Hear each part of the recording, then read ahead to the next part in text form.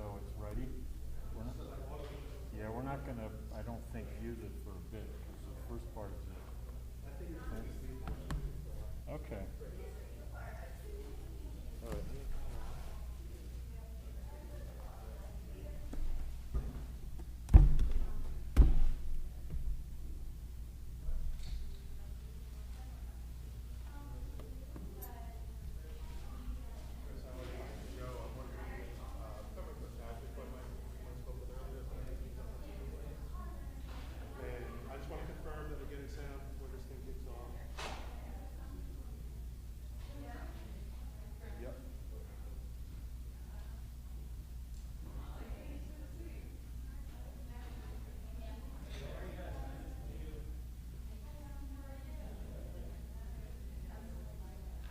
Sure.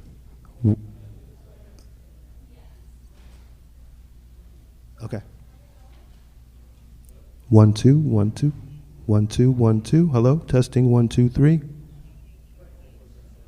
Okay, I know that, but did you hear me? 1 2 1 2.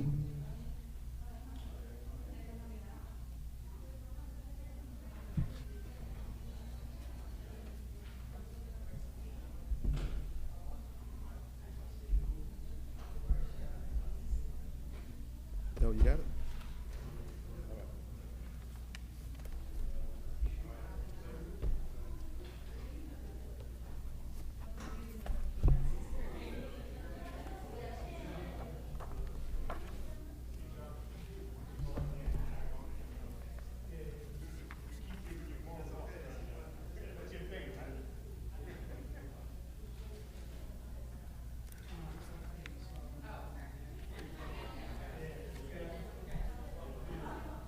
How are you?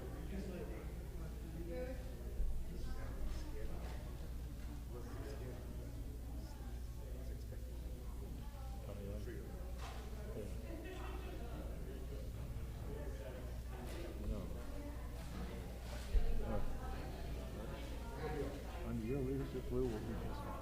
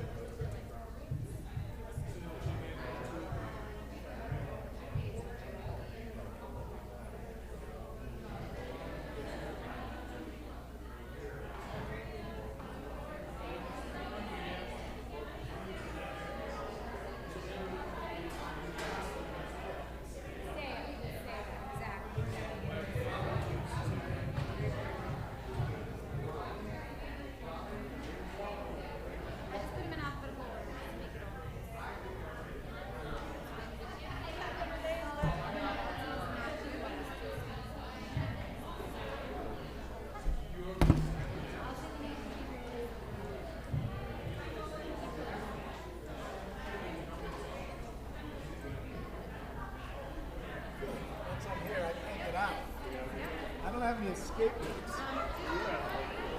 That's right.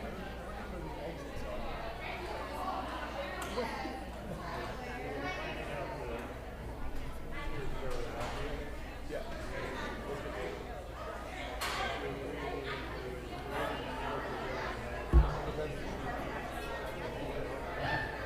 Okay.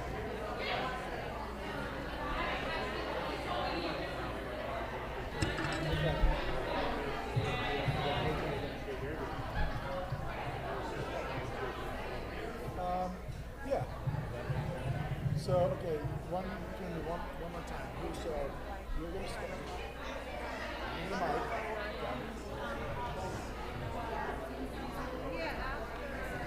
Okay. Yeah. Okay. Sure.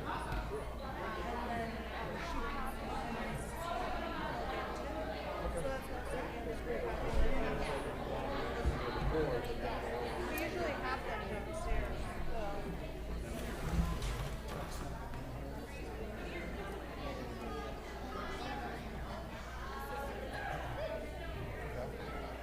I'm going to tuck my shirt in to look presentable. I actually like meeting in this room. It's like, Yeah, it's a little better. I mean, that's up there. What do you think? Do you think I should tuck? Why not? Go ahead. This is a Be dignified. This is a non-tuck shirt. Good, good. Oh, yeah. Oh, yeah. Good. Okay. Okay. Okay.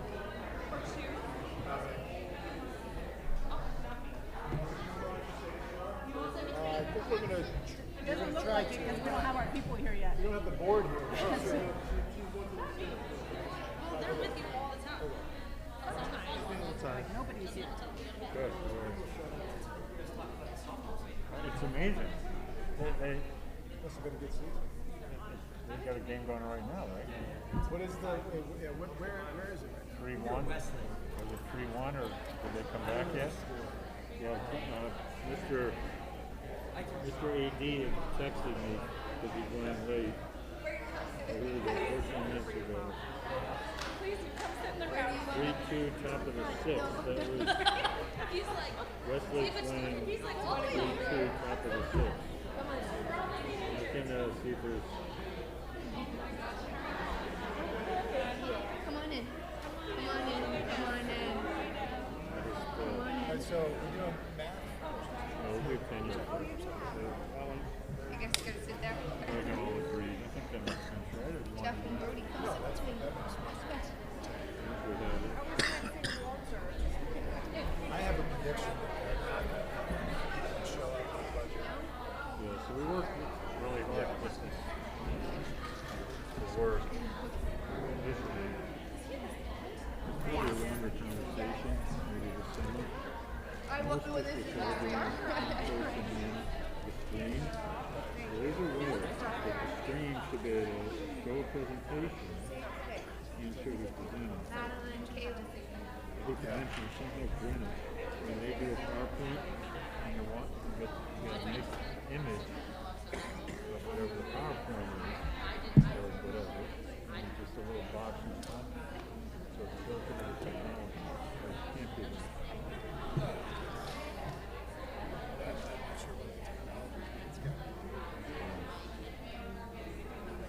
I actually never sat on this side of the auditorium. Any. Alright, so it looks actually nice and great.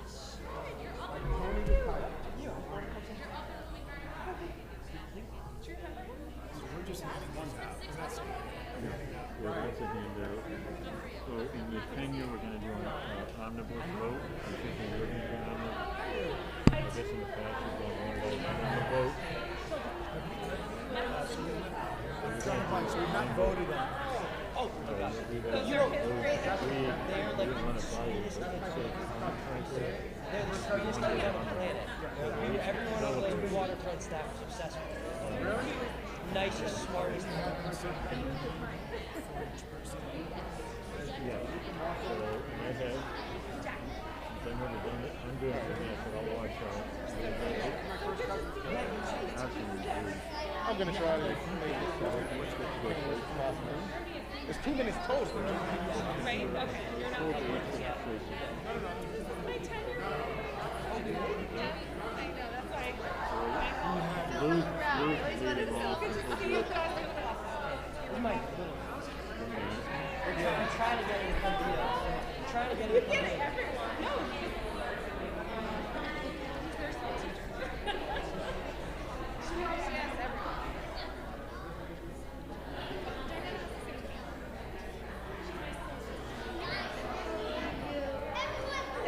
Oh, it makes me so happy. Thank you. Thank you.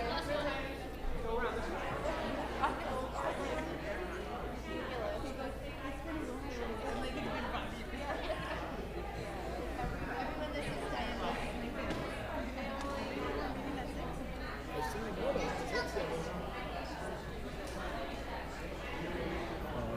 They just typically just say thank you.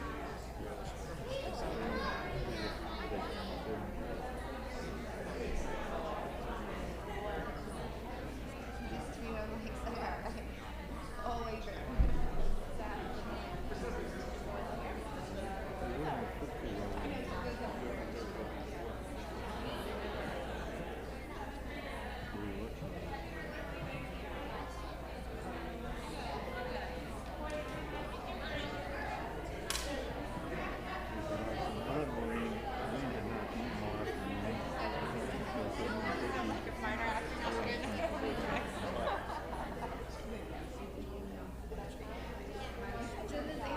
Good crowd.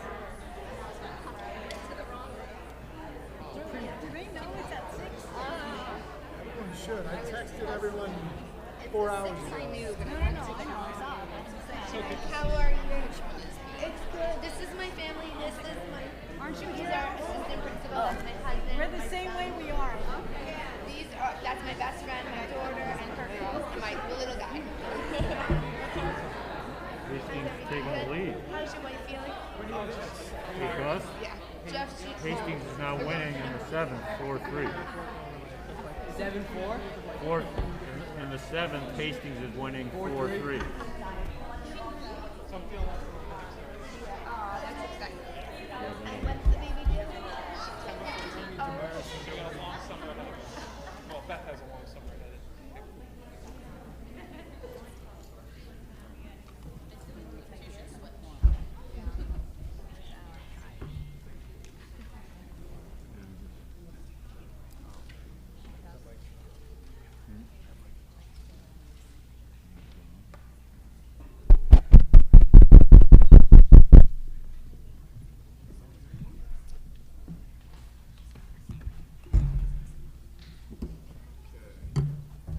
We're just going to give like 2 more minutes for classic Hastings time. Let's see if we can get the rest of the board here. So, definite start no later than 10 after 6. So feel free to continue chatting. So I'm getting a note. We are totally in the dark.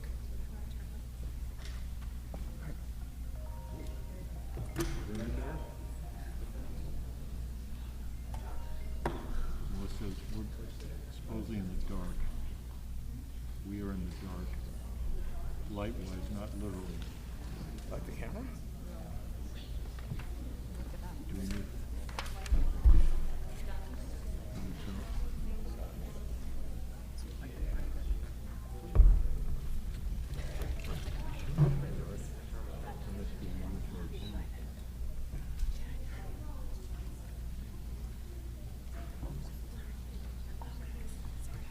It's okay.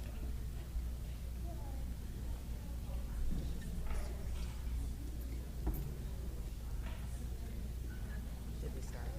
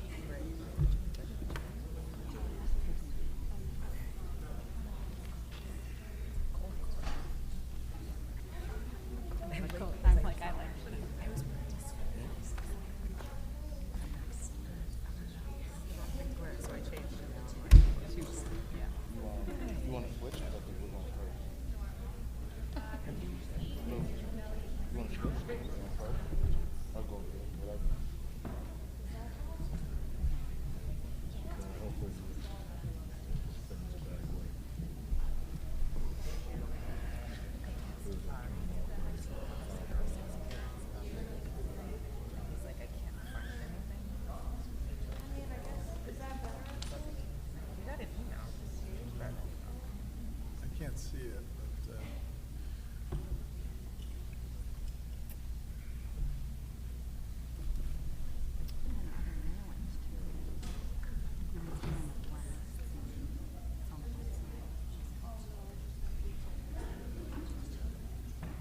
no matter. No better. It's on the way.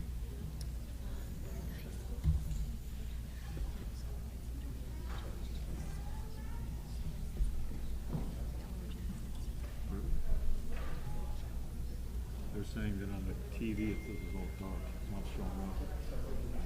Is that going to do it?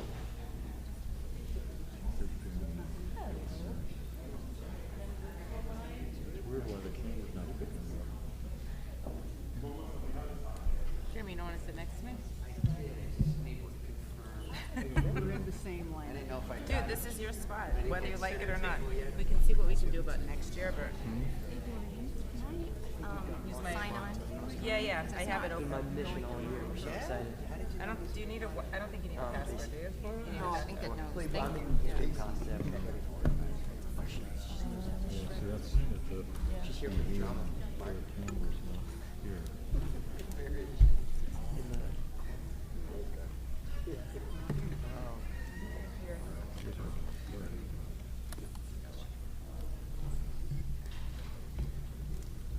Okay, Yes, she's I'm going to call to order Board of Ed meeting, May 23, 2020. Welcome, everyone. It's wonderful to have everyone here, first of all, in person for celebrations.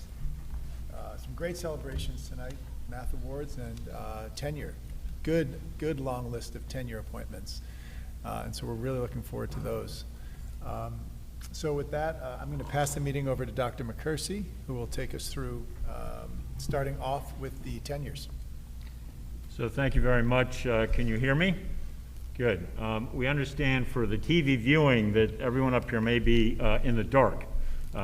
We think that's a light issue, not a reality issue in terms of how we think about things. But very importantly, we know that tenure, you're bringing us light, so you will light us up in lots of ways, and then we'll go to the math awards, as I know the tenured faculty about to be would agree, it's our students who give us the real light. So let me start off by calling the representative for Aaron Dolan to the microphone, and I'm going to call out that the tenure person in the match has got to figure it out in terms of the speaker. Just to have a little fun here, because this is a celebratory moment. All right. Sorry. Can you join us? Since it's about you.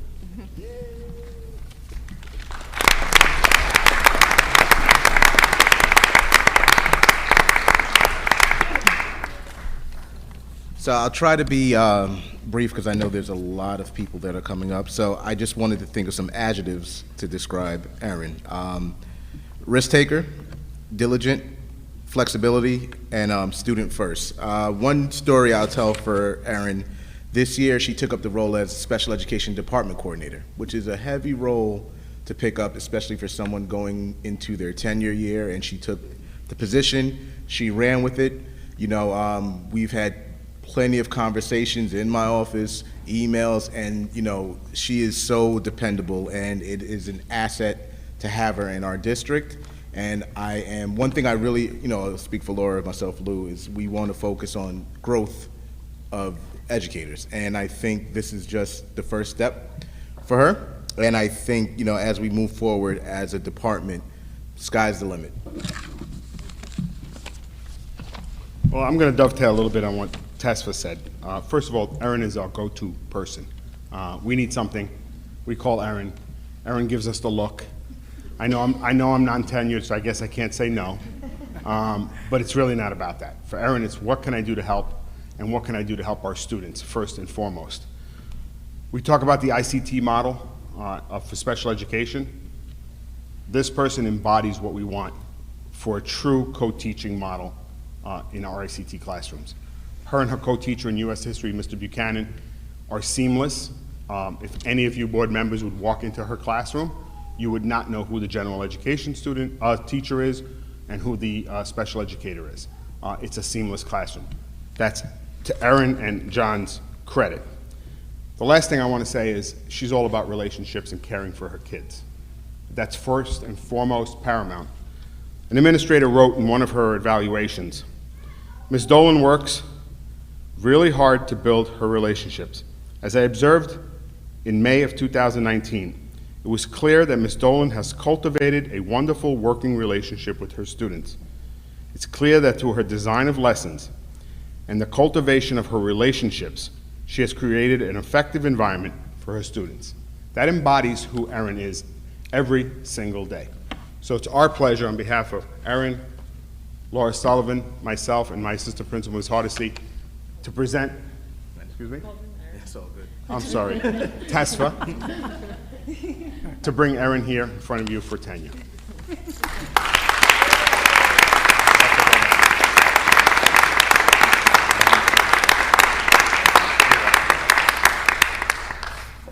You vote now, you vote Thank you. So we are going to wait and have a vote for everyone at the same time, but Congratulations. don't make that a concern at all. Thank you. Thank you, thank you. Nobody told me I had to say anything, so bear with me. No, I just wanted to say thank you, first of all, to all of you on the board, Dr. McCursey, Ms. Szymanski, who I don't see at the moment, Lou and Melissa, and Tessa and Laura.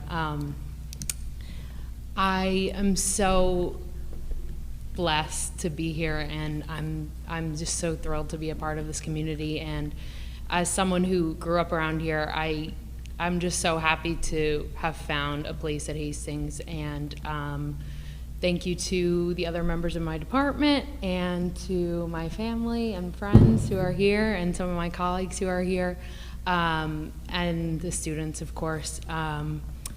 I just love being at Hastings, and I'm really happy. And I really just wanted to say thank you to Lou, especially.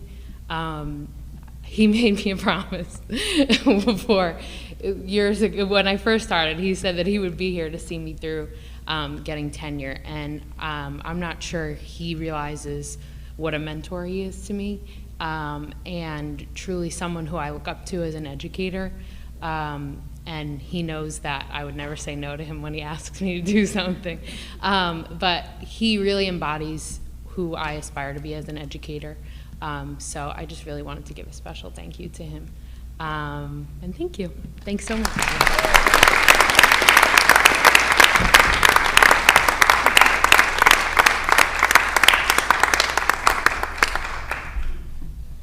So I'm moving because I get to do the second person. And that would be Jeanette. Please join us up here.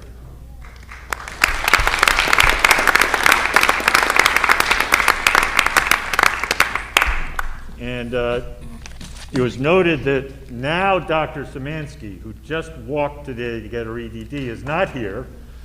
You can applaud. She may be watching online, but she's not here to celebrate a fabulous colleague. And it's our pleasure, Melissa Szymanski and me, to put forward you as for tenure, Jeanette. And I think you may have read what we wrote. I won't read the whole thing, but I'll emphasize a few things. That it's with great pleasure that we recommend the tenure to the Board of Education. And we recommend in particular because of your incredible leadership across the board for all our students. Your strength, your willingness to be there for them, the willingness to listen. And as we stressed at the end, there are a few things you've really stood out on. It's a good several pages of single-spaced detail on all of your accomplishments and successes. So let me go to the bottom line. That it's this leadership across all of these domains that we care about across the nation, particularly in this region as we look at leaders.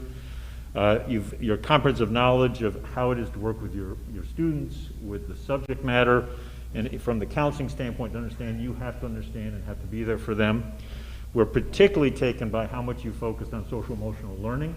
In Hastings, it's the total student, it's the head, the heart, and the hand, and you care very much about the head and the heart, very much to make sure our students are strong in all those ways. And you really help lead in a way that sometimes isn't well defined. We talk a lot now about social emotional learning. We love acronyms. We talk about SEL. You help us define it and understand it and make it real. One thing that really stood out for this, and this is truly the bottom line, is you love coaching.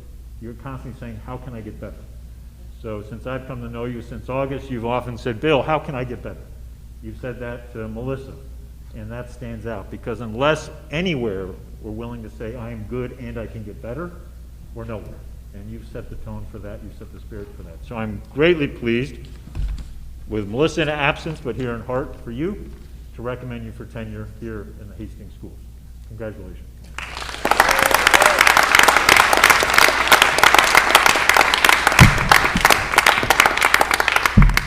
I will also keep it brief. I'd like to thank Dr. McCursey, Dr. Szymanski, the Board of Education, my incredible administrative staff who's extremely supportive, all of the teachers in this district who, as I've gotten to know even more at Hillside, at Farragut, and especially at the high school, thank you so much for your support, your colleagueship, and especially to the parents and the students. I've been here for a long time. I love this district. It can get tough. But you know what? The tough get going, and we all get going, and when we come together, and that's what I really love about who we are as a Hastings School District. So thank you, and thank you.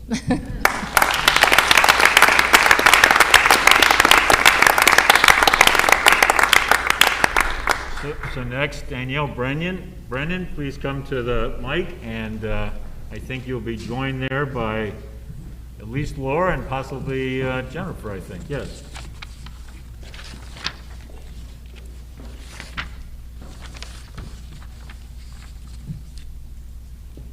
Hey, Danielle. Come on up. So I'm just going to say a couple brief things about Danielle. And when Tessa was talking about adjectives, I thought of Danielle, and the first thing I thought about, and I know it's an easy thing to say, is flexibility.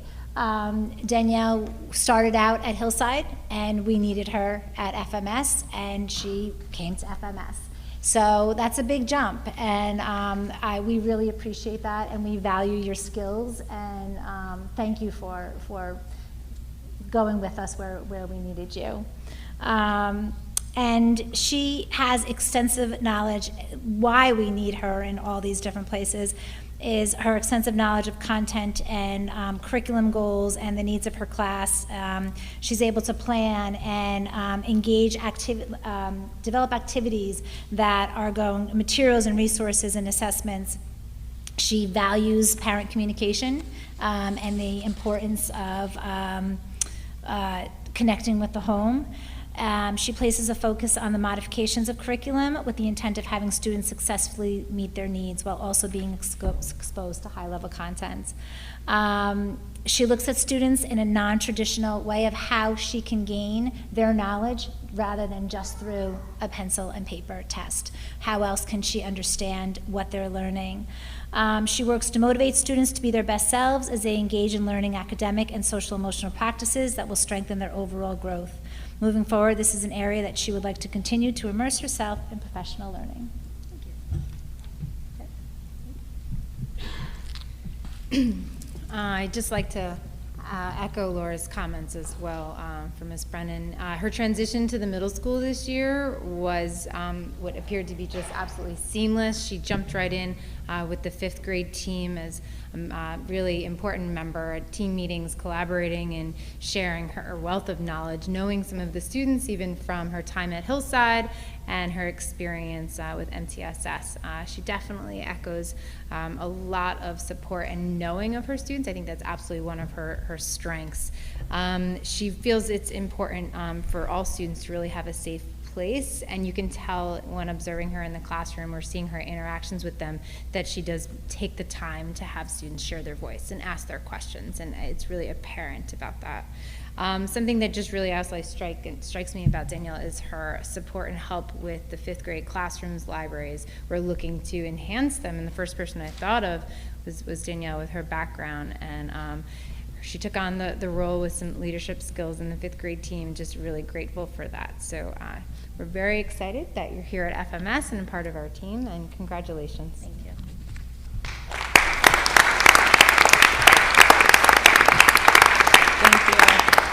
I would just like to thank the board. Thank you, Dr. McCursey. Thank you to my administrators from Hillside and FMS, Laura and Tessa. Thank you. To my amazing colleagues and all the parents. It really is just so amazing being in a district where you feel the support from families and the board and home, and It really is an honor to be here, so I thank you.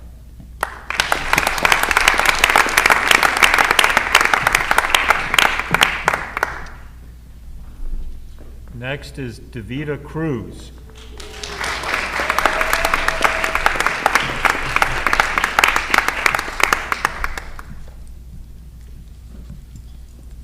No, you're good. I didn't see you before. Sorry, I didn't see her before, so I got a little nervous and I was excited to see her. So Davida Cruz, there's a lot to say. I have to say, sometimes she shares a room with a lot of teachers in our school, so sometimes I'll be popping in and out just to either see her or see someone else. And anytime I see Davida in action, it energizes you. It really does. There's no really other way to say it. She's either doing a voice or an animation or a character, or she's getting the students completely enthralled into ancient Egypt and having them role play or read stories. And it's definitely a sight to see. I do enjoy it very much, and the students love her for it. Some things too, she has students and she uses the vocabulary in her teaching about checking for understanding. So the students will say, I need to do my checking for understanding today, and it's part of the culture and what she does in her class daily. And just also shout out to Vita and some other amazing things she's also done this year. Besides the projects and the inquiry work that you see in the classroom, she also, the geography bee was canceled. So she just wasn't accepting that and just started creating her own geography bee for the middle school. And it was in the beginning of the year too, and it really started to create some joy and excitement within the students. And we had our own prizes and our own awards, and we did it in the Blue Lecture Room. And our students know geography, so it was very impressive. She got it on the morning announcements and lots of engagement and interest in geography. So just really excited, and no doubt in my mind, she's a continued and valued asset at Farragut Middle School, and just thank you.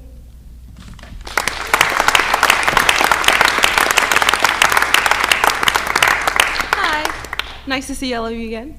Taught many of your kids.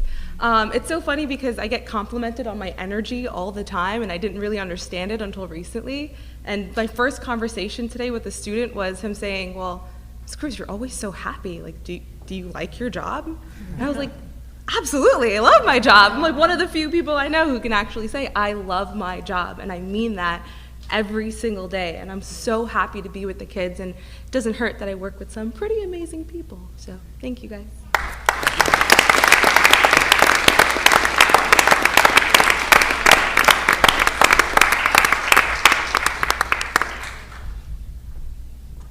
Next is James Fortino. James, you in the house?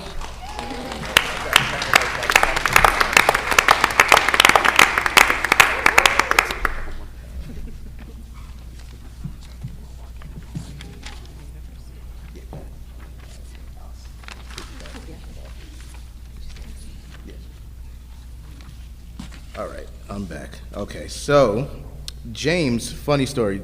James was, it's not that funny, but he's one of the first people who sort of embraced me when I first got here. It was him, and I don't know if you remember, it was you and Steve Sullivan. It was right over there. And, I think both of them were just from the city. I was from the city as well. And, we sort of, formed a little circle that day. But, the responsibilities that James has held throughout the year are, tremendous. He's done CSE meetings, CPSE meetings, mandated counseling, collaborated with behavioralists. And one thing, so I'm going to go back to my adjectives that I'm going to think about when I think of James is hands-on. I could think of so many times where, for those that don't know, when, you're dealing with youngsters, and sometimes youngsters have times they're not really that regulated, could be a little difficult. And, there's numerous times where me and James will be in there with kids, and we're just like waiting, we can't talk, we're telepathically communicating, and we get them back to a stasis, and it's just, it's an honor to work with James for the past 4 to 5 years, and, he is super, super student-centered, and, everybody, but James cares. Unfortunately, sometimes when you work in this business, you take things home, and it keeps you up at night, and I know, unfortunately, that James is similar to me, where it's just like it's resting in his brain, and we're trying to figure out how we could help, but, he cares, and he is an asset, I'm going to use that word, frequently, to this community, to the children, and to our department, and I'll let Amy. Okay, good evening, everybody. It is truly my pleasure to be here to speak on James' behalf. The first thing I want to share with you is that he is a trusted professional at Hillside. We are extremely fortunate, not only our students, but our staff and our families. James has become a person that all of us can rely on for many hours of the day, school day and beyond. So that's been an area that we are very grateful for, James. James is highly collaborative. He works with everyone. And when I say everyone, I mean everyone. And he is a great participant in our mental health team. In fact, we, pre-COVID, did a lot of assemblies once a month, and James would even don a cape and be captain of courage. So those of you who have not seen it yet, we'll be lucky to see it one day as we all come back together again, because James is a true team player. The other thing I wanted to share with you is the support that James gives to students. One of the things I'd asked him about was some of the things that he teaches kids. And one of the things he shared was that he teaches children how to be a good friend. And included in that was social reciprocity, taking turns, asking follow-up questions, being engaged with peers. And I thought how interesting that these are many things that we all take for granted. We don't think about explicitly teaching, but I've had the honor of walking in on James' instruction to see him explicitly teaching these things in a very supported, very thoughtful way that really honors each child for where they are in their moment. James is also a very valuable member of our gender team, working with us to make sure that we can support all of our students in our school. And he has been an absolutely valuable resource at Hillside. So it is truly my pleasure to recommend him for tenure tonight. Thank you.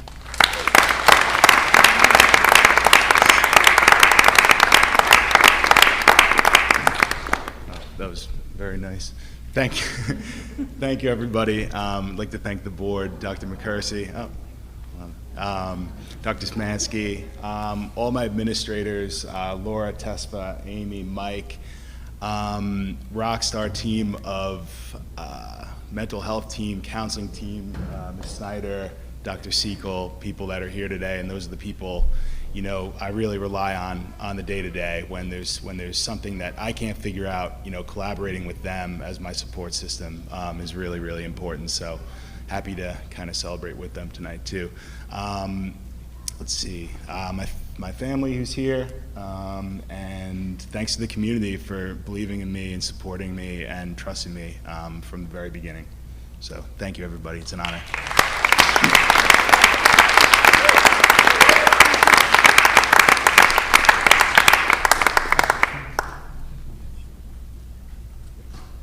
So, James, you really brought the light on during the minute of your remarks.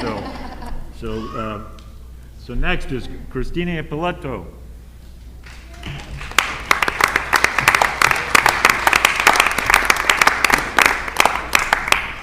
Okay.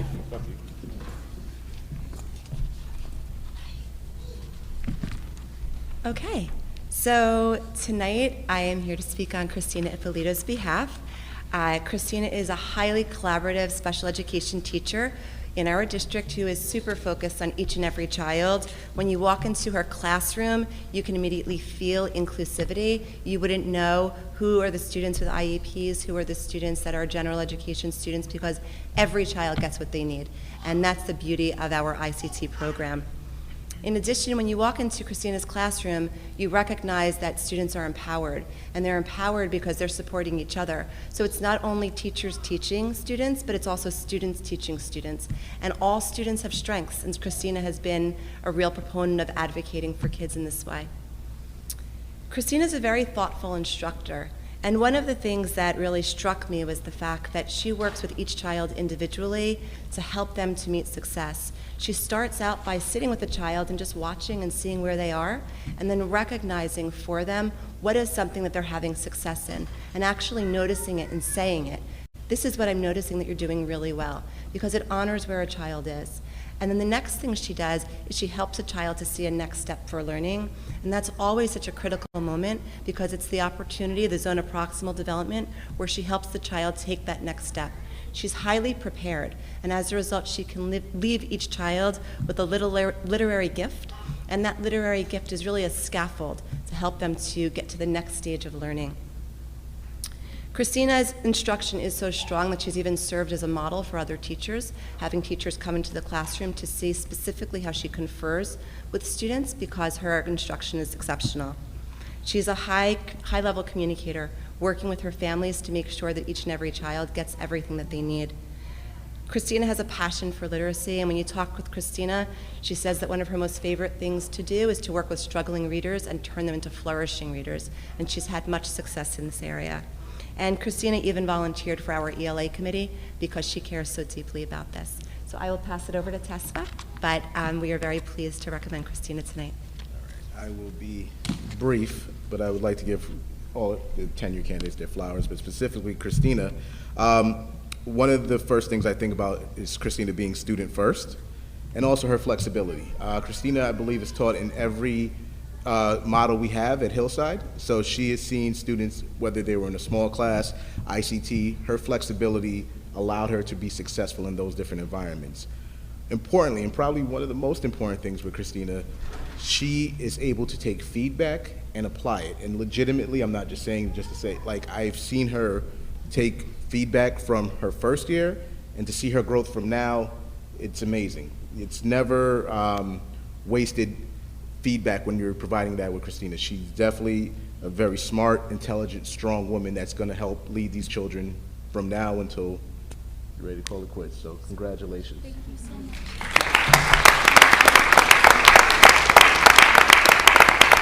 Thank you so much for the kind words.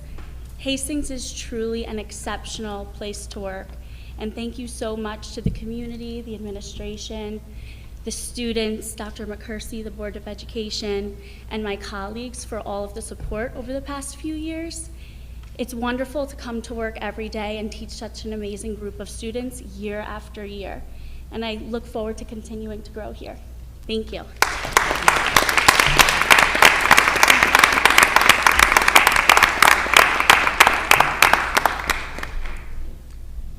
Next is Lisa Levine.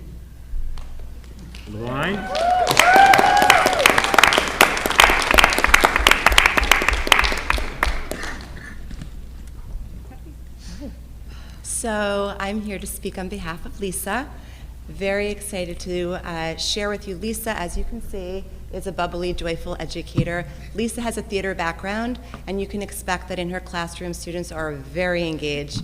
There's always something to watch and learn and be excited about, and Lisa brings a high level of energy. She also brings her family, and she's brought her family tonight as well. She brings her family right into her classroom, and as you know, kids love hearing about kids, so this is a really wonderful way for her to engage the students in her classroom. Lisa is full of energy, and as a result, her classroom is a vibrant place for learning. She has very high expectations for students, and students rise right up to those expectations. Students are active participants in Lisa's classroom because she always provides a very clear model, so students understand just what is expected and how to reach that model. They also feel valued in her classroom. Lisa's been an important member of our gender team, and she's worked very hard to make sure that every single child in her classroom is valued and respected for whom they are. Lisa's a reflective educator. One of the most important things for all of us as educators is to recognize our areas of strength and then also think about what are the next steps. And Lisa's one of those people. She's somebody who looks at a lesson and afterward makes notes for the next year because she wants to make sure that she continues the growth in that area. She's going right now for her national board certification because she's a continual learner. So that's really an amazing aspect of Lisa that we're going to benefit from for years to come. Lisa prioritizes the homeschool partnership. She works very hard at communicating with her families and building those relationships because what we know is when the home and the school work together, it's best for our children. Lisa also has demonstrated her commitment to our organization through our reentry committee. When we lived through COVID, we had a reentry committee at Hillside that met day and night, morning and afternoon, all the time to try to figure out how we were going to keep education going in the best possible way. And Lisa was there at all times trying to help us just really brainstorm ways to be able to keep an optimal education for all of our kids. Lisa also currently is sitting on our district math committee, helping us to vision forward as we look to our next steps in math. So it is truly my pleasure to recommend Lisa for tenure tonight. Thank you.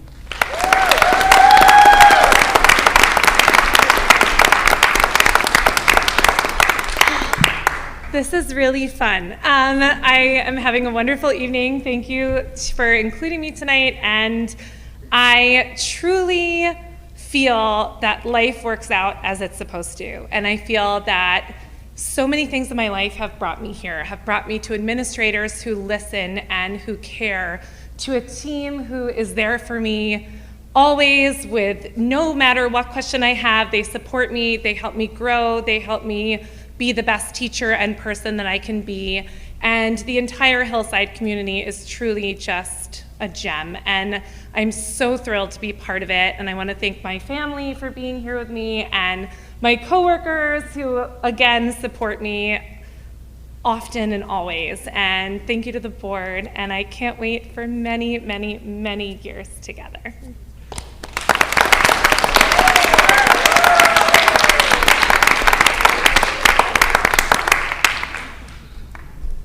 Next is Britney Sculpey. Are you in the house, Britney?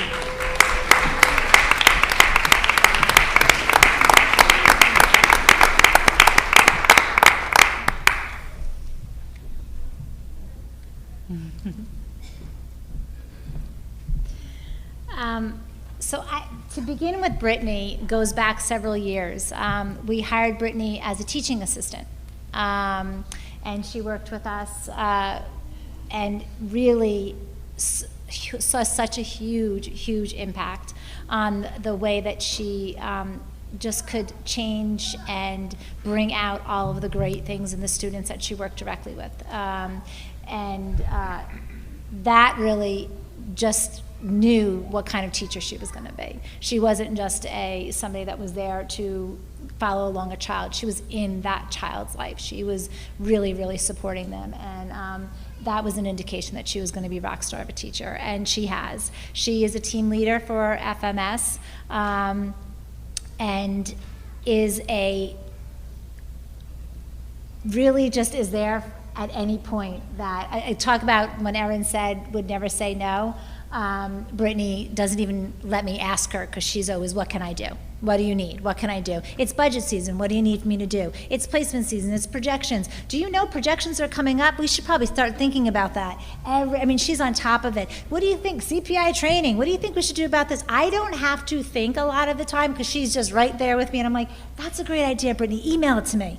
And she's just always thinking. I don't know how she sleeps. I do know that she watches every one of your board meetings at nighttime with a bowl of popcorn, and texts me, do you know what's going on? I'm like, no, I'm sleeping. What are you doing? She doesn't miss them. I don't have to watch them. I can ask her what happens. It's just an indication of who Britney is. She just encompasses what a special education teacher is, and I know I'm not talking about all the other things that you do with the students and all the programs and every possible professional learning. I think she has 2 pages of professional learning that I had to kind of squish down because it wouldn't fit on 1 page. She's involved in it all, and because of that, it makes me a better director of special education. So thank you.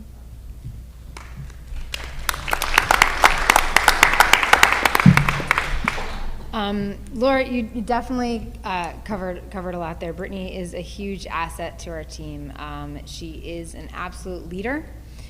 She's an absolute support. And as a new administrator coming to Hastings, Britney has even helped me and shown me some of the historical knowledge here and moleculars and projections and everything. She's on top of it. But as a teacher as well, it's really important to note that she knows her students, she knows other students, and if she doesn't know, she'll get back to you the next day. She'll have met with the students, she'll have chatted with them, she'd have called their parents, she'd sit down and read with them. She goes above and beyond in every capable way. She fully believes in social emotional learning and students being in the right place, in the right state of mind to receive information, and she's an advocate for them. And she will connect and collaborate with the general education teachers and stand up for the students and speak for them when they can't, or encourage them and help them to speak up for themselves when they need those supports. So she has those leadership skills outside the classroom as well as inside the classroom, and I'm not sure where we would be without her. So it is absolutely my pleasure to recommend Britney Sculpey for tenure.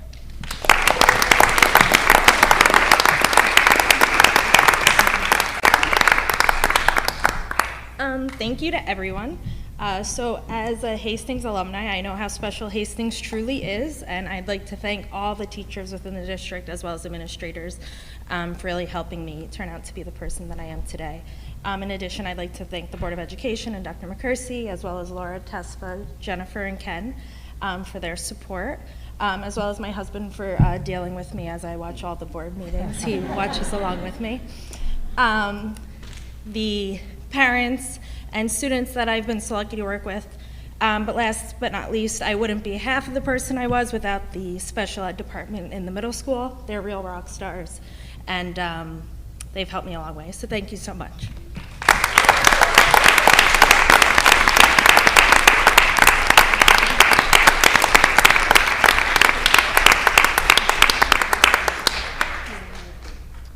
And is Julianne Snyder in the house?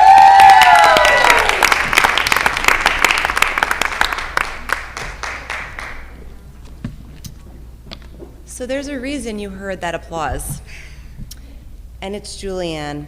So when I first arrived in Hastings, I met with our PTSA, and our PTSA talked to me about the fact that we needed social emotional learning at Hillside, and that this was a real need of ours. And as a result, in my second year, we were able to squeeze out a .2 position.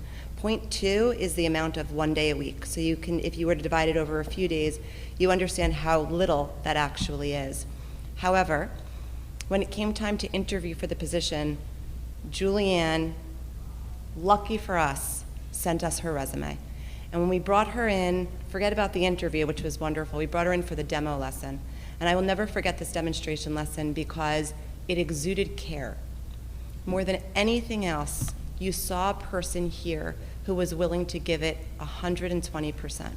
And that has been Julianne from the moment that she started with us. She began as a .2, which is, again, just a small bit of time in a full week. We thought that she was a 1.2. She was here helping us, growing programs, and really supporting everyone in our community. In a very short time, she created guidance instruction lessons. And I'm going to read to you the lessons that she actually has taught because, frankly, I would like to take them all. She has lessons around meeting with the school counselor, around kindness, conflict resolution, emotional management, growth mindset, friendship, bullying prevention, diversity, gender identity, career education, and personal safety. When you think about the fact that we used to have a program that didn't have these things in it, or at least not explicitly taught, and now we do, it's a real credit to Hastings because what Julianne has brought to us is something we didn't have before, and it's phenomenal. Something about Julianne that is very unique is that she nurtures every seed. I can plant a seed and say, what do you think about this idea? And Julianne thinks about the idea and then spreads her sunshine, gives it water, provides everything that seed needs, and all of a sudden, it is the most beautiful flower that could have ever existed. And there are so many examples of this. The first example I'm going to give you is our MTSS program, our multi-tiered system of supports. So once Julianne's position became full-time, she was able to move from just Tier 1 to Tiers 1, 2, and 3. And in Tier 2, she started offering all of these amazing groups that really supported kids in a number of different areas: friendship, anxiety, resiliency, and she's seeing probably half of our school. And the reason for that is because everyone can benefit from Julianne's instruction. She's also provided one-to-one support for students in need, and many of our students that have had Tier 3 support with Julianne have moved back to Tier 2 and Tier 1 because now they're sturdier because she's helped them to grow in that way. Another seed that we planted together was Safety Patrol, and those of you that know Hillside know Safety Patrol. So we talked about the idea of a leadership program for fourth graders to give students an incentive to really be role models for others. We imagined together the vest with our logo because Julianne was in fashion before this and she's really good at it. And we talked about what this program could really be. And then Julianne sprinkled her magical dust and all of a sudden the Safety Patrol program grew. And it grew past leadership, past morning and afternoon arrival and dismissal. It grew into kindness carts. It grew into gratitude breakfasts. It grew into Spirit Day. It grew into all of these things that have made our Hillside community even more special. Julianne is student-centered, she's teacher-centered, she's parent-centered, and she's community-centered. She's got it all, and she's a support for every single one of us in the community. She serves on many of our committees that matter most to make sure that every single child is seen. She serves on our care committee at Hillside, our racial equity day committee, our gender team, the district diversity committee, and the district race matters committee. All of these committees because she wants to make sure that every single child has voice, every single child is valued in our community. Julianne is truly a ray of sunshine. She spreads joy everywhere she goes. Everyone around us needs a Julianne Snyder, there's no doubt of that. And the last thing I will say is, when she interviewed and when she did that demonstration lesson, it was care. That was the reason that we knew right away that she was the one for the job. And here we are 5 years later, because the first year didn't officially count because it was part-time. 5 years later, that care has only grown. So it is truly my pleasure. Julianne is going to continue to make Hastings an amazing, amazing place for kids in our community. Thank you.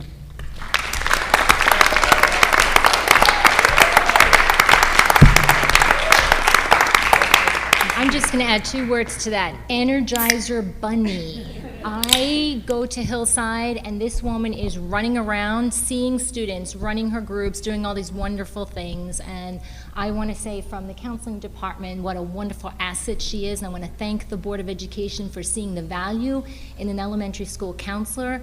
And I look forward to her being here for years to come and working with her. And as you heard, all of the wonderful things that Principal Kayes said, Amy, I should say, sorry, is that she's going to continue to just do great things and grow. So it's a pleasure to work with you. Thank you.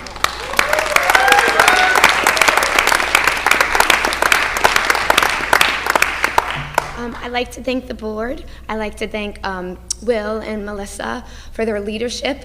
Dr. McCursey, since you've been here, there's been joy, your presence, you've really made a difference here, and I see it through our administration and down to our staff.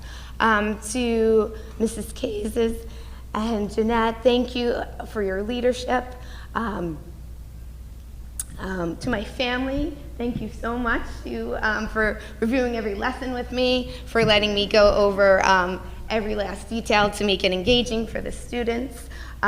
Mike, you are a great addition. Thank you for always checking in on me. We're a great partnership.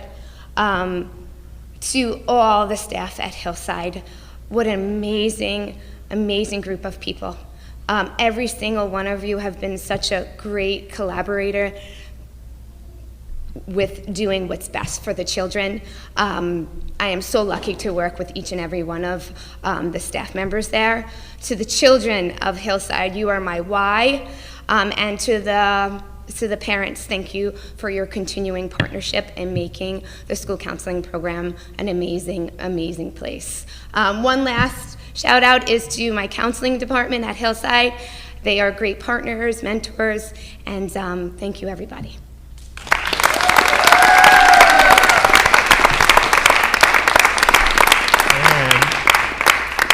And is Nicole Seacole in the house?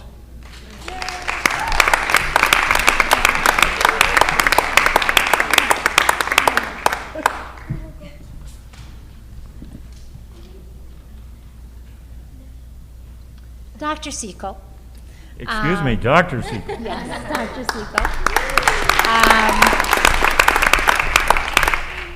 So Nicole was a new position. This was a district position that we started and is probably one of the hardest because she's the most removed from the students, because what she does is she's testing them, so she gets little pockets of moments with them, tries to get them to get to know them as much as possible, tries to get to know the families as much as possible, and then they run away and she really doesn't have much to do with them. But that time that she's with them is so critical because she is providing the assessments that dig deep, and she's can find things and strengths, amazing strengths, and she can also find things that would get overlooked in other typical ways. She's brought all new assessments to us, ones that we didn't even know existed. She researched them. She said, this is a gap that we have and we need to bring these in, and we bought them. She monitors all of them to make sure that nothing goes missing. Which is very important. I think it's important to note that for 2 months, she was on her own because we had 2 district psychologists and one left, and during that time, Nicole will do it. Nicole's gonna have to take care of it. Nicole will run that one, and she did. She runs our CSE meetings. She does all of the 504s. Right now, she's doing, I think, the entire district of 504s, and she doesn't complain. And and also at home, she's got like 2 little ones that are my niece size. And the hardest thing was when she went out and had her second child, and it's hard to find a replacement for somebody as great as this. So it's hard for me to say enough about her because she is smart, she's challenging. I like that after a meeting she calls me and she says, can we talk about this? I'm not sure if I agree with this. She is thoughtful and really is looking out for how can she support all the students and give them what they need in special education. Did you? Oh, no, I was going to say, yes. She works in all 3 buildings, so she's all over the place. So she's with, we could all talk about her. She's with Lou, she's with Amy, and she's with Jen, and all over the place. She's on their MTSS committees. I did want to say that she just finished, and I want to make sure that I say this correctly. She is now not only, she came to us with her doctorate, but she's just passed an examination to become a licensed psychologist in the state of New York, a process which includes more than a year of weekly supervision with a licensed colleague. It's not easy. And again, I say she does this with 2 little tiny tots that are like this little big, and they're here tonight. So Nicole, you are a true asset to our district and all 3 levels, all buildings, and I can speak for Tesfa and I that we really do rely on your extreme high level extent of knowledge, and thank you for all that you bring to us. So.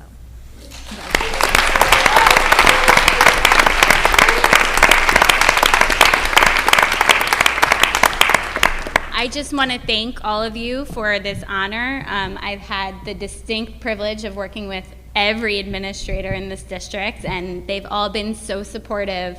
And the kind of job that I do, working, chairing CSE meetings, chairing 504 meetings, working through evaluations, I can't do it without the support of administrators, the support of teachers who come to my meetings and give me their all, who know the students backwards and forwards, from the building relationships that I've been able to make with the families. Year after year, I chair their CSE meetings, and I'm able to say, oh, they made so much progress on this year. I'm so happy for them. And the families have been a big part of that as well, allowing me to build relationships with them. The support staff that we have in special ed is unmatched, and really make my job so much easier. And I can't do it without all of the great faculty and staff relationships and administration relationships that I've made here. So thank you all for this.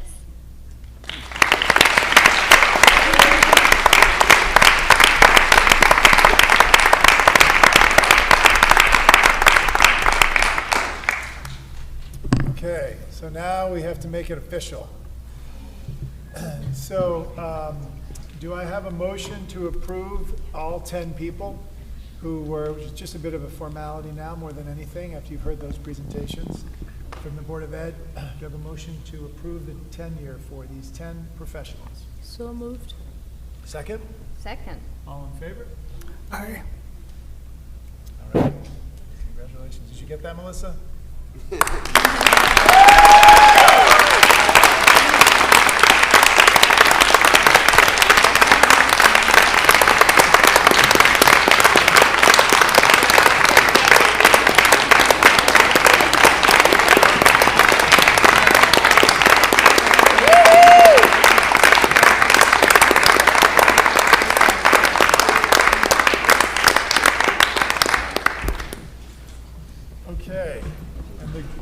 times don't stop. We have now presentation of AMC math certificates.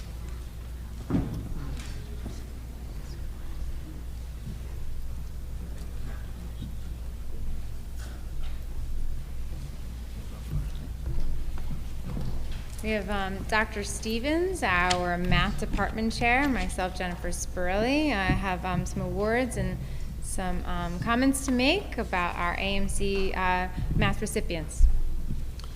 First of all, I want to thank the board and Dr. McCursey for making time for us to recognize a few of our young mathematicians. My role here is small.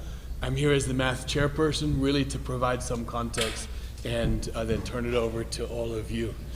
The AMC 8 is a mathematics contest sponsored by the Mathematical Association of America. It's given nationally, and it's designed around the development of problem-solving skills.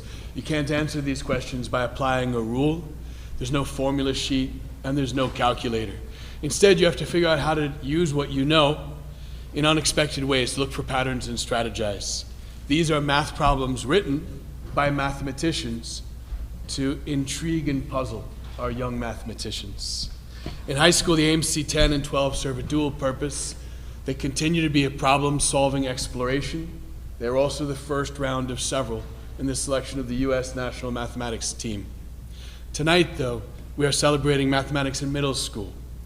But we also want to recognize that this is part of both a national activity and it's across ages. I'm proud of all the students who participated because they let us ask them to play in a field I adore. But today, we are recognizing our top scorers, our students who placed in the top 3 at Hastings in this year's competition. Now, we've lost some, but I believe that we still have a few. Excellent. Please join me in offering them a round of applause, and then I'll ask them to, you'll ask them to come up. Okay. Great, thank you.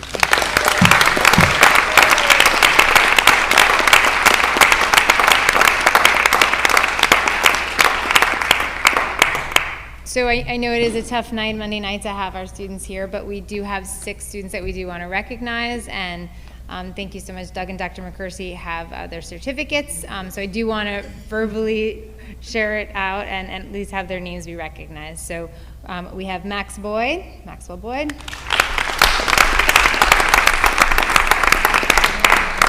They're not here. Liam Benton.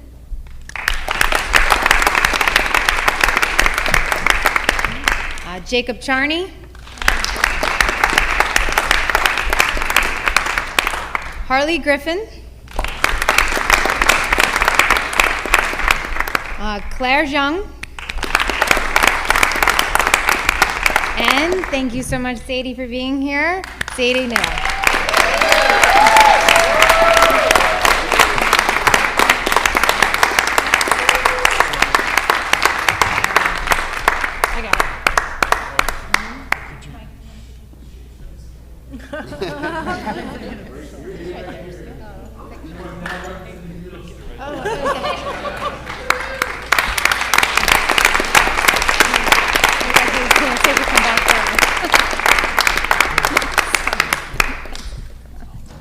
Thank you, Sadie.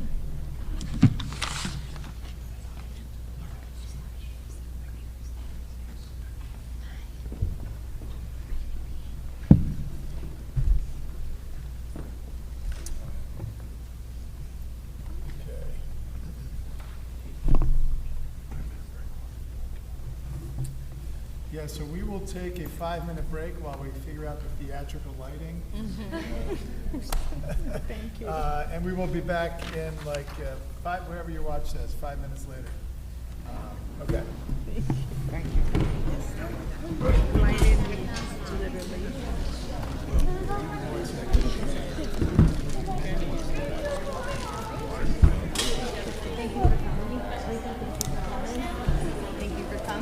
Thank you for coming.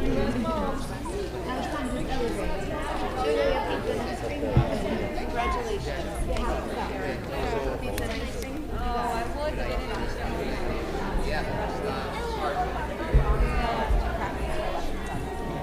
We could do ice cream first. Good. All right.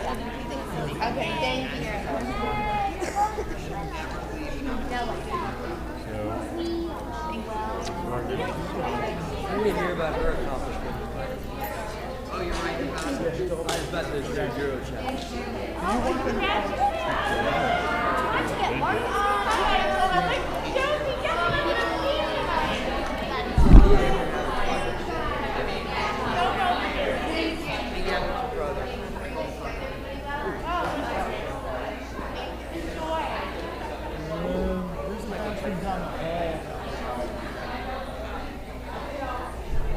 My little sister. Good.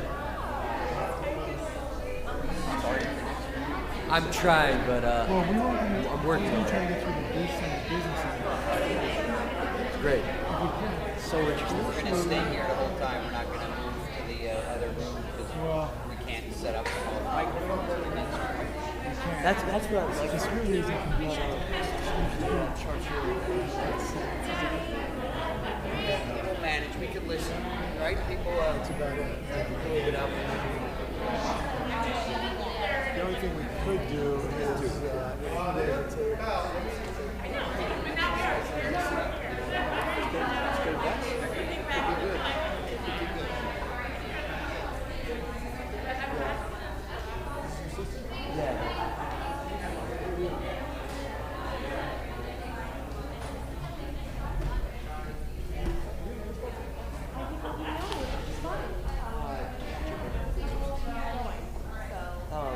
We've got a lot of cameras.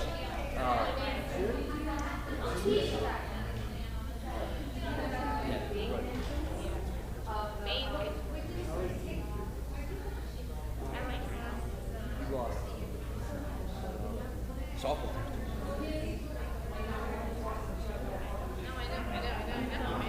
we're trying to figure that out now. They didn't show me, Patrick didn't tell me anything about the lights earlier, but it's going to affect the presentation. But if the lights are on, so we could turn them off right before. When is the presentation happening? Right up front?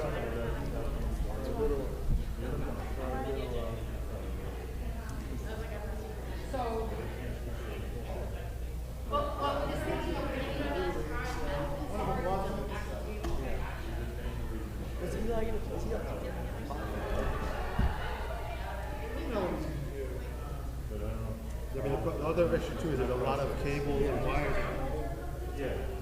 I was sort of the same way. Usually you can't go up to varsity for every grade and modified.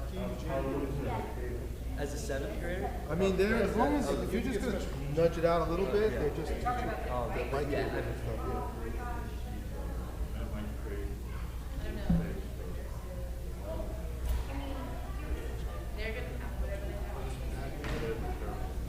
I don't know, what is the... Everything's connected.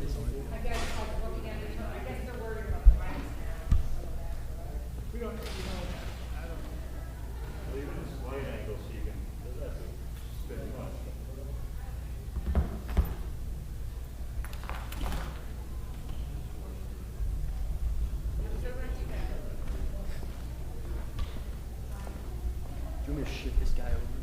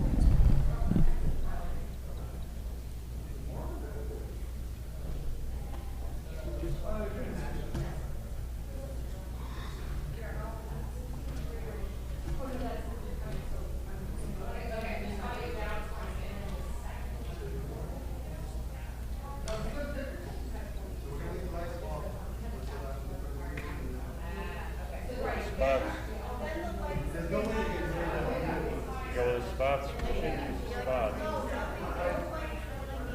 No, we can't see each other in the spots. Not gonna work that the spots out. No, I know.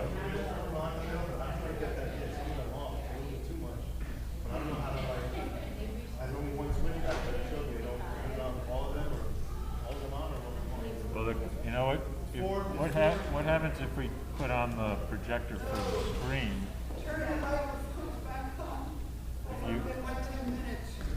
If you, that might see if that helps, huh? Because just that right off that. Victory this weekend. See what? Well, It's sad how much I want I think those. the problem is, I don't. And yet how little effort I Patrick put said towards someone sitting back. A win's a win. It was fun. We lost to your boy. I heard it was very, very, very hot. You were there. I'm just saying because, yeah, cumulative. No, the picture of me after wearing a hat for 4 hours. But I've only really seen your husband, I think, as I drive up High Street. Oh, right, when we're at the like same walking team. after a little league. Wait, came there, and hello to you too, sir. I know that he asked him on the phone earlier. No, but he said it was a lot of fun. I was like, we'll take pity on you with your like neck brace anyway. I was like, when Other you guy showed up had with the the- QPD, I was like, I don't think it's Oh, gonna be there's that hard. always, I don't know if we can angle. I was like, See, they, you're 15. one thing I didn't think about when I saw the setup was they needed to see each You're not other gonna talk. be, and like him being anywhere like on a weekend at 8:30. No, right, I was saying about the board because they're No, going to be dude, I hung out, talking you to know, each like other. 5-10 minutes. So, I like that. I didn't know you did your Oakland years. Oh yeah. I just picture everybody in the team. He's the man. well, it's just so because they can't see each other to talk. But you weren't bored West Coast, were you? Can we pull this out just a little bit more, just the angle goes a little more, will it mess up all the mics? Well, not the mics, but probably the, you know what? Like all my population could probably live in this. And that was a school district? Or no, Yeah, and you had it to was bus K to through get 8, at which I'm very proud to say I was One a valedictorian. You were? K through 8, yeah, my 8th grade class was 8, you know? Crushed In it. the big time, I crushed it, right? 1 out of 8, I knew it was destined for greatness. So we do August up in Lake George, but like inland in the woods a bit. And those school districts are 12 they're still in New York. Yeah, no, 12 absolutely. seniors, 22 seniors. Yeah, I don't think that, like, well, see, the thing is, since there are so many small rural towns like that, they all send them the feeder schools to this one large high school. So my high school was like 3,000 students. No, you were like bus like 22 miles away. Because there's no way any of the little You want to deep angle the other corner? That one's fine, I think.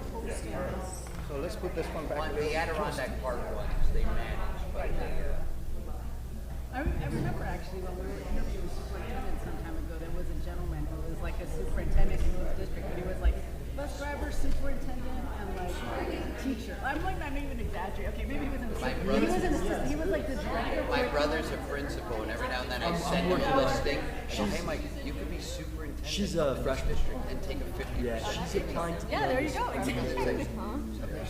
Sustainability Council. Right, exactly. She's super interested. Yeah, exactly. It's like 10,000. Yeah. No, it was Dobbs. Dobbs hired their superintendent's coming down from like Boston Spa. Oh, is that what Near they're Sarah. You probably would have charged for 500. I'm sorry. I'm sorry. I let it drop. Sorry. Go ahead. No. We were just talking like small districts. We both have a little bit of a rural, but Sylvia like almost has better rural connections. Better rural. That's right. No, I did. I extended my. I actually should have congratulated. How many trophies did your family? Yeah, all of his books are on there. Just look up The Lord. sibling ones, Yeah, he was a big time educator. Yeah. The thing I was shocked by was that like we had a passport application. That's why my husband had to leave by like when it was like 1:15. I was like, we have to get to the passport thing. He was smart not to be in that. We did 40. So we did 41 minutes. Because we didn't take our son. He just stayed behind. Oh, to go get him. And so we came, and you guys were still there. I think we were cleaning everything up. It's like past 2. She spoke for 44 minutes. I mean, that's like no mean feat that you guys were out there. But we were exhausted and tired. We committed to a morning thing, and it's 2 p.m. and we're like, yeah, no, exactly. But I saw you there. You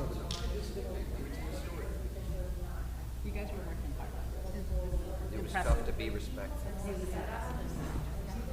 The tennis tour. Oh, I've been hearing stories. It's a long award ceremony. This is what I look like after 4 hours of sun in the Wow, face. look at that picture, Judy. Yeah. That actually looks like a picture from the 80s or something. It does. But that's what I was left with. I was left with that. If you win, you have to keep paid. It's kind of like a Rob Lowe circulation. No, it's definitely not. Like the hair. Yeah, You know yeah. Rob Lowe hair from the 80s? Yeah. And this is my boy. I don't think you've seen him in a while. No, I saw pictures of him. I didn't realize he was on that. That's in verticality.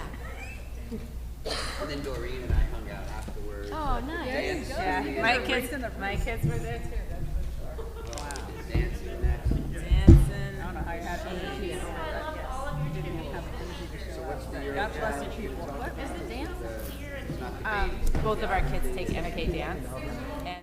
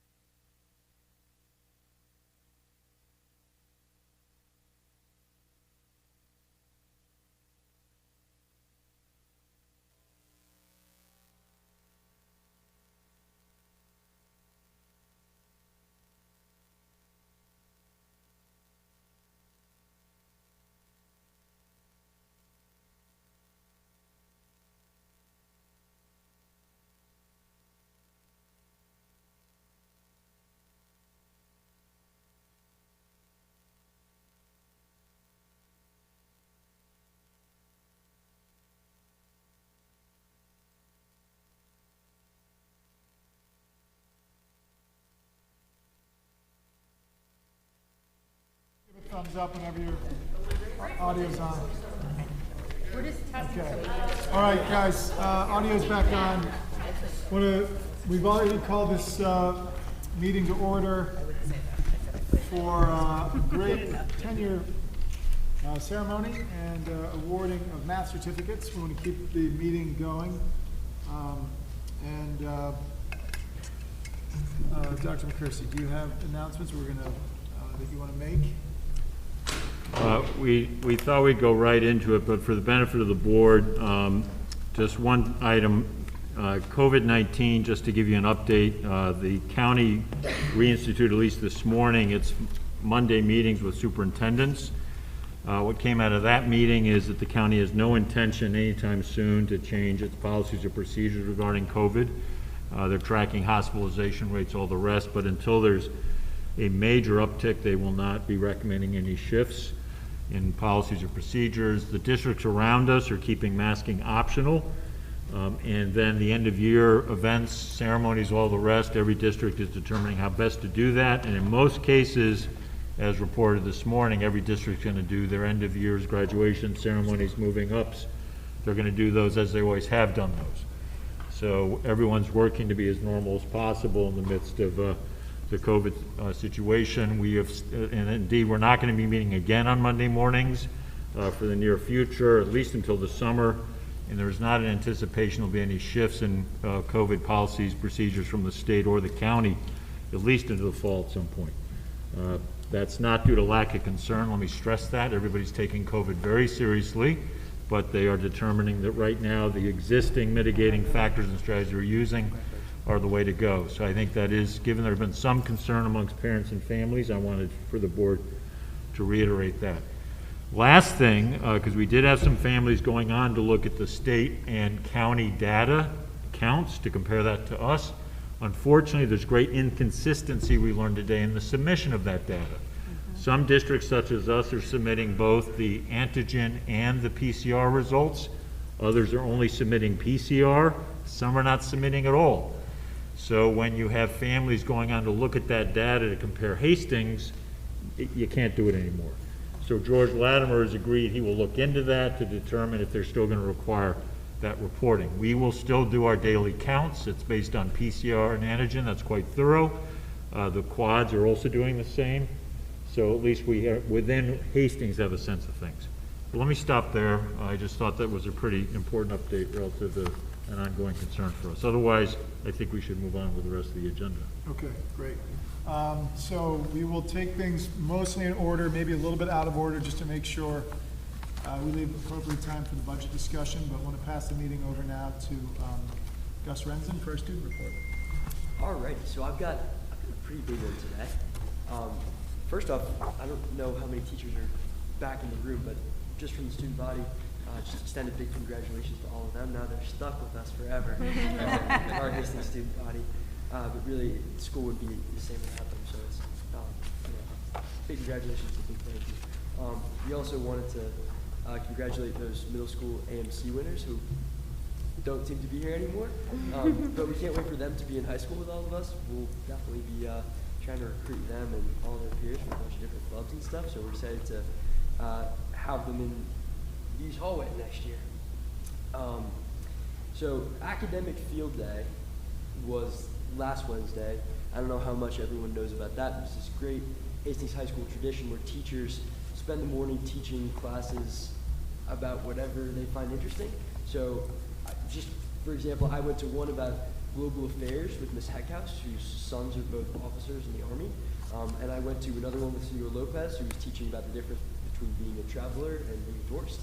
And there was just a super wide range of really interesting topics in these kind of cool, relaxed classes with all the teachers, so that was fun. In the afternoon, we had the high school Olympics where the grades competed against each other in a bunch of random challenges. So we had basketball tournaments, and people were making like cupcakes and having them judged. And we had ended in this big, intense rap battle, which was really cool. Videos all over the place. It was awesome. So that was just an awesome little Hastings tradition, an awesome day that we're so lucky to have back after COVID. speaking of COVID, even though cases seem to be rising, I think anxiety levels are pretty low, which is awesome.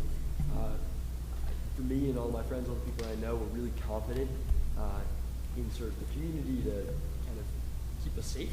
And school nurses who are absolutely amazing, gym teachers who distribute all these tests. I've also been struck by how many people are wearing masks, not because they're worried, but because they had a cough that morning, or because their parent had COVID, so they're trying to protect their friends and their classmates, which I think shows some really awesome communal responsibility. That's just like, you wouldn't see that in many places besides Hastings, I think, which is pretty special. Some more big wins for the school. Our Euro Challenge team, which is a national economics competition that's sponsored by the EU delegation to the United States, advanced to the semifinal round. They're teams of 5 students from across the country that have big programs and clubs and coaches. For our team, a gym teacher signs off on the forms, and the 4 sophomores and 1 freshman basically studied AP economics by themselves to learn the topics, and they created a 15-minute presentation on how to fix Portugal's challenges with automation and the challenge to net zero emissions. So go them. It's awesome if they're going to fix it. Seniors are currently on their internships, and the building feels pretty empty without them. We miss them, but they're doing some awesome stuff. There's a pretty wide range of internships, from food reviewing services to hiking, to a couple people that started their own boba tea company, which is just so cool. On the sports side, there's a big win for the track team. The girls 4x8 relay team crushed the school record with a time of just over 10 minutes. For reference, they're each running a 5-minute mile pace, which is absolutely unbelievable. So it's a huge win for them. They beat Dobbs, they beat Dirty Irv, that's Irvington. So we're super happy for them. The boys baseball, girls and boys softball seasons are all done, and there's going to be a big varsity banquet this Wednesday, thanks to the Booster Club, who are amazing. It's going to be at this restaurant in Yonkers, Law and Turner. Awesome, super cool. And the girls softball team just won in the second round of sectionals against the Westlake Wildcats that came back from behind. That's why Sabine isn't here tonight, because she's one of their star players. And just got word that they won it, which is awesome. They're going to keep advancing through that tournament. Hopefully they'll bring home a section title. As for the student body as a whole, we're definitely anxious for the summer, but I think everyone is sort of excited to finish the year off strong, make it through finals, big last projects, and even start planning for next year. I know interest meetings for a lot of fall sports and clubs are already starting to happen. So yeah, it's going to be a great wrap up in this final stretch. Thank you. It's great. Yeah. Great report, guys. So I was advised by our communication associate, Fiona Mitchell, that in the midst of all the hard work, good news matters. So thank you, Gus, to all my good news you had. But I do need to make one correction, correct? We can't hear you in the mic. So I think what I'm going to say I got from Drew, which is unfortunately, girls softball lost in the bottom of the 7th, correct? 5-4. So for anyone who follows that game, be it softball or baseball, you know the misery of those bottom half innings. But I hear it was a phenomenal season, correct? Yes. And Gus, the good spirit carried forward, whether the score was right or not. Do not worry, sir. You did that well. I heard 4-3 in the 7th. I assume. I know. See, we all were optimistic. We're sticking with 4-3, so your side 4-5, our side 4-3. Right. No, okay, 4-3. We're good. Okay. Can I ask Gus a quick question? Very quick.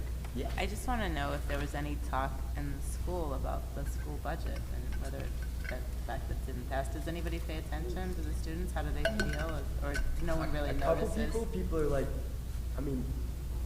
I know you have to sit here with us every other week. I've talked to a couple people about it. Everyone, and this is very few. I don't think maybe kids are really paying attention to budget stuff.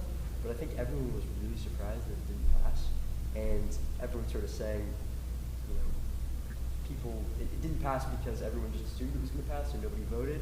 There was another round that they could go right through. But I don't know how true that is, how well informed everyone is about it. But I think if you people are anxious to know that we're going to have, some money to have school keep going next year. Exactly, yeah, and that's what I thought, so that's why we're here tonight. Thanks, All right, Chris. good segue. So, let me open up for public comment.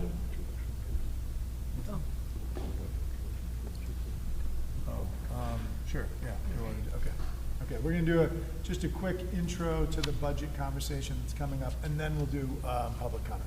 Yeah, and the introduction will be very brief because Maureen, Melissa, and I, and Dr. Szymanski welcomes that. Can we say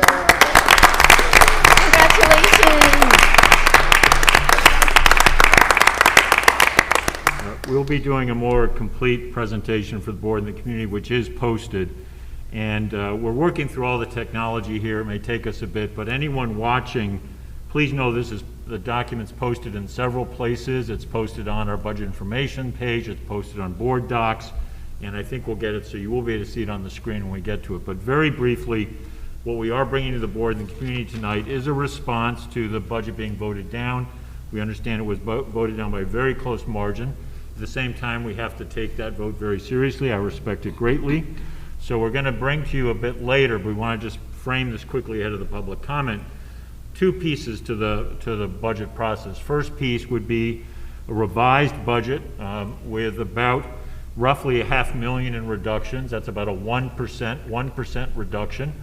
It does bring the tax levy rate down just below 2%. We'll get into great detail on that, but one of the things that we're talking with the board is that reduction, and in great detail, because it's important as a board and a community, you know what's inside that little over $500,000. The other thing we will talk about with the board after that is required by the state of New York is to put forth the contingent budget.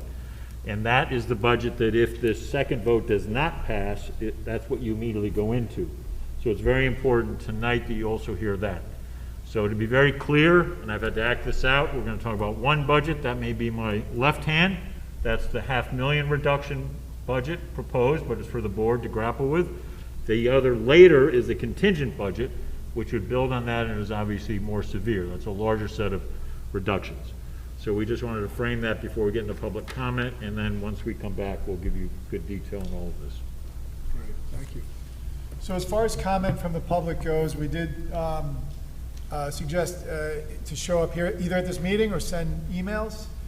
We probably have received 25 to 30 emails or so, some with great detail about areas where they are interested in exploring reductions or otherwise appropriating funds. That's obviously will still be open. The final day that we will be officially voting is, just so I'm clear, it's got to be the 31st, right, is when it's got to be done by. We have to talk tonight about how you're going to handle that. So it would either be having some type of board meeting this Thursday or having something early Tuesday morning sometime, because we have to get the budget notices out to the paper. Like Tuesday morning, like next like Tuesday, week? typically it's by the afternoon when you have the meeting. Yeah. You said the notices to the paper. So within the next 7 days, we have to put a budget forth. So just to give everyone in the community a sense of timing, if they're going to give some comments to us, we'll obviously have pretty extensive conversations this evening about it. So with that, I'm going to open up to public comment. Please, if you have a comment, you're in the public, please come up to the mic here and share any thoughts. Again, 3 minutes. Please state your name and if you're a resident of Hastings. Sure. Hello, my name is Catherine DiMartino. I'm a resident of Hastings, and I have 3 children in the district, 2 in Hillside and 1 in the middle school. I am also a professor of education, and I run the largest leadership preparation program in the tri-state area. I am here today to talk a little bit about leadership. In terms of the landscape of leadership at this point in time, there is a looming and current leadership shortage in the nation and in New York State. Currently in our district, we are lucky to have strong leaders, and I think it's really important that we keep it that way. Tonight, when we saw the tenure votes, we heard and we supported Julianne Snyder. She is a tremendous teacher, counselor. If you look across Hillside, there are so many amazing teachers that have been hired by Principal Cases. Among parents, we say, Her superpower is hiring. She is tremendous. This is a skill of a great leader. When I look across our district, I look at Melissa Szymanski, and I am grateful for you all the time, Dr. Szymanski. Why? Because when I came here, my now 7th grader read the same book in 4th grade and 5th grade. Because our district hadn't done the work around alignment of curriculum, that integral scope and sequencing work that we see now. And I look at our current superintendent, and we are indeed very lucky. Across Nassau County, there were 13 openings in the fall. We have an excellent, experienced, multi-district superintendent. And I'm saying all of this tonight because I think it's integral that we trust and respect the experience of our sitting leaders in our district. And to this end, I encourage the board members and I encourage the community to support the budget and support the wisdom of people who have tremendous experience and knowledge. We are lucky to have them, and we should respect their opinions. Thank you for your time.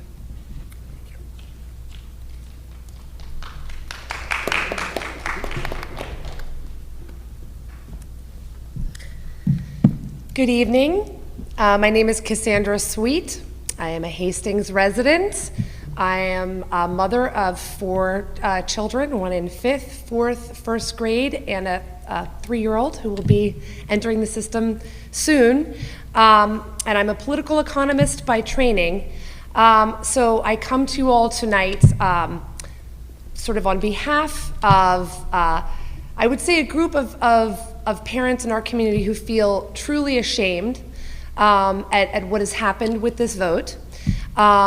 Knowing that there's been a great deal of misinformation about this budget that has rippled through our community, and that misinformation has not been sufficiently countered, was not sufficiently understood, and that many of the criticisms of the budget, from the perspective of many parents, myself included, were a sort of a kind of a nitpicking and a cherry picking of, you know, specific little one-line items that once you counted them up did not add up to more than, and I counted them and I had these discussions all over, to more than, the most that I could find was 0.68% of the budget,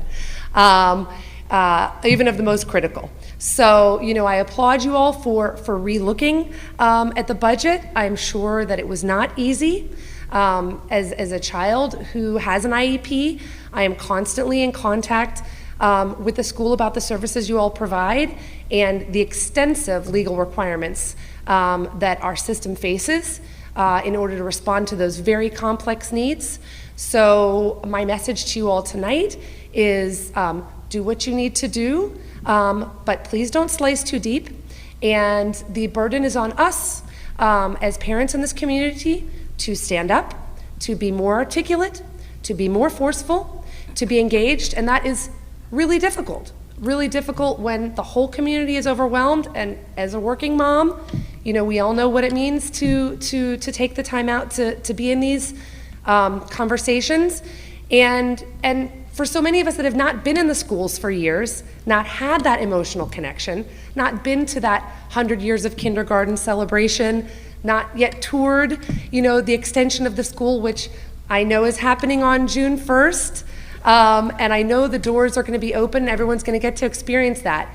But I really think that we are living in that context of this deep emotional disconnection from one another and this rampant misinformation about what is truly in the budget. And on that note, you know, my one criticism of this process would be that I did share widely when the budget presentation was occurring, and very unfortunately, you know, the video of that presentation was a failure. You know, it was really insufficient. The image was of empty seats. You could not see the slides. You could only hear the voice. And I had dozens of older people in the community that were online trying to watch that presentation, texting me, and I was texting whoever I could to say, let's align that. So I do think that, you know, again, the challenges of COVID, we have things in person and then we have them online, and then we try to do the hybrid, it doesn't work out. So whatever you all can do in this next round of the budget to, do a video recording of the budget via Zoom that makes it really facile, that makes it really easy for people to just click on that link and get, that 12-minute presentation where the audio is synced with the slides, would be a great help on our side. But I echo the same words that we have deep appreciation for all the work of the administrators, and we know that the burden is on our side and also on school board members who frankly voted no to the great disappointment of many people in our community, to come together and to present to the community, a budget that we will stand forcefully behind.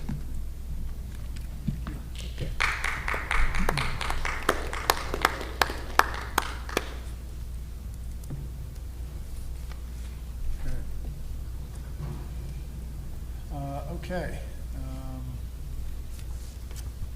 Bing just took me to pictures of Brazil. Hold on one second here. Okay.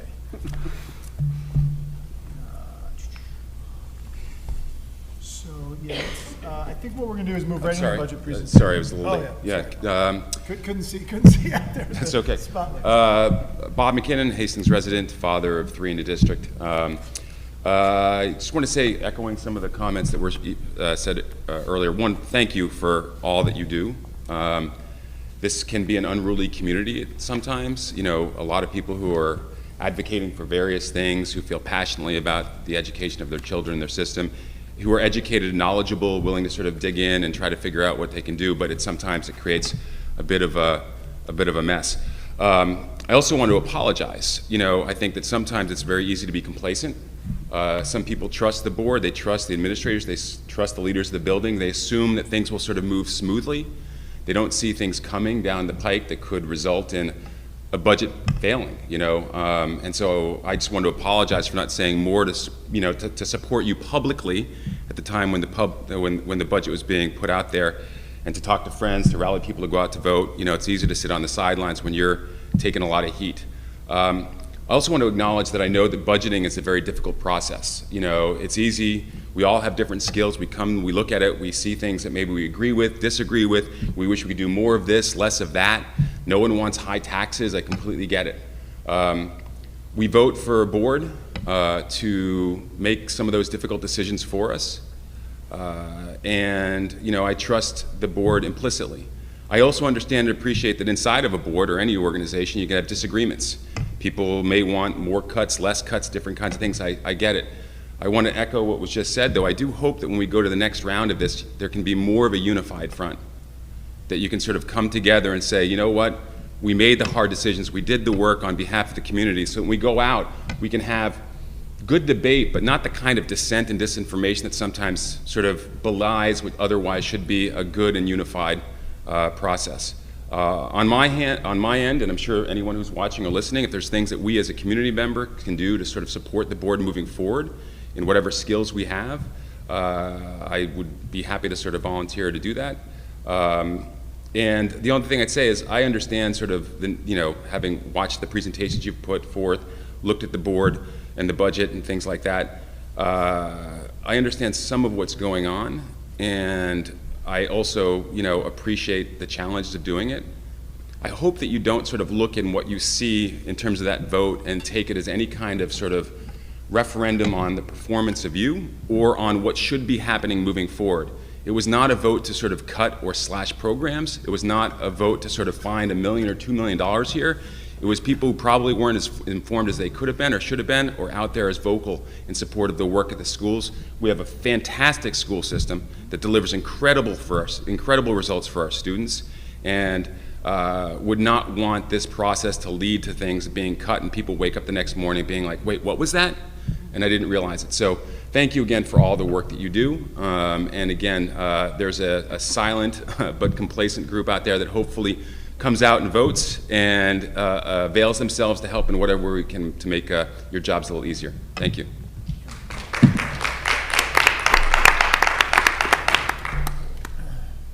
Okay. So I'm going to move us to the actual budget presentation and then discussion. We'll come back to the business items after that. With that, I'll pass it over to Bill and Maureen. You may see, are we going to cut the lights so that you can? Okay, so you will see us if you're out there in the public watching. You will see the board in darkness. We will still be here. You can hear us, but we do this so you can see the presentation clearly. You ready to pass it over? On the start? Sure. I'll give it a start, and then I'll hand it to Maureen. So we've taken very seriously the critiques about how to present. One of the lean aspects of Hastings is we have a partnership with Putnam Northwest BOCES, who provides us good communications assistant. We've been in a transition on that, but Fiona Mitchell's done great work. But one of the things we will work to get better on going into next year is really to make all of these presentations work better. But certainly, we take quite seriously the next several weeks, board, whatever you decide, we will be very, very active and communicate. I feel like I just went on the cocktail circuit. You don't have to go quite that dark. You know, just the spotlights. I always wanted to be in theater. This is good. So we need a little more light so we can see our house notes. lights good, spotlights Perfect. bad. Yeah. So one thing we did do is the slide is a coloration mix that should be visible, and I'm looking at it right now pretty much live, and I can see the slides quite clearly. But let me get started. So again, let me review. There's, for you as a board, and this is all posted, you can get to it, community. It's a very tight presentation of where we are, but it does require detail. So again, the headlines. We first are going to ask you as a board to look at a revised budget relative to what we proposed, and I'll just hit the headlines, Maureen, and then you can come back. Yeah, why don't you advance it to two budget scenarios for consideration. Thank you. You see a revised budget option 1 for the BOE to consider. Total reductions, you can see the number up there, a little over $500,000. The total budget change, we are bringing that down to 4.68%. The tax levy, bringing that down to 1.92%. The tax rate, which had been in the negative, my colleagues around the region say, gosh, it must have been not a negative tax rate. I said, no, it was. But we've now brought that negative rate lower, and the tax rate changed lower. This is about a 1% adjustment. Everything we recommended the first go-round was important and thorough, and you as a board know that because we worked at least 8 weeks on it through very... Pause you just 1 second, I apologize. Patrick, is there a way to zoom in on the screen or not? Okay, great. Yeah, that's done through remote. We've learned it's a remote TV resource that does the zooming there, as opposed to Patrick. I apologize for interrupting you. So again, this is posted online, so it's in several places if you can't see it on the screen here. But we really think that the 99% of the budget we brought to you, we really want the board to put back forth to the community. But we are bringing about a 1% adjustment. And in that adjustment, the other thing we'll bring you is, as I said later, the contingent budget. If you go to the next slide, Maureen. And that contingent budget is required by the state of New York, and that's if indeed, as of June 21st, this first recommended budget or the variation on that you may as a board adopt, if that first option doesn't go through, you have to have the contingent budget in place. Frankly, having the contingent budget in place is going to help the community see how stark this situation is if we do not pass this next option. You may feel as a board that even the 1% reduction we're bringing to you, that $500,000 is too much. You may think it's not enough. We think it's reasonable. It's some belt tightening. It's putting some expenses, pushing them out. And you will see that it's been done with great care. Basically, since the budget was voted down last Tuesday night, literally that night, Maureen started working on this and has worked intensively with all of the principals, worked with all of the directors, with Melissa, and all of the rest. So let me turn it over now to Maureen to start walking us through that. I'll come back on slide 6, Maureen, the summary of reductions, before we then go into a very detailed listing. But right now, to be clear, we're talking about that first budget option. It's taking that budget that was proposed, voted down by 17 votes, making a 1% adjustment on it, but that's what we're about to discuss. I'll tell you when we go to the contingent budget, just so we're super clear. Okay, Maureen, go ahead, please. Okay, thank you, Bill. So again, this is just our overview, which represents the budget and which was voted down, just to remind everyone where we were. Again, that budget proposal was just a hair under $3 million increase in spending, and with that came a 3.1% increase to the levy. In our new revised budget that we want to discuss with you tonight, and we'll go into greater detail on what reductions were made and, you know, some thinking behind those. And as Bill had mentioned, and we'll be repeating this throughout the evening, just to make sure that everything in the budget, I think one of the gentlemen who had come up had said it, you know, each one, there's something behind it, and we can certainly speak to, it wasn't easy to remove some of these items. Yes, there are some items that were a little bit easier to tighten up your belt, but all of the spending we do, although it may not be perfect all the time, it does represent our best thinking, trying to put a budget together about a year and a half in advance, more or less, because this, you know, you're putting the budget document together in March, and that budget really operational year search to line goes to the end of the next fiscal year. So, you know, there's a lot of things that we have to do our best thinking, and we do recognize it's not always perfect. So again, this is where our current we'll be speaking about tonight is a proposed revised budget, and we'll get into greater detail. With that comes that $2.4 million budget over budget increase. Translates to a 4.68% increase in spending. Again, just a reminder, and I know many people who have followed along with our initial budget will remember this, that a big chunk of this increase is with our debt that is coming on the books. And if you were to remove out that approximately $900,000 in debt, that budget to budget increase is closer to a 3% year-over-year spending. And again, but we have brought this down, and you'll see there we're just right now proposing an $854,000 increase to the property taxes, which translates to a 1.92%. We don't have it in the deck tonight, but just as a reminder, under the tax cap legislation, that number could be $1 million more. So just to be clear, our first budget, and again, I'm not suggesting we should have put up the higher levy, but we are legally allowed, we would have legally been allowed to increase our budget almost $2 million to be tax cap compliant. And our first budget was about $300,000 or $400,000 below that, and now we're taking it down to about that $854. Turn it over to you, Bill. Slide 6. So summary slides can be helpful, and they also can be not helpful. So the blink on this slide could immediately be not helpful. But we're trying to, in the midst of a lot of detail that you're about to receive, because the detail really matters, and I'll explain that in a second.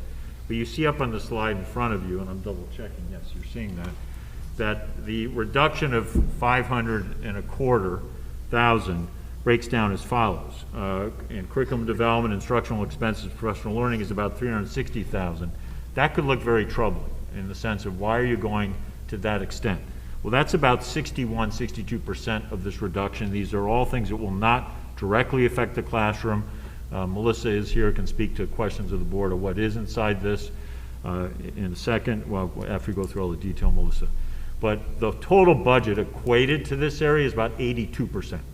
So your total budget is about 82% for what would be represented here. So actually the preponderance of this 1% reduction that we're recommending is really under facilities and maintenance, governance, supervision, and management.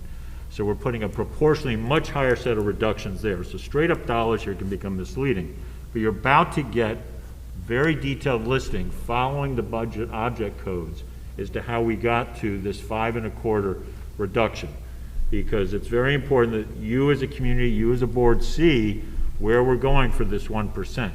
It's a long list, it's a very detailed list because we owe that transparency to all of you. These are the themes. And as you go through, Maureen will sort of flag which is falling in which category here. Then we get into discussion, particularly around that 360 amount, the curriculum development, instructional inspections, expenses, and professional learning. With Melissa here, we can dig into a bit of what's there. But let me stress, professional learning still matters. We're still investing in that, recommending you do. The curriculum development is still there. We're still investing in that. This is a shaving. It's a modification. Again, let me stress, at a much lower proportional rate than normally when you build the budget. So Maureen, why don't you go through the detail now on what's inside here? And again, there's a lot of detail here. The ordering is by the budget codes in the budget. Thank you, Bill.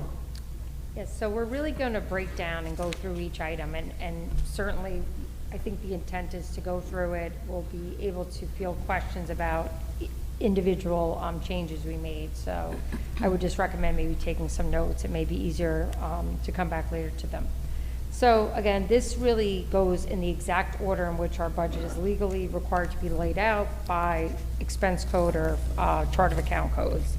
So what we really did try to do it in this way is, I mean, first again, as anytime we're going to reduce the budget, we went in and tried to stay as far away from the classroom and things that were going to impact children. But again, all of these do have an impact. So just kind of walking you through. So under the area of, under the Board of Education, just a reminder for people out there, the board knows this, nobody on the board gets paid, but there are some expenses that are categorized in here. It is mostly for things such as the board docs that we use and the district clerk who is required to run the meetings, and some supplies. What we did here is there has been some money for either participation in some board conferences and things regionally that we've had board members occasionally attend in the past, and memberships to those. And what we've done here is just really reduce those out as well as supplies. But much, if not everything else that is remaining, is required if we would like to continue participating in some of those larger organizations that do provide us a good amount of information and advocacy. Then coming down to the central administration, that particular part of the budget speaks to the superintendent's office, and that is for the superintendent and his assistant. And within those codes, there's also supplies and, again, contractual items in there, which are both for professional organizations and some other types of magazine subscriptions and quite a few things that typically go through there. What we did is we brought those numbers down significantly to reflect a much tighter budget. We understand that we're just have to be able to either be involved in less and have less supplies in there. And so there are times in which the superintendent may have something for staff on an opening day and things like that, and we'd be cutting all of those line items out. Similar in finance. Soups, I didn't mean to advance the slide, sorry. In the area of finance, a lot of this is not going to be anything major, but just to kind of walk you through it, we again did this similar task, and we went through and we looked at each line and just saw where we can tighten up. The majority of the reduction here is coming from supplies.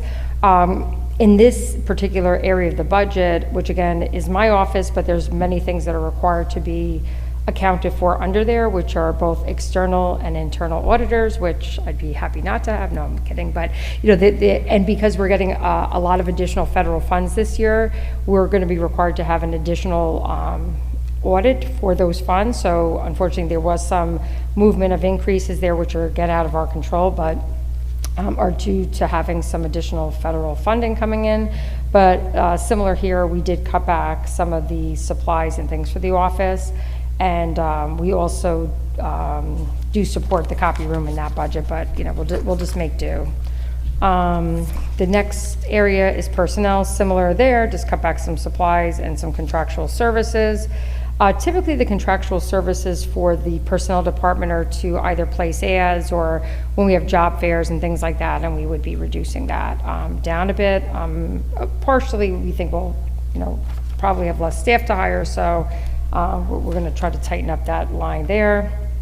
Public information relations is a contract we have with BOCES, and again, this is just a little bit tightening up some of the hours there in that contract, but you'll see later when we speak to the contingency budget, it would be an area we may look to eliminate fully, but it is an important service because they're the people that help us maintain our website, do the Hastings happenings, the newsletters, and as was said tonight, we understand that we do need help in trying to ensure that we're communicating well to the village.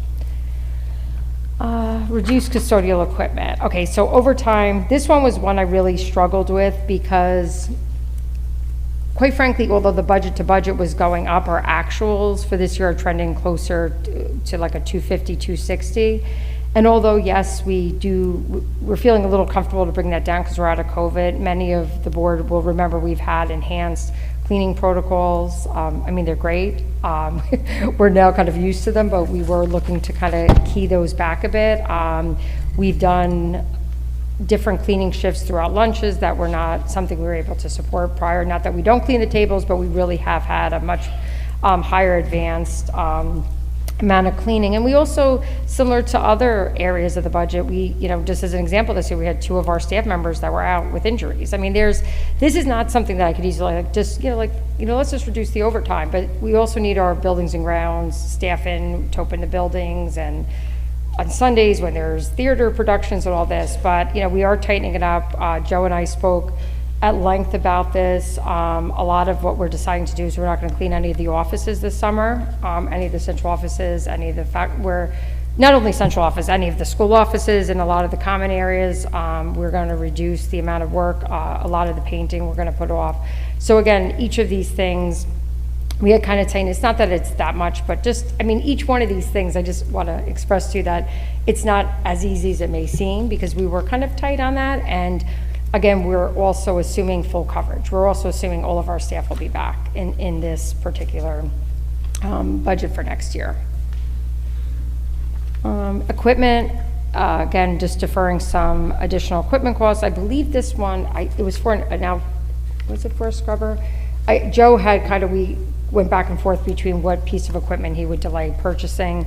But again, as you can imagine, custodial equipment is not cheap. So although initially we were going to reduce the line completely, Joe did have a couple pieces that he felt it was important. And of course, without equipment, then it takes people longer to do their job. So that would be not helpful when we're cutting back some of those hours there for his staff. Unfortunately, again, it's not listed on this slide. In the area of buildings and grounds this year, we did have some significant increases, much of them due to utility costs like everybody else. We're really holding our breath on these. I mean, I was a bit nervous even with the original budget, and not that I'm trying to go backward, but quite frankly, with now having these cuts elsewhere, we'll lessen our flexibility.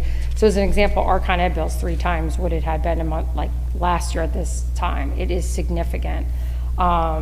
We're both seeing, we all see it at home, we're just seeing it tremendously here, and electric costs as well. So this is something we're just hoping in the overall budget, just by reducing these other amounts, it will, if there's going to be some issues there, we'll just have to handle it differently. We've spoken a lot about this, but we had a plan to work with architects and construction manager. Now we still are leaving some money in the budget for that, but we are reducing it $20,000. We are required to have an updated building condition survey, it would have been next year anyway. So that is not like capital bond related. I just want to make sure, like, people may think it has something to do with capital bond. It doesn't, just to clarify that. We had hoped to do something a little bit more strategic. Not so much as, it's important because I think what happened the last time with Hillside, because we really haven't invested, I know it's a lot of money, but it is also a good investment to really have a really well thought out building condition survey that includes either also growth factors. So what we're going to do is really focus on the building condition survey this year, and then hopefully the following year we'll pick up some of that additional work we had wanted to do. So just to give you a little bit more info there. Sorry. I'm just going through it kind of slowly, I know it's kind of small amounts, but just so everyone kind of captures that each of these cuts do have meaning behind it. And that's why I'm just taking the time here. I said thank you. Oh, okay. Good.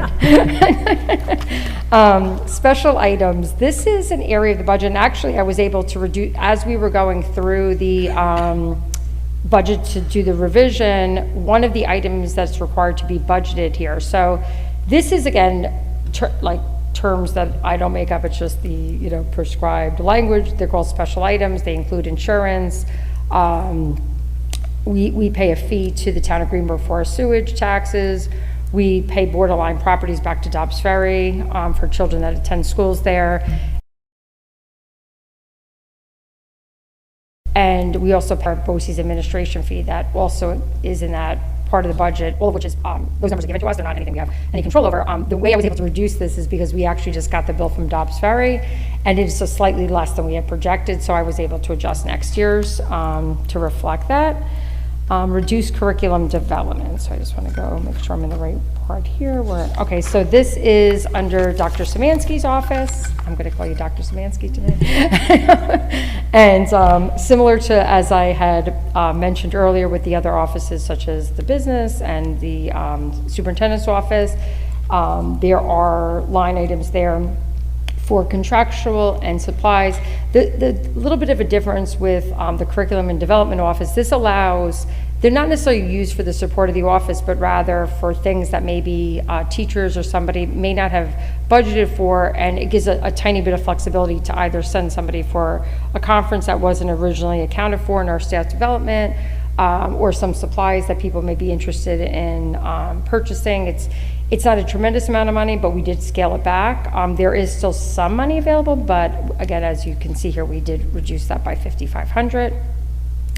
Under the area of supervision, this is for the principals at each building, and their assistant principals and the clerical staff that works in their office. And similar as we've done throughout all the various offices, we're doing the same thing there. We're reducing their supply line, their contractual lines, and also clerical subs are budgeted in this budget code, and we're kind of reducing that back. And I guess we'll just, if there's people out, we'll just have to, I mean, we'll still have some, but we'll just make do. Once that budget is finished, we will just not cover those absences. And not that we do all the time anyway, but we're just tightening that up a bit. The next line item, now this one really is getting more into the PD, and Melissa may jump in here and there if there's questions, or maybe we could come back to them later. But this particular line item for $105,000, this is really speaking to the payment we provide teachers when they do this they do summer work, or we have to hire substitutes to have teachers do more professional development during the school year. And also paying teachers after school when they work together on curriculum. Right, and then meetings. So this is kind of capturing all those different categories, which are in all different lines in our budget, but again, instead of droning through each line item, they're all kind of for the same purpose. And what we did is, again, we left some money there, but we significantly reduced each of these line items. So we're typically, we may do $50,000, $60,000, $70,000 worth of work over the summer with the teachers, which allows for X amount of hours. We are scaling that. We're pretty much, it's more than cut in half at this point. So Melissa will, and it kind of coincides with some of the other reductions in professional development that are reflected later in the budget. So if we're spending less there, the idea is that there'll be less for teachers to be involved in. So we went through and kind of made the reductions in terms of that. The next one is pretty easy to describe, reduce furniture by $20,000. Again, I know the furniture lines, as much as it seems like it's a big chunk of money, you'd be surprised in this building how quickly that goes. It is typically for classroom, occasionally there are teachers' desks, and every time I think we have a handle on it, there's somebody else that needs a desk, and we don't just give it out, but it doesn't go that far. But again, it's less necessary than some other things, so we're gonna cut that in half and remove $20,000 there. Reduce portion of the, now this one I'll just say that when we did our initial proposed budget, we had $45,000, and then we did the RFP subsequent to that. Just we wanted to make sure the board was comfortable with keeping that as part of your approved budget, and then we wanted to kind of start getting some numbers. We do have some numbers that were higher, but we do know we could do this work if we keep it in for about 25. So this is just really bringing that down to we can still do some of it, but not at that higher level or with the higher dollar amount. So that reduction is not eliminating, there's still that 25 in there, but we were able to pull that down by 20. The next one, again, is another grouping of items that all fall under the instructional contractual part of the budget. Reduce superintendent's conference days. occasionally we'll have a speaker. We also typically have lunch or something on different days, but we're just, zeroed out that budget completely. So we won't be doing those things. Staff development, these are non-BOCES opportunities for our staff. And there are some things that we absolutely have to keep in. So as an example, there could be training that's just requirements. Like, that's really under the BOCES. That's like the recertification training in order for principals to evaluate teachers. There are some like baked in costs. Like, you can't just decide we're not. I'm sure I know the principals are here, they'd be happy not to do that training. They're all nodding. But there are certain things that are required professional development. And then, of course, there's some optional things. We do have some money set aside for our teacher aide and teacher assistants who also participate in some professional development related to their job. So we did, Melissa can speak in more in detail, but we did, reduce that, again, leaving some money, but limiting the opportunities. And then typically, too, there may be a little bit of leeway. We typically will allow $5,000 or $6,000 of things yet to be determined. I know last year, quite a few of our middle school educators participated in the restorative practices and things like that. So those are things that may come up, and many of them are like $500 a pop. So they can be that much per person. I mean, I know Melissa vets all of the PD, but quite frankly, in a large staff, it does go pretty quickly. They seem like big buckets of money, but again, looking at how they've been used. Also, we did the training for the Wilson training, and the district paid that to, I think, was it to the school, to Windward? But whoever produced that training, it's $1,100 per person. So, again, as you can see, this bucket, we are reducing it, but again, trying to stay away from the classroom and really just saying maybe these are things we could do the following year, not necessarily that they're not important anymore. Some of it was reduced, some of it is deferred, and some of it we're attempting to apply with grants. Right. We're applying for some grants to see if it'll come through. Yeah, what I might suggest is there's a theme here. This is tied to that 300 and change. So I think once we get through all these, this will be an area the board's going to dig into as to what's really lost. Yeah. With this set of reductions. So you can keep going. Yeah, and the reason I'm just breaking it down is because I know a lot of times in our budget you'll see like the same kind of similar type line items, but there's some that we do through BOCES, and that's why they exist in different parts of the budget, just giving you kind of some flavor on the different, that would be different from the ones offered by BOCES because they're either outside organizations to BOCES. So that's why we have them in different areas of the budget.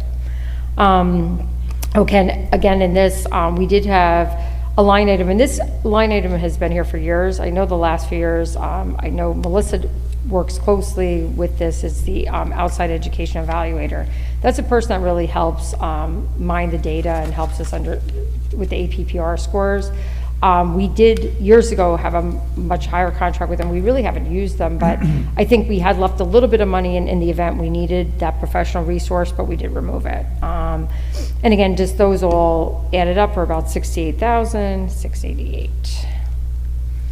Okay, now we're going further into other PD type offerings. Gravity Goldberg is someone who's worked with the district a number of years. Many people, I know the board definitely is familiar with that line item. It was budgeted at 50. We're bringing it down by 20,000. Again, Melissa, when we get further into that, can kind of speak to what that still allows and what that reduces. Similar theme here, reduce BOCES staff development. Again, I just sort of highlighted, and Melissa can get more into it because we went through this pretty line by line the other day, being that the project slice, which was something with the project-based learning, it was one of the larger ticket items. We are removing that from this budget, along with some other BOCES staff development offerings. Reduce Hillside Library. This was something that we felt we could tighten. This is staffing, but this was something we feel we can maybe tighten up it a bit. We have a staff member who is the librarian at Hillside. She's going out next year on a leave of absence, and we were hoping in our schedule, we believe we can tighten up that schedule and not bring in a 1.0 FTE to replace it. So this is not really impacting anybody that's here, but rather an opportunity that we think we could tighten up that line item. Reduce tech, softwares, and web management. We went through this quite a bit, and this number we really, although it shows, again, another line item that shows a rather large budget-to-budget increase, but really reflects more closely what we're doing currently, especially some of the Panorama and some of those other softwares we originally had funded grant funding the first year through the GEAR, through the government. We did. Yeah. So some of these things, when we first started to use them, the first year is when the GEAR, which was the governor's, whatever, with the COVID relief funds, we were able to shift some of these things to that we didn't currently have, and now a lot of those are coming online. So when we went through the normal budget process, we were seeing some big upticks there, but really, Melissa and I went through it quite a few times, and really the only opportunities we saw were things that either we're going to tighten up some of the items that the teachers are using that they brought on. I mean, even having Zoom licensing, Zoom webinar licensing is very expensive, believe it or not. And even now, Google, we're paying another fee for. So things that we didn't typically pay for, even just those kind of basic things that I think people would expect us to have, are not inexpensive. But we would be bringing down both the web management, reducing some of that support, and we had thought about either going to a different platform, but we're removing all of that out, and then again, just reducing some of the building-based softwares that we are currently using. We are looking to tighten up some of our clerical support. This is again another opportunity, and this one, again, was very hard. I mean, it does seem when we have open positions, it would be really easy not to fill them, but everyone does something, and they do support the guidance counselors. So this is, again, I don't want this one to, each one of them has a pro and con to it, and I'm trying to be respectful of the people that impacts, which are the guidance counselors that really do rely, like we all do, on having people like that help manage some of the flow, and or else that takes away from their primary job. But we do have an opening there, and we were considering either tightening up that or finding ways to share clerical, in other ways. So that's one of the things we're looking at. This is so minor, the reduced health contractual. Again, it was just tightening up some of the codes within the nurse's office that I felt that based on actuals, we could bring it down a bit. Again, people gave these proposals, so we respected them, but I'm pulling it down a bit. Reduce co-curricular. Looking at the actuals where they're trending this year, I think between reducing some of our chaperones, which we should be able to do across all 3 schools and events, coupled with maybe not filling every position, I think we can bring that down about 20,000. It doesn't allow for anything that would be added, because there was some thinking around when we're doing our budget. We are at the point where there may be some clubs that I know that maybe we may want to offer next year, and we typically may put a few $1,000s just to allow for that. Things do come up, and the Infinity Groups a few years ago is an example of that. That was not in our original budget, but we had the flexibility to add it after the fact. No Place for Hate was something that was added this year at the middle school. So these things were not something we did the previous year, but we typically do put a few dollars in, because as much as we do spend a lot on co-curricular and athletics, we know it really reaches the kids. So those are items that, but we really needed to kind of pull that down a bit. Again, another reduce athletic supplies, contractual equipment, similar to what we're doing across the board. We want to make sure our athletes are safe, so anything safety, of course, would be prioritized. But, again, this would be, we've been trying to really have a much more aggressive uniform replacement schedule the last few years. We've been funding it at that level, but I think this would just kind of reflect a little bit of a pullback on that.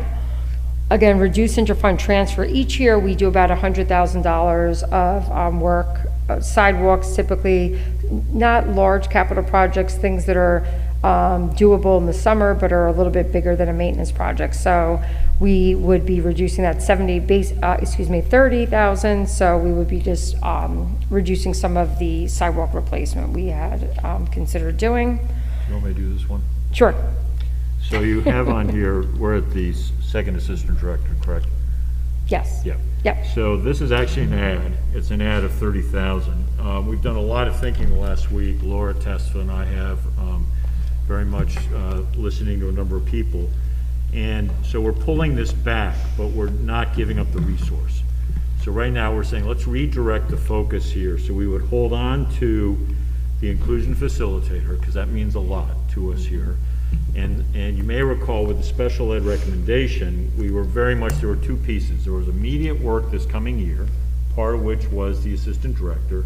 And they said, strategically, we need to get busy in Hastings about planning, taking advantage of the two previous reports that had been here, and due to the spinning seat I'm in, frankly, it hadn't been paid attention to much, a little bit.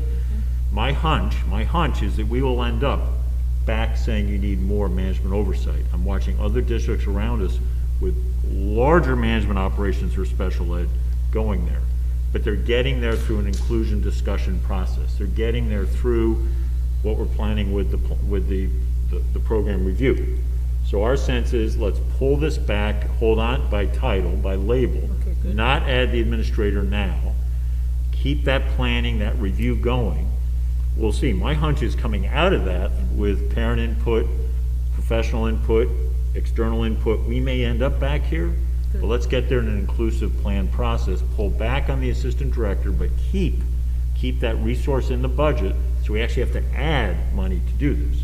Because remember, we were doing, it was that odd moment where you could add an administrator and save money. And I call it a counterintuitive in some newsletters. But let's right now pull back on that. We keep the core work, and then and assess what's the best timing on that. So we think special ed will be just as strong or stronger, and it'll tie to that planning process. So a lot of words on this one, because this one's significant. We've listened here. We think this is a good approach, but you as a board will want to talk with us about that. So so that's the list, but it was very important. Maureen wanted to have you consider some things coming at us that we're in the midst of. So, and what I'd recommend is we'll get through this next slide, and then let's stop and talk about this as that first budget option. After you've exhausted the discussion there, we do need to talk about the contingent budget. But mathematically, this flows right into that, if that makes sense. So Maureen, why don't you do the... Sure. And again, this is not so much as to have you rethink what we proposed tonight, but rather, as we looked at different levels to bring down the budget, these are things we were also looking at in terms of, the more you pull back. Like as an example, you could say, well, you could eliminate all the furniture or something like that, but then what if there's another, like, kind of shift somewhere else, which could happen, then you've lost any ability to, like, make any adjustments in your budget. I mean, you could always go to your unappropriated fund balance, but typically, you want to be thinking, this is an unusual year, quite frankly. I think a lot of us, putting the budget together was more difficult this year with seeing like the utility costs going up, the overall CPI, the concern around that. So again, this is just things that as we were looking to put together a responsible reduction, we were also just kind of being a bit cautious. And I'll just list some items, and this is similar to when we put the original budget together, our thinking. So special education placements, and again, we've had situations where either things change one way or the other. Either a child doesn't need to go out, but if they do need to go out, there's a significant shift in costs in either direction. So sometimes we save money, and other times there could be some additional costs unknown to us at this point. Enrollments, this one is, I think we have a pretty good handle on it. We, of course, do sometimes see some blips at different grade levels. There's been a lot of conversation around like even that 5th grade. I mean, just we're always looking at those grade levels, but just things that could maybe split a section. As this is no surprise, we're in contract negotiations. We have our largest contract up, and quite frankly, we will be looking to negotiate that. So again, that's an unknown to us. It's a lot easier to plan your budget when you have known contracts. That is the largest one, and it is the most impactful. And quite frankly, tightening up this budget, not only for this year, but it does have repercussions for the out years in those contract negotiations. That's just a fact. Utility costs, let's hope that for everyone's sake, they start to level off, but I think we all know that nobody really knows where that's going. Transportation CPI increase. This number comes out, the transportation companies are allowed to increase their budgets at a different rate. They're not tied to the tax cap, so they will get a CPI that's set by the state, and it is done on it should be coming out, it'll typically come out the first week in June because it's set on the May CPI number. So we're anticipating an uptick in our transportation, and quite frankly, it'll require, if it is higher than I budgeted for, it will require adjustments in our transportation that we will offer next year because we won't be able to cover it. Fuel for the buses, we pay for that, which is actually in some ways better because it helps some of the volatility that the bus companies would have to plan for, but it's not great right now because we're paying for it. So that's something to, the last few bills we've had for them are significantly higher.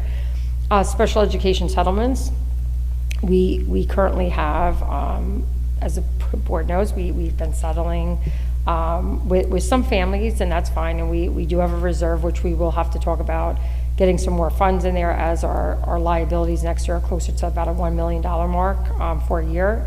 This is something we have to keep our eye on because if this trend continues, we've been fortunate with the extra federal funds we've had in that we've set ourselves up in this reserve. That's helped a bit of the budget volatility we have. Without that reserve, if those continue, those do have to eventually start becoming operational. There is a line item in the budget for settlements, but those are typically for ones that we have not yet legally, have a sense of.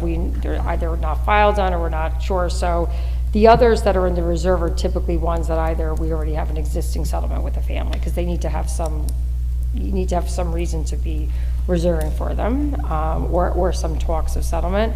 That also includes legal costs. We've brought down the litigation part of our budget, but we do know if you have a few litigation for one could be $40,000 or $50,000 just to settle a case if it went to full litigation. And again, these are just things to consider and people to understand that these are real liabilities and they aren't, they're there, and we just have to make sure we are thinking about them not only for this year but in future years.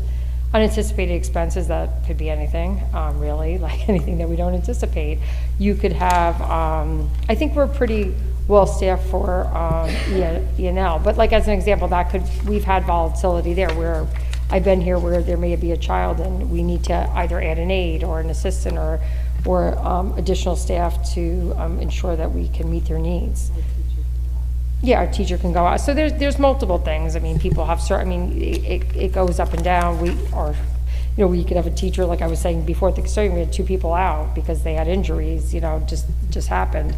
Not work related, but, personal. And again, reducing levy. Again, just as we talk about it, this is something that we've been talking about the whole time. I'm not suggesting that we don't reduce the levy. I'm just saying we know that the levy does set, we're always thinking about the current year and also the future out years. So we'll just keep our eye on it. And again, the one thing, right now, things may change. There may be more federal monies that will come into the school district. I don't know, but I know that that last year we did, as part of our grant funding, our ARP funds, we are paying for some people's salaries out of those grants. So when that money goes away, we either have to find a way to add those to the budget. So as we delay some expenses, there could be some additional roles that we may want to consider adding next year. So again, maybe there will be some more money coming from the federal government, but I'm not sure. So, and also for a lot of the things that we've been able to offer to students, such as the extra support, that is coming out of the federal grants, and we're fortunate we'll have enough for this year. If we have anything this summer, next year, but I think September 2024 that they're done. Yeah, but that'll hit that budget year. So again, these are things we think about when we're putting together this year's budget. So what I would suggest now, because the next step would be to talk about the contingent budget. So I think if we stop now and allow you as a board to talk about this budget and whether, in all ways, react, discuss. You may want to dig in with us, particularly with Dr. Szymanski. So please be to say that, Dr. Szymanski. Did you hear that she got her She walked today, she got, congratulations. I'm always trying to find joy in the hard work here.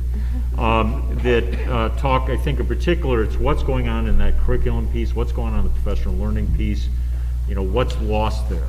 I think again, it's a less proportional hit than 82% of the budget is that area. This is a 61% layering, if you will, within this reduction. So you may want to go to the other parts. Why are those at some 32%? What's lost there? But I think it's time for you to chat with us. After this, we do have to talk about the contingent budget, though. We need to make that crystal clear to you as a board and thus to the community. So let me ask just a question here logistically.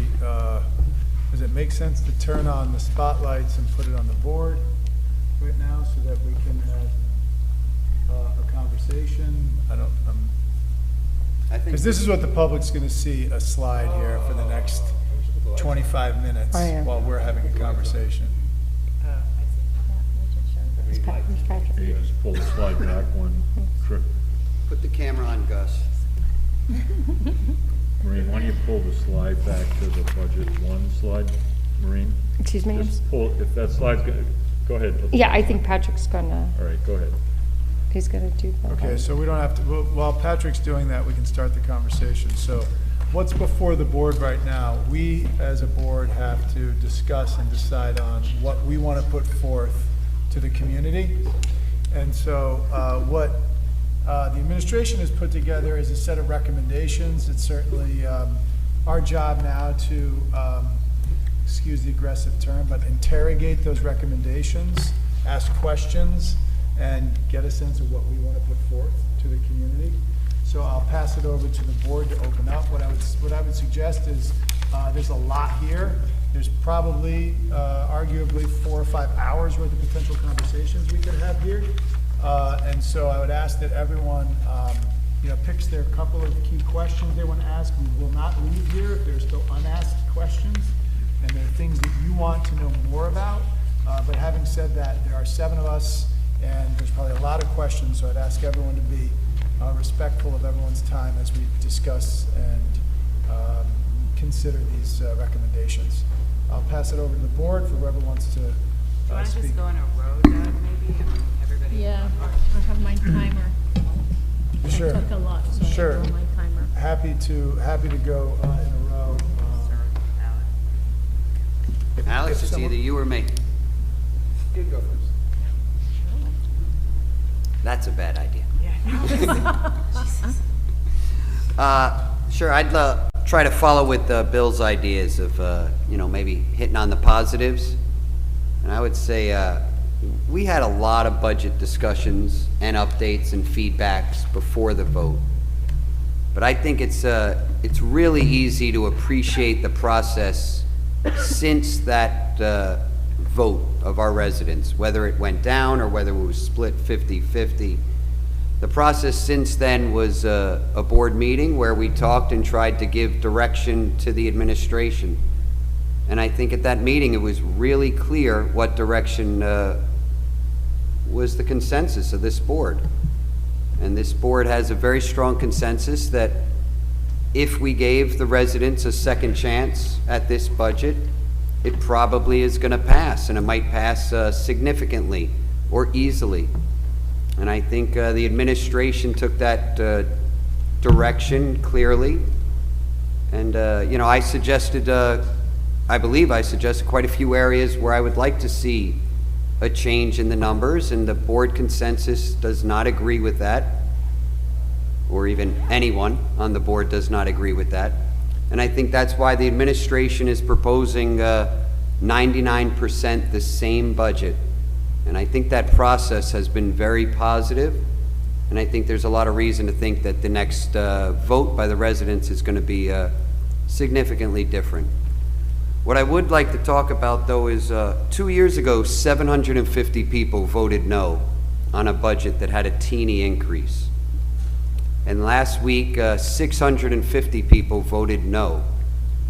And I'm going to guess from hearsay, but hundreds of them voted no for the first time. So there could be 1,000 people in our community that are trying to express something with their no votes. I hear a lot of people trying to say there's been an uninformed portion of our community, that we were voting no because of misinformation, and you know, that goes both ways. There's misinformation on both sides. One way that I keep trying to point out are the words we use here are reductions and cuts and taking a hit. And that could be interpreted differently by the 1,000 people in the community who continue to voice concerns. So this year we are spending less than $52 million to run our schools. And this reduced budget is $55 million to run the schools. So if you want to talk misinformation, we are looking at a $3 million increase in our schools because our community supports the schools. So there is 1,500 people that have voted yes before. There is a lot of support in our town for schools. But I think it's a strange way to approach it by looking at talking about these numbers as being cuts. They might be changes in priorities, but what I've been advocating for is that if we are going to increase our priorities because of settlement costs or because of special education growth, which the administration has clearly advocated is a moral obligation, a commitment to our students, you could sense that there's a lot of people in our community that want to see slower growth in other areas to support these priorities. So I continue to be a little bit disappointed that I don't see some of the items that I would prefer to be on the chopping block. But this spending level would be 6% more than the current year. And I appreciate the efforts. A 7% increase did get voted down, but for people who know this town, it's probably likely that given a second chance, that 7% increase would pass easily. So I'm going to pass the mic. I think there's been a lot of great work in very little time, but this budget is supportive of our schools. And you can tell that because we are ready to spend 6% more in this budget for our schools. And Doreen, what do you think? Not exactly 6%, because some of that's for the bond, right? So. Well, 6.4% more money in a lot of areas. Yeah. Okay, so thank you for the work. I appreciate that you guys, tried to really slice and dice that and go through and see what we need. I think that certainly took a long time. Can you move the microphone closer? Sure, yeah. I was just thanking them for taking the time. My main points and concerns is that there's a couple of things. When I look at the list that you guys proposed, is that some things are like easy, like, okay, furniture, I get it, you take it out, da-da-da. So there's like the solid ideas of what we can take out. But then there's a lot of things that are, like the unknown unknowns, reducing subs, but what happens if we need the subs? And reducing other, monies that I'm looking at that perhaps we might find out that we need to get back, and what happens in that case? Like, what do we do if we cut it, but then it turns out we need the money? You don't have to answer right now. So it's the unknown unknowns that I'm concerned about. And then just kind of in particular, I noticed that, taking the money out of Gravity's, the amount, and you can tell us, Melissa, later what that equals.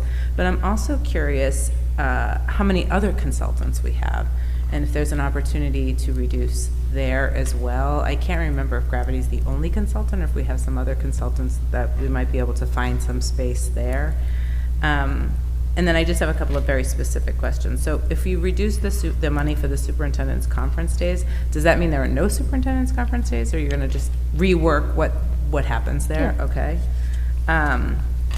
And then the co-curricular, is that like Schedule B stuff so that the teachers won't get their overtime if they, watch at a dance, or, do any extra hours. I'm concerned about this extra hours and the work that the teachers put in after school, because, you know, I know that you said, and I totally hear you, that you don't want to take the money out of instruction, but for me that, you know, if they're meeting about the students, that kind of is taking money out of instruction. But I mean, I trust you guys. It's just something, a concern that I have. And then I'm wondering, you know, like, why change this sped person if it's going to add in $30,000 back?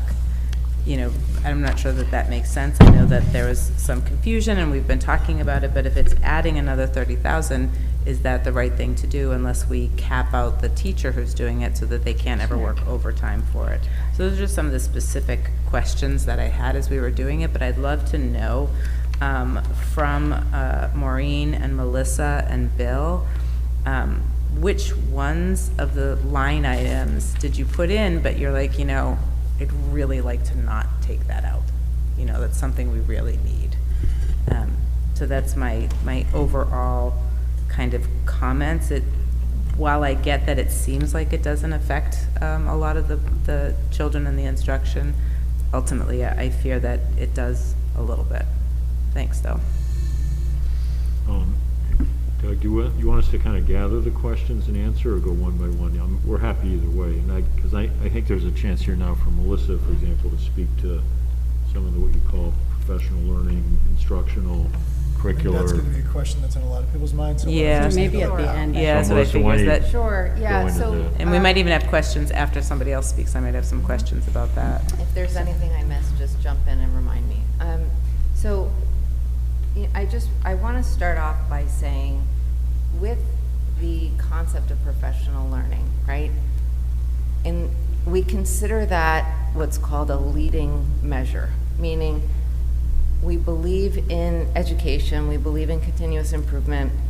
We know that things are always changing in our world, whether it be the state standards that we need to align to, or practices are changing, new research is coming out. So basically, professional learning is done with deep honoring of the education professionals, regardless of role, So the lagging measure is the student outcome. That can come years later as people are honing their craft. So I think the challenge here is we want to make sure that we are being supportive, we are honoring the internal expertise of our tremendous educators who can do some of that internal facilitation and always be learning from each other. And also knowing that there are people in our field with tremendous expertise that just do that and are current.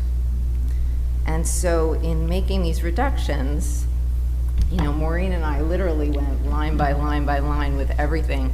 And it was what we spoke about earlier. So some of the things we are choosing to defer for a little bit. Some of the things we're choosing to reduce. And then some of the things we're choosing to try to go for grants. Some of the grants, like Title IIA, for example, is earmarked to support professional learning. So you asked about consultants. So for example, people like a Kathy Williams, who's been our partner from Stanford University U-Cubed, that would be something we could put in through 2A. Title IIA. Liz Mira. What's that? I guess we're getting rid of Altera's.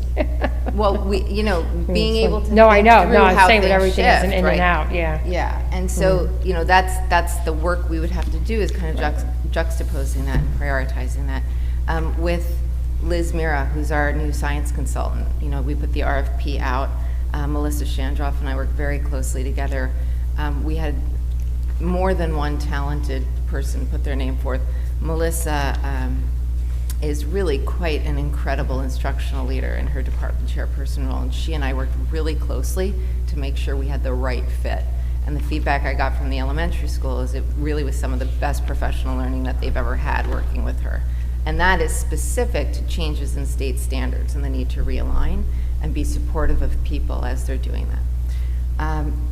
So to answer your question, we are in year 5 working with Gravity Goldberg in the elementary school. Amy and I work very closely together around what that work looks like, and kudos to Amy for being such a strong instructional lead.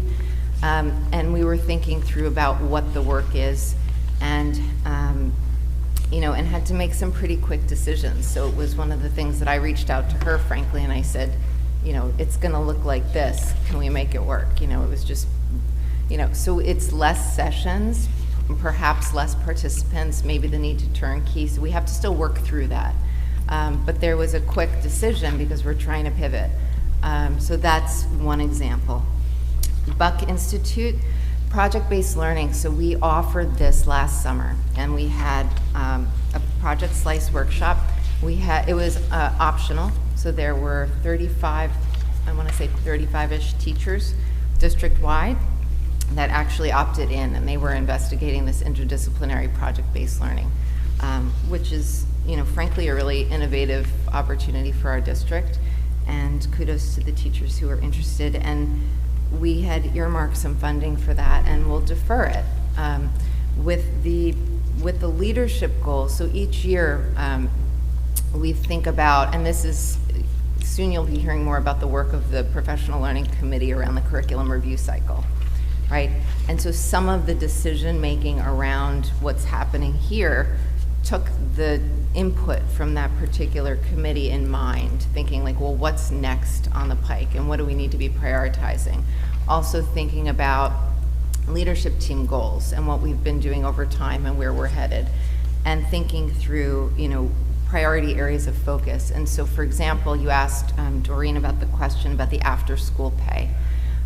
So one of the things that we need to do in order to do the curriculum work is we also have to pay faculty to do the curricular work, and that happens in one way or another, to be able to bring people together at the same time, which is actually really important strategically because there's a collective, and the collective synergizes and they help feed each other, and it's really good ideas that get flowing. So that needs to happen at some point in time. And so, bringing people together during the day is one option, but again, there's sub-coverage that's associated with that. So when we're thinking about reducing possible sub-coverage, like that's part and parcel of a consideration. If we're thinking about bringing folks together after school, that would be either thinking through spreading that work out more, doing it less frequently, for example, or having less people involved in the work. And then, figuring out some sort of turnkey system. It's certainly less ideal than, what I think about in terms of like really strong synergistic professional learning. However, it's certainly workable, right? And so we had to make some of those tough decisions. And I think, and another thing that I wanted to mention too, so summer work is another area. So I've earmarked summer monies for specific areas of curricular focus, both based on the curriculum review cycle, thinking about alignment. That some of the state standards have shifted, and even though that's our floor and not our ceiling, I strongly believe in innovative practice. You will never hear me sitting here, standing, talking about how we hang our hat on state tests, because I don't believe that. I do believe that we should be doing well on them, but we should not focus on them. We focus on students, we focus on learning. So, in addition to the leadership work that I've planned for the summer, in consultation with, so thinking about the Professional Learning Committee, we have to submit a professional development plan to the state every year, and we're just finishing that up now. Outlining, what are the professional learning offerings, what do we want that to look like, where's the momentum. So again, all of this is done with, and even still, outside of the leadership team goals or the professional development plan or the curriculum review cycle, which all work together, they're all kind of part of a larger system, how they fit together like a puzzle, we still have had opportunities for teachers to throw out some great ideas about something that they would like to be, passionately innovating around. So for example, I have one sitting right now that's like a culture through music, like being able to develop some curriculum there. There's another one that is an 8th grade community project that's interdisciplinary. So those are sitting in an approval queue right now, just to be very specific. So thinking about what that can look like over the summer, we just have to be extremely discriminating on the things that can move through and the things that cannot. And, not to say that we aren't normally anyway. I don't just randomly approve everything. We have some really rich conversations about why something should wait or why something shouldn't wait, but it does create a limitation. And so those were some of the reductions that you were seeing, and I hope that answers your questions. Yeah, I think, I just want to say thanks for that, because I think that there's a perception that professional learning and professional development can sometimes be fluffy, but it helps when you say that it's, standards change and they have to keep up, and that there are other things that are important for that, so that it can be necessary. It's not just like, have some fun for a day. And I would like to just add one more thing, because I think that's really fair, and that's something that I've heard as well. There's a difference to me between having a really coherent, targeted, ongoing professional learning initiative, and then concurrently some exciting opportunities to bring in an inspirational speaker, to get culture moving, to be responsive to people's interests. In a system of 300 plus, those moments are not necessarily going to be the be-all, end-all, most wonderful thing for every single one of those 300 people. And so if you're thinking speaker versus coherent, ongoing initiative, I just want to be clear, I consider both of those professional learning. I consider them, as I do with a really strong, teacher-led team meeting. Like, we have really incredible educators in this district. All of it is professional learning. And I think it's very, very important that I want to just make sure we're all speaking the same language, because a teacher leading a team and sharing practice, or pushing into a classroom and having a lesson study, or bringing in a speaker, or doing some ongoing work in a curricular area is all in that professional learning bucket. Yep. And I feel very strongly that pays off for student outcomes. And I also know from the research that is not always immediate. And I just want to be very clear on that. Yeah, and Thanks, if I may, just so it's not on Melissa alone, what I hear you saying, Melissa, is yes, these are reductions, and yes, we still can continue to do effective professional learning. We're shaving it back, so it's a yes, both. It's one of those two truths you can hold in your head at the same time. That's right. The other truth, Hastings, you got to hold in your head is great school districts invest in professional learning. You don't find a single. I've worked higher ed, I've worked independent schools, I've worked parochial, and I've funded in 2 major foundations, only the best in the Midwest, and you don't get there if you don't invest in professional learning. It has to be high quality, it has to be collaborative, and you don't get there without very efficient, centralized, collaborative leadership on it, right? So I think that, if I'm being clear here, I think, so in sum, yes, it's a shave back, but it's still able to continue and help Hastings really, I think, move into that next era of being a high-quality district, of investing in professional learning, organized, held accountable around it, to help us really keep moving. That's right, and we will make it work. Yes. Great, thank you guys. So I'm actually going to continue on with the theme of just 2 items. The first one being Gravity Goldberg, which we've already discussed, which was a reduction of $20,000. And I did want to point out that in November, this board discussed, honestly, the progression of our ELA students' performance in both the STAR data as well as their performance on the standardized tests between 2016 and 2021. And I do want to reflect that balanced literacy, when it was brought to Hillside over the course of the 3 years here, in addition to being supplemented by the phonics work, really did bear out, I think, the improvement for our students. So I think it's really important to give that as an illustration of when we invest in these professional development opportunities, it is very true. You're not going to see at the outset the meaningfulness for the students until you get down the road. And so for me, even though it's a pretty small amount, I do have a certain amount of reticence on that particular item, because it's borne out that it's produced success. And I'm not saying that in any way, I'm not undermining the fact that that's something that unfortunately has to be reduced by a certain amount, but I do want to specifically say, look back at that presentation from November, I think 21st or 23rd. It was pretty clear from the information there that Hillside Elementary really progressed over the course of those years because of the multiple efforts made on behalf of the literacy team there and the principal. The other thing that I wanted to ask about, and it's somewhat tied, is the portrait of the Hastings learner. I guess coming out of it, out of a pandemic, it's hard for me to understand where we're getting our overarching guidance for how it is we are meeting the needs of our students. We have been a district that has not had a strategic plan that we've been operating under for quite some time.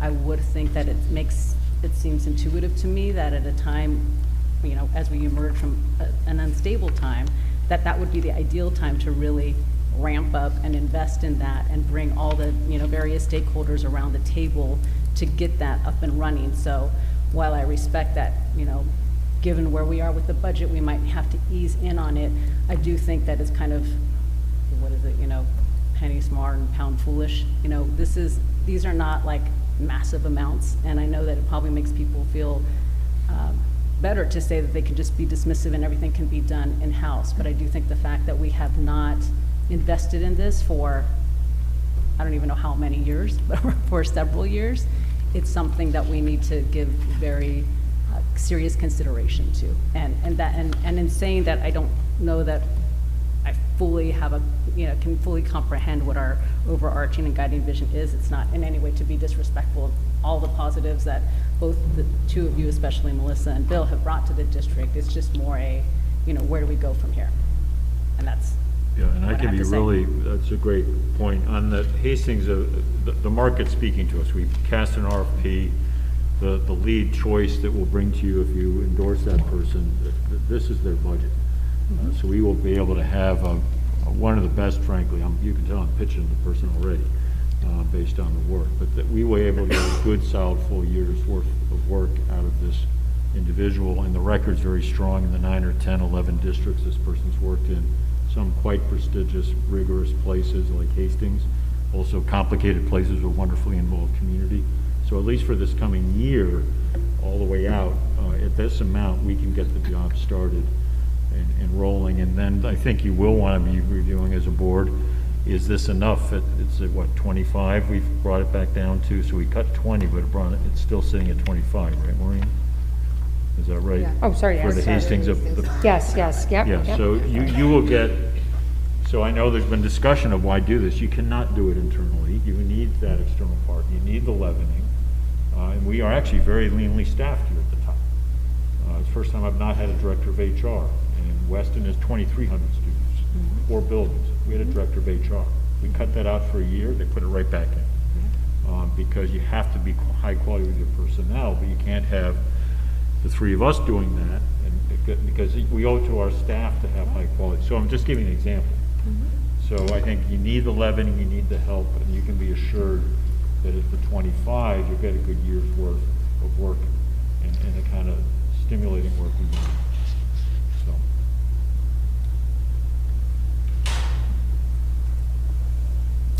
Another thank you for turning this into a presentation in very short order. I can only imagine the number of hours you all worked on this, so much appreciated. I am coming back to the point that Doreen made about the subs and the coverage for you to have your ongoing meetings when you meet with, let's say, the math department or your math committee, and there's been so much nice forward movement there, and you're wanting to get to other departments to do that. That hurt me a little bit to hear that time might be reduced, even though you would meet sometimes, it wouldn't be as much.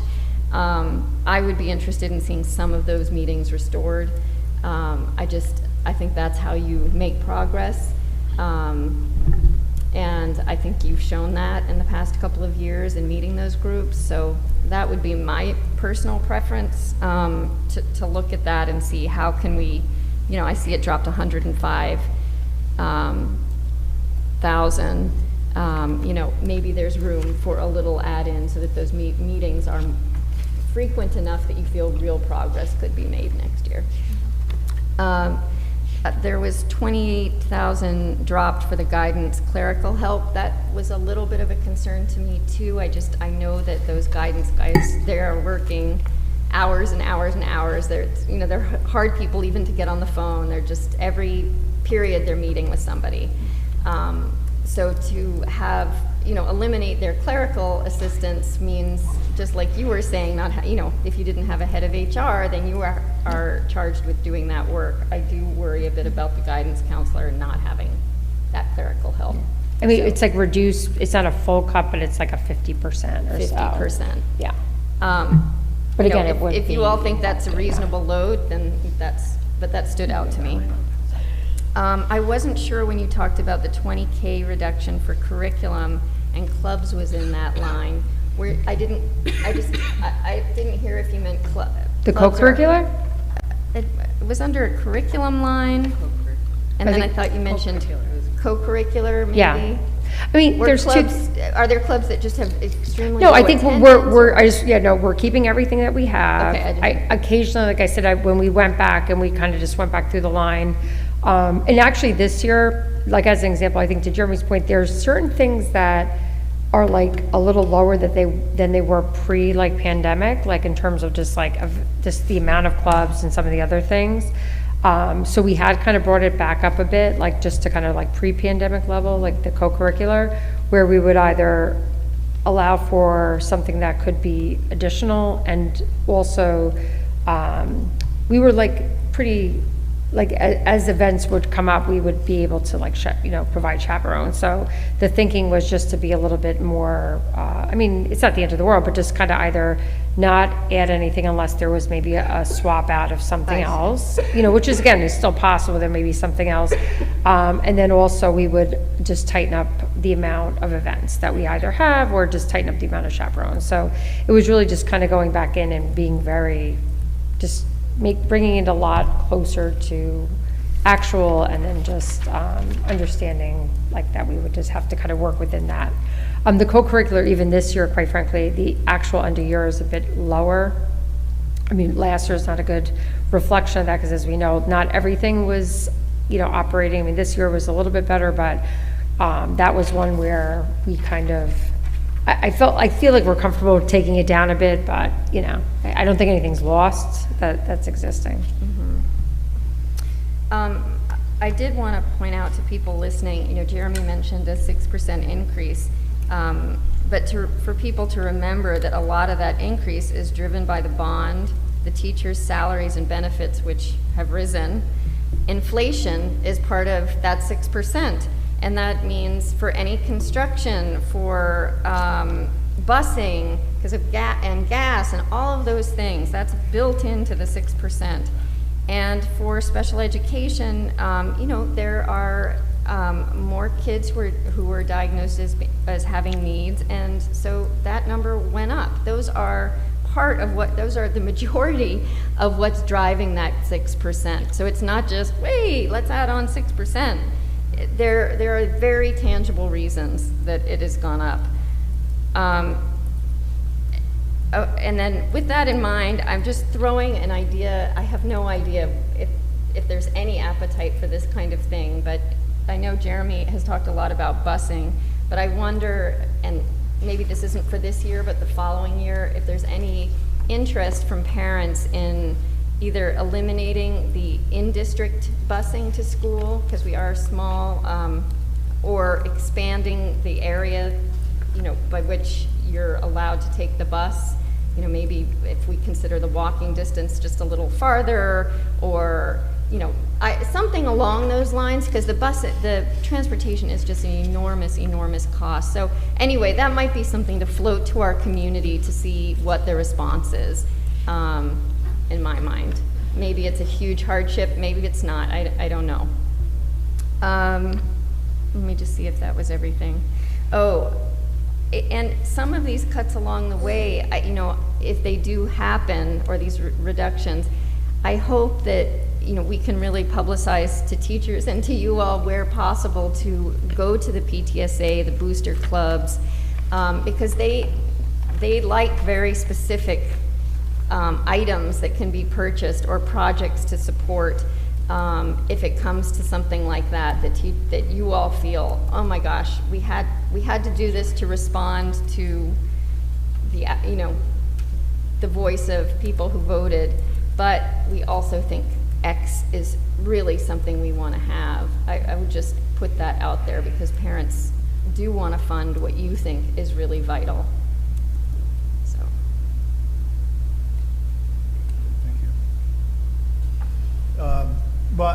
So thank you for this fire drill exercise, Maureen. I know it's been a long, for Maureen, Bill, and Melissa, but I know Maureen, you bear the brunt of it, so we really appreciate the several sleepless nights, the long weekend, and working all day up until probably 3 minutes before you walked in here to get this presentation ready, so thank you. I also want to just acknowledge the community. I think, it's very hard. It's not like we put a new $700,000, thing. Well, we did the budget, right? $800,000, the bond, $800,000. But that's we're contractually obligated to do that because we had a vote of 58% yay and 42% nay on that original bond vote. And so I think, it was largely considered a very important investment for all the reasons we won't go into here, but were documented at the time. Very important for the education of our children. And so that's 1.6% of this increase, something along those lines. I look at it, but something along those lines. But the community, whether it was 17 votes or 200 votes, I think the community is trying to say something. And you go to the gas station, you fill up your car, and all of a sudden it's over $100 right now. And you look at your stock portfolio, and it's like a bucking bronco, and it's just has people on edge. I think part of it was that people feel somewhat on edge right now, and so I think it's important, this exercise we've done. I want to thank the administration for doing it, to really look at where can we slow the growth, tighten belt, cut, depends on what word you want to use. And so I appreciate these. I do have some, concern, but it's already been shared. I think everyone's been talked about it around professional development. I really, Dr. Szymanski, really appreciate what you've said around lagging outcomes and long-term planning. It's very hard when you think about long-term development to look at, we like transactional things we can see immediately. We don't get to see those. So I think, one of the hard things we have to do as a school board is look at, I always say you get to run for the school board as an advocate, then when you get here you have to govern. And governing is not about advocating for one or two things. It's looking at making the hard decisions to look at the long-term health of our district. And I trust you in having made these calls around PD. If it were me, I probably would have not cut the PD as much. But I trust the administration that you think we're in a good place, we can get to a good place, and so I'm comfortable with that number. I do realize PD gets beaten up a lot, and for all the reasons we've spoken about. I do want to say something. Jeremy brought up this idea of the appropriated budget, the appropriated balance that we carry over. It's about $1 million this year. It ebbs and flows, Maureen, between $1 million, sometimes it can go down, sometimes it can go up, right? Yeah, and again, I was just looking, and I know there's so many things that can kind of go in one direction or the other, and it's not, of course, there's times in which, again, I just use special, and I hate to always use that as an example, but it just is one that I think has, things can just a tweak or something in one or two directions could potentially have a relatively significant financial impact. And like this year when I was kind of looking through, and that one is one that we struggle with, because certainly when things don't happen, people say, oh, like you didn't have to add that 300. But even like this year, if you look, we were a few $100,000 less in our tuition, out of district tuition line. And I do know like who that is for and what occurred, that that was not needed. But there are times in which that would be the case. But as an example, the next year's budget, I'll just use that particular portion of the budget. That one would be, not to say that there wouldn't be looking at the actuals, of course, like that would have some, but there is as much as people may not think it occurs, it does occur. It's like zero-based budgeting from a standpoint that, and any of the principals can tell you that's how they present their budget, because they really look at what classes they're going to run the following year, or like for special education, what students they believe that they're going to, where they're going to be, what the staffing configuration is in each of those classrooms. For ICT class, like all their staffing is gone through, and again, special is a little bit different because it is unique, and there are times in which a child needs an aid, or there's an ICT class where they may need to break a section or not have a section run. So those are like larger kind of shifts we see in the budget. Actually this year, it probably will be around that 250 mark or something less, mostly driven on tuitions and out of district. And then the other thing I just wanted to highlight about our budget, and we did speak about it a bit when we were presenting, but within the area of special education, one of the things that we're starting to need to be paying attention to just in terms of our budget is that with the addition to the private school that is growing a bit in the district, we're required to provide like services there. So we did speak about that a bit, like where some of the increase in our actual budget, we have a corresponding revenue on the other side of the budget, but like as the contractual services is showing quite a bit of growth, but it is really to also whatever we're required to provide to the Hudson Lab. Now, if we don't end up, if there's children that don't attend there next year, like there's a potential that we don't spend that money. So that's something that we're doing it based upon the children we know currently, or Laura and Tess would know that are attending there, and what or some of their incoming students, or what they're going to need. But it's just an example where, yes, we end up with money. Yes, it's not like, I'm not going to act like it doesn't, but there are a variety of factors. Even as an example, we had a psychologist this year, and she left the district. I didn't know, like she went back to her previous district. She was a very high paid psychologist. We didn't have a psychologist for 4 months. So you could look at that actual and be like, well, you over budgeted. Well, was I supposed to, how are we going to anticipate that it would take us 4 months to find somebody? So there are things like that occur, like, or people leave, or they go on leaves of absence. And even, just so you know, when we budget, we typically budget for the person that would typically be in the role. But if they take another parental leave of absence, or they don't come back, typically a person's replacement would be significantly less than the person who was like, so you'll see that even in the salary sometimes. Again, this year is a little bit more difficult. We have almost all of our contracts are out of negotiation, so trying to put something for the unions, to settle those contracts. So if they come in lower, then theoretically you would have money in those lines, right? So there is a little bit of flow in there, but we can go later about, like, if we look at the actual, I can certainly walk through like why we budgeted this, why did this change, and then why are you proposing a different number? Because we can do that exercise. Yeah. I'm happy to do it. But I do understand that if you look at it, I completely understand that you would look at the estimated end of year and of course say, well, the budget is really great. He's absolutely correct. It is growing really, like what we spent this year versus what we're proposing to spend next year would be a different percentage than the budget to budget would be.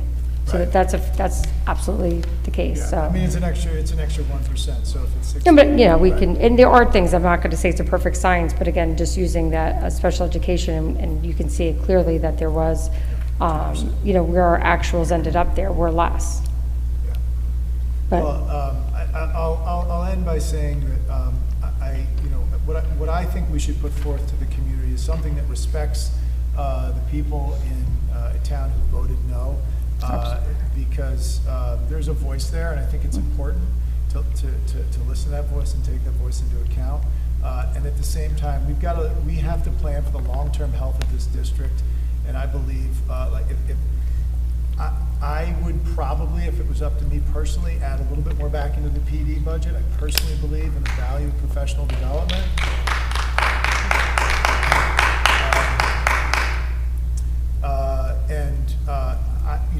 But I'm not sitting in your shoes as the professionals that we have hired, the very experienced professionals that we've hired.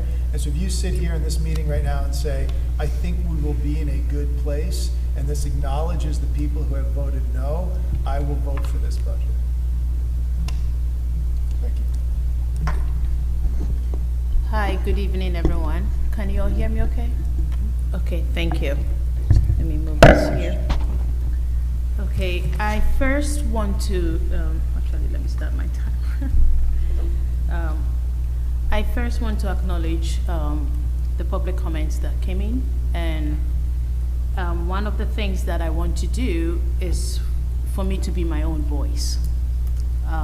And this is based on history and my experience with sitting in boards, not just this one. I want to thank you for admonition about leadership.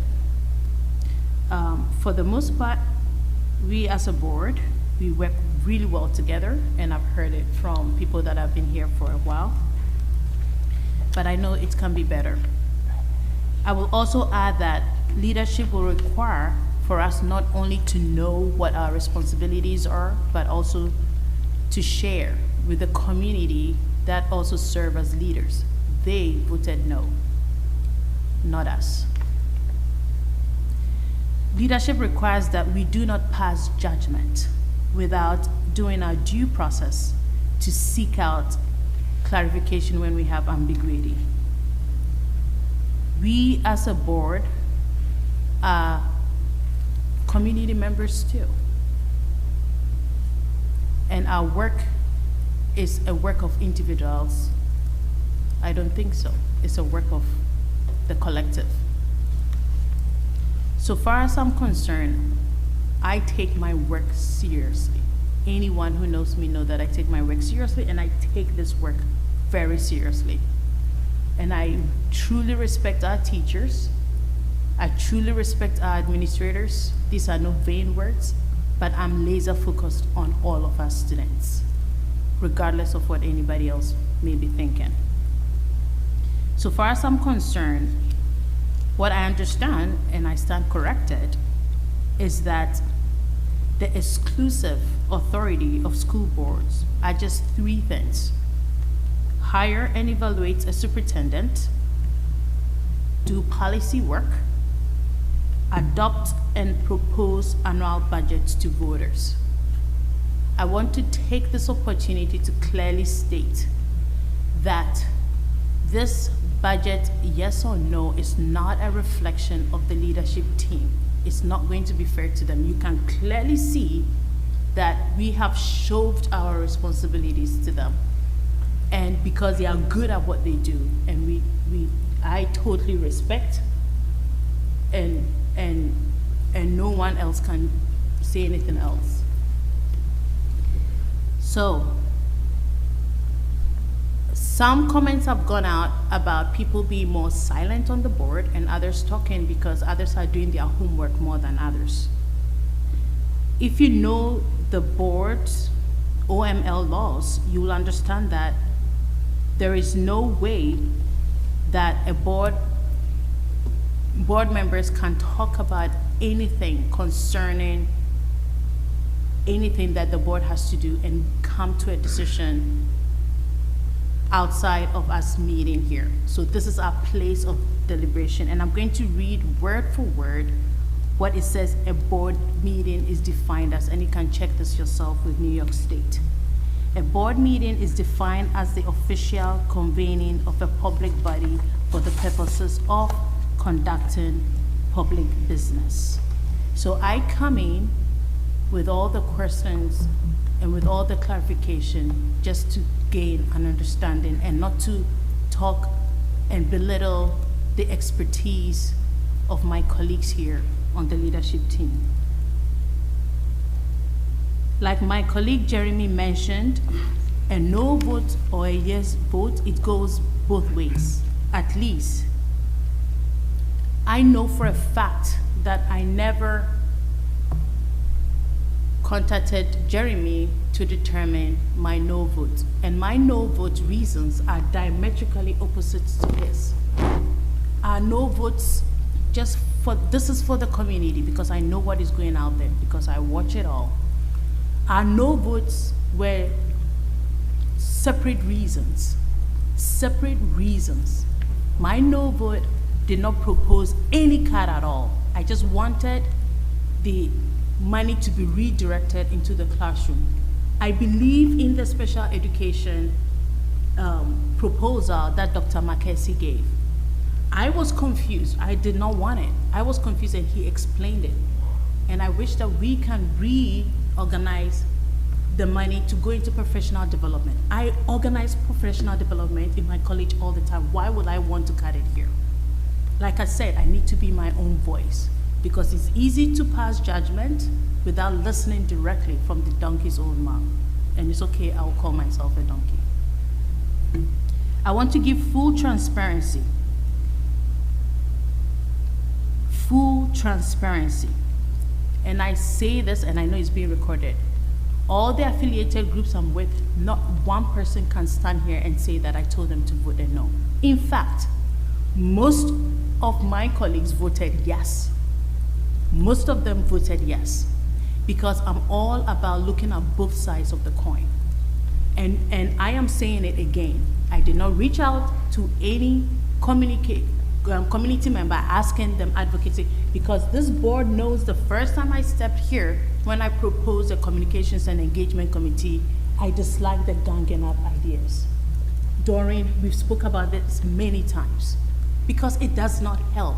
Whether it's a yes vote or a no vote, 20 people, it's not politics, it's our kids.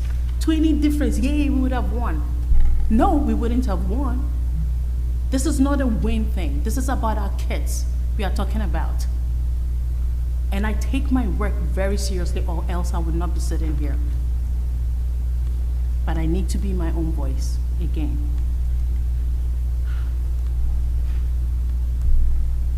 I am asking Dr. Makesi, because the first thing I saw this email, it came in 5:20 something, and so that's when I looked at it. The first thing I told Maureen is like, what? Curriculum? Too much. Too much. I said that even if the budget was 6%, I just wanted to make sure that, look at what we heard with all these tenures. Look at the work that they are doing. I just want the money to go there. And that's what I'm asking. So like Doug said, if this 300, with 4.68, if this, some of the money can go back to professional and curriculum development, so be it. It's 360 something is too huge of a cut. I mean, can it be said that we get to 5% or something? Anyway, I'm timing myself, so I stop. I talk a lot, so I'm done. I'm done. Yep. That's my direct question. Can we take some of the money back? I heard it, and I'm already thinking. So Thank you. the three of us will have some answers. Thank you. I appreciate it. You know, I'm going to be a little rangy because there's a lot of stuff that goes into, stuff that we really don't get a chance to talk about. But first off, I agree with the general nature of the cuts that we're making. But it sort of heightens for me the problem or fallacy of looking at things just as a number. And obviously budget's a lot of numbers, but we get so focused on a number, you lose sight of what's behind the number. And and there's a couple of different ways to look at this, but one of the things that I've discussed from my own experience and seeing others is like, this narrative that like if you cut a theater program, the theater kids would go take it someplace else. But what I've seen, and this goes across sports and everything, it's not just those kids. It's the kids who get pulled in by a friend at the last moment, who kind of sort of don't want to do it, who eventually discover a love for something or a place where they fit in. Those people get sort of erased when we just talk about numbers and this kind of thing, like a lower number is better, a higher number is worse. And for me, those enumerated things that the board can do, this is one of the questions that came up with the League of Women Voters thing when we were running, was what's the power of the board, right? And one of the things that I brought up, one of the key things is narrative that we drive. And so from my experience this year, one of the biggest numbers that sticks in my mind was the SEL results. And they weren't great. And looking at the percentage of kids who felt an attachment to the district, to me, that's the foundational number when we're looking at what do we need to get done, and another number. Let's look at Hastings, it's not Brigadoon. You know, we exist in an ecosystem, and, you know, budgets passed, all those budgets passed on Tuesday. We can look at that data. I have, okay? That data, what does it tell us about what's going on in Westchester and Putnam County? You know, the median budget that got passed, proposed, of the 45 districts in Westchester Putnam was 3.8% rise. There were about 20 districts that were above that proposed 3.8%. The Hastings being one of them. And take those 20 or so districts. Those budgets passed. The average percentage that passed was 5.3%. The average, you know, margin that those budgets passed by 73% yes. Take the budgets above Hastings. I think we were 7th or something like that. Those 6 budgets above us. I forget what their cumulative totals were, but they were all larger than us. Those budgets passed by 82% yes. You know, and so, you know, we're not Brigadoon. We don't just exist in some magic space where it's just us. And even if you look at what we spend per pupil, it was a little bit less than $2,000 less than the median for Westchester Putnam. Now it's, with this budget, it's solidly $2,000 less than that median. And, you know, if you look at with this budget, take off that bond payment. Again, the median past budget for all of Westchester Putnam, 3.8%. Our budget now, even with, you know, with the changes, take off that bond, it's 3.08%. So, you know, it goes back to the question of, are we lean? And we are pretty lean by any metric where you compare us to anybody else. And you can't just say, is this number lower than another number? By any metric that we use. But getting back to sort of the job that we have, looking at the number from that SEL and thinking about the kids. And going back to sort of the concern that the residents have, you know, I understand that it's not just enough that it's lean. We have to be, and the residents expect that we're deriving value from what we do. And this goes back to sort of the Moneyball analogy that, like, and I think a belief that I certainly have as a board member, that a dollar spent really has to be beneficially felt for a student optimally. And even more optimally, that it builds an asset for that student. And that's sort of the metric that we have to judge by.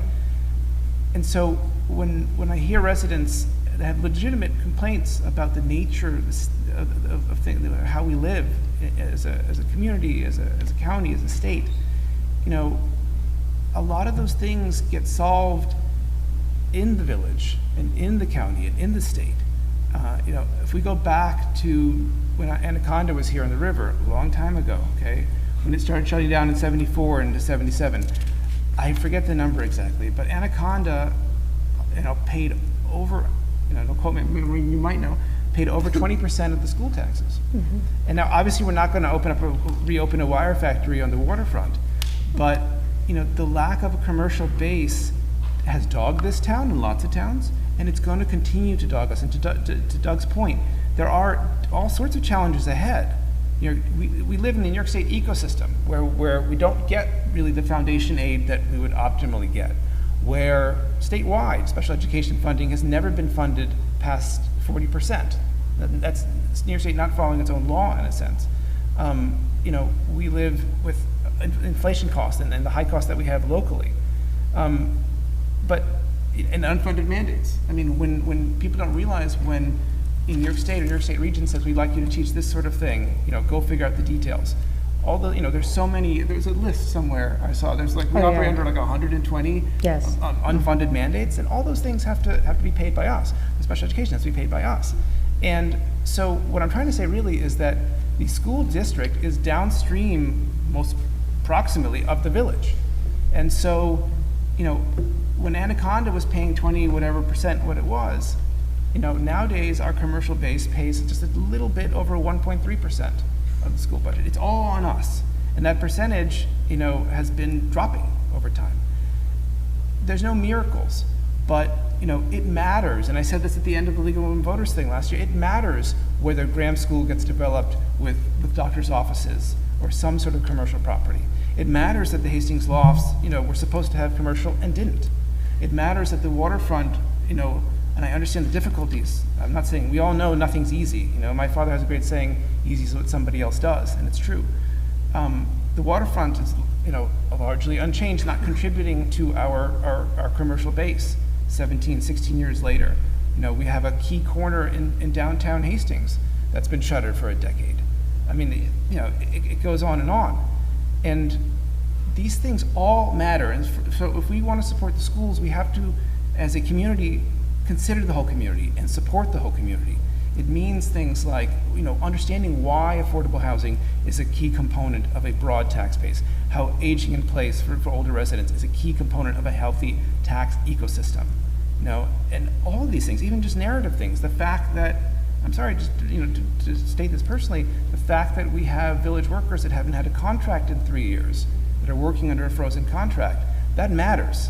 That matters to how well we can get along and move forward as a community. And what some of the residents have brought up, operating under COVID, for 2 years, so many parents have barely been in the buildings, and so much of our lives atomized. We need, I look at this vote, this no vote, not as a combination of anybody, but as a signal that we need to sort of get back together, that we need to, understand how the school system works and understand how it fits in with the village in its entirety. So, that's all I would say, that, I'm comfortable with where this budget is at, but there are challenges ahead, and this is not the only time it's going to happen. And if we're serious about all the residents of Hastings, we need to really look holistically at how all those pieces fit together. So, thank you.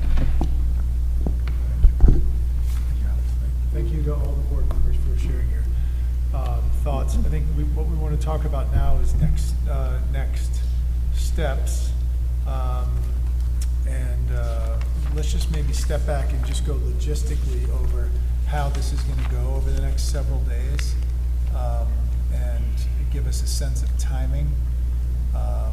So first of all, we've got to leave you with a sense of clear direction, and then we want to talk about a sense of timing. So let's maybe go timing first, and then we'll come back to the sense of direction. Well, timing, you need to decide on when you're going to actually vote, and your options would be really not Thursday evening, because that's the night before break, but Thursday during the day, or the Tuesday you get back on the 31st, but you've got to vote by then.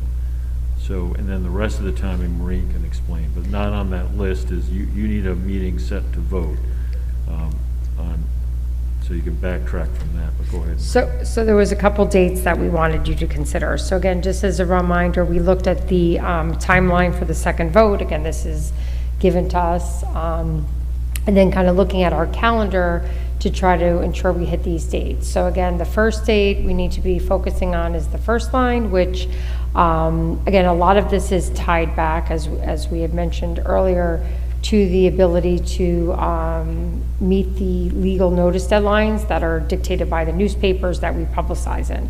So based upon that, we need the board to adopt a new budget, and that needs to happen by May 31st. If it's going to happen on the 31st, we need it to happen earlier in the day, just to ensure that we do not miss being able to publicize it. That's our concern. Coming off a holiday weekend, we want to ensure that there's no question, because if we're unable to make that, I don't even know what the ramification of that would be, but we are required to publicize those notices. So the thinking was either we could do something Thursday, sometime Thursday afternoon possibly, have another, just a meeting for the board to adopt what will be our budget. And then if not this Thursday, then either early on Tuesday, we could have either a meeting first thing in the morning or at a time that would work, preferably, right, Melissa, we were saying before 12 o'clock. Again, just the concern of over the noticing. We don't want to miss those dates. And then the other meetings we want to consider will be, we have what was the other date? Okay, so we're required to have a budget hearing. And currently we have a board meeting scheduled for June 6th. Being we're required to have a budget hearing that has to fall between June 7th and the 14th, the recommendation or for some consideration would be to move that June 6th board meeting to either the 7th or 8th. So either to the Tuesday or Wednesday, because either if you kept the one on the 6th, you still have to have another one. So we wanted that to be settled for this evening so we can properly, ensure that people know when that budget hearing will be. All of these dates have to be within notices that we're required to prepare and send back out, like another budget newsletter that we're currently working on that needs to go back out, needs to be printed and prepared. And then the other meeting we were looking at was this, we have a current meeting on June 21st, right? So June 21st is the vote, required date of the vote. The board will have to adopt the results of that budget, whatever that vote may be. So the thinking is to not have the 21st meeting and then move it to the 22nd. The 23rd is graduation, so I guess conceivably, if people were interested in going to that, if you didn't want to have it on the 22nd, we could have it the 23rd prior to graduation for those who are planning on attending. So that would, we need to kind of get that into this calendar also. Okay, so let's take first things first. Meeting, Tuesday or this Thursday? I would opt for this Thursday. I don't know what the board feels. Does that give these guys enough time? Would they rather have all day Thursday and all day Friday to, oh, Friday's not, they don't have work. I mean, I think at this point, we're really looking for what, you know, if what we showed tonight is that, I guess there was two things that there could have been, you know, asking for additional cuts. If you were asking us to go back and cut additional expenditures, that would require some extra days. If you're going to say that this one, short of if there were a couple tweaks that we could make, then we could be prepared for Thursday. For Thursday? Yeah. Long answer to a short question, but depended on what. Doug, I don't the think there's outcome. anyone on this board who's not prepared to vote by Thursday. Okay. That's a good thing. I'm Well, prepared. no, I was talking more about actually being able to physically come here, Yeah. be here, right? Like that was more of a concern. Right, because we can't do it by Zoom, it has to be in person. I don't know, those laws I think we change can. seemingly weekly, but can we do things by Zoom? I'm not even sure. Where does that currently stand? Excuse me? Will you I mean, we think can by check, check in on that, and then we can also, you know, I mean, theoretically, you could have the meeting at 7:30 in the morning. I mean, whatever works best for people. Okay, so it seems like no one is, you know, like on a plane all day Thursday or anything of that nature? Okay. So we'll figure out how to make Thursday work, so let's go with that. And we'll have to just figure out time, location, whether virtual or in a meeting. So then the second question is the direction to give. I heard a few people talk about wanting to add a little bit more back, specifically around PD. I heard that come out a little bit. And that was kind of, I think, as far as tweaks go, I mean, I think people on this board have shared a desire to have further cuts, but it doesn't seem like that there's a lot of, or further reductions. It doesn't seem like there's a lot of momentum or, let me put it this way. Is anyone here for larger reductions than what is currently in the proposed set of considerations and suggestions from the administration right now?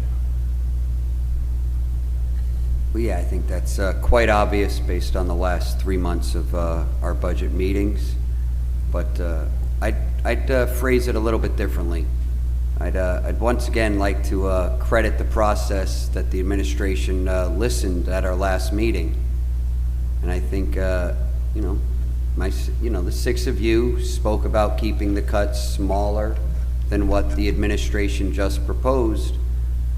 And, you know, maybe I'm misreading it, but I really think the administration made the right call by determining that a smaller number in what the range this board was proposing, which I heard as let's only trim it by 100 or 200,000, might have been a mistake and might have been interpreted in ways that could have had this budget or the next budget in trouble. So I really think the administration there took a good look at it and came up with their own number based on our guidance. And they went, you know, a lot farther than the numbers I heard from the 6 of you guys. And I think, you know, based on their experience in this field, and which is much different than ours, you know, I would do 2 things. I would not advocate for changing that proposal much. I think it has a lot of benefit. This town has a lot more yes votes out there than no votes that could certainly be tapped into. But yeah, if you're asking, is there anyone on this board who's proposing smaller than a 3 million increase in actual spending? Yes, I continue to advocate for changing the amount we spend on students who are not in our district. I think we are saying yes to everything, and I think our community is ready to say yes to everything. We have a lot of people that want to support our schools, and I think administration and this board, you guys hear it. But I mean, that's a lot of yeses. Yes to acknowledging we're spending more on special education settlements. Yes to acknowledging that we're going to grow our special education program at the same time. Yes to our community prioritizing our buildings and putting out new buildings. But if there's not anything you're willing to give back, those are very large increases for a significant part of our community. So things that concern me that didn't come up there was what's out there for next year. Consideration that state aid drop-off is going to fall by $450,000 is not a guarantee. I really appreciate that, you know, Bill, Melissa, Maureen put it out there, but it's out there lingering. So if you're I'm sorry, I was supposed to say it was federal aid, not state aid. That I was just clear. It was just that those RSA funds we're not showing that in our revenue pot, but we do fund some positions, not all, just like some of those, like additional part of the diversity inclusion facilitator, part of some of the math intervention. Again, it's not the whole thing, but those are things I just wanted to clarify. When we develop the budget, we are kind of considering then, like, you know, how we'll manage getting those back next year. That was I just, appreciate you know. that, because I wasn't sure how we No, knew, not the state aid. how we knew state aid was going to drop Oh, off no, in I'm an sorry. It's election just year. that additional It could be funding. federal. That makes more sense. Yeah. Thank you, in a holistic Sorry. way. Did I not But write we're looking federal? at a future where federal aid might drop by $450,000, and the overall concept of money, we are required to list, you know, tax rate change, tax levy. But if the budget is going up by 4, 5, or 6%, eventually that will be on our residents. And eventually that will require 60% budgets, 60% approvals to pass. So there are reasons not to come back and ask to tweak this, to just take the numbers that the administration has given us and throw it out for a second chance for the residents. The reality is, though, that reality of needing 60% is, we're at risk of that no matter what budget we set right now, because the growth factor is going away, and the money that you get from an assessed value that's higher is not going to be there anymore. And so that risk, whether we set it at 200 less, 300 less, 400, that risk is there no matter what we do. That's always going to be a risk that's coming up, and that's the reality of the hard. It really, you know, there are school districts around us with the same amount of kids who have $12 million more in their budget. It matters where the benchmark is set, and then you have conversations about where you go from there.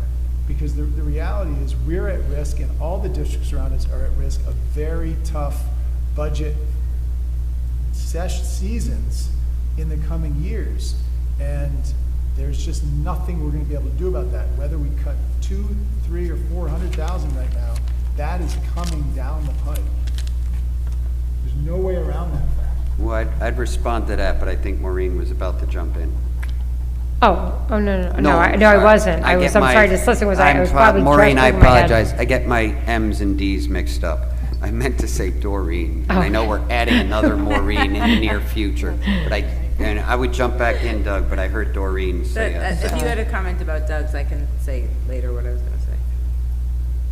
Okay. Well, I do think that's a reason why you would actually have a discussion about that stuff now, while we have 2 days for the, our financial department to consider it. You know, if you were looking long-term, you do want to look at avoiding having to do 60% tax cap numbers.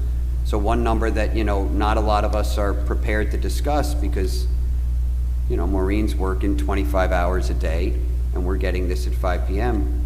but there is a sales positioning job in this, in that we're trying to reduce the tax levy to 2.1%.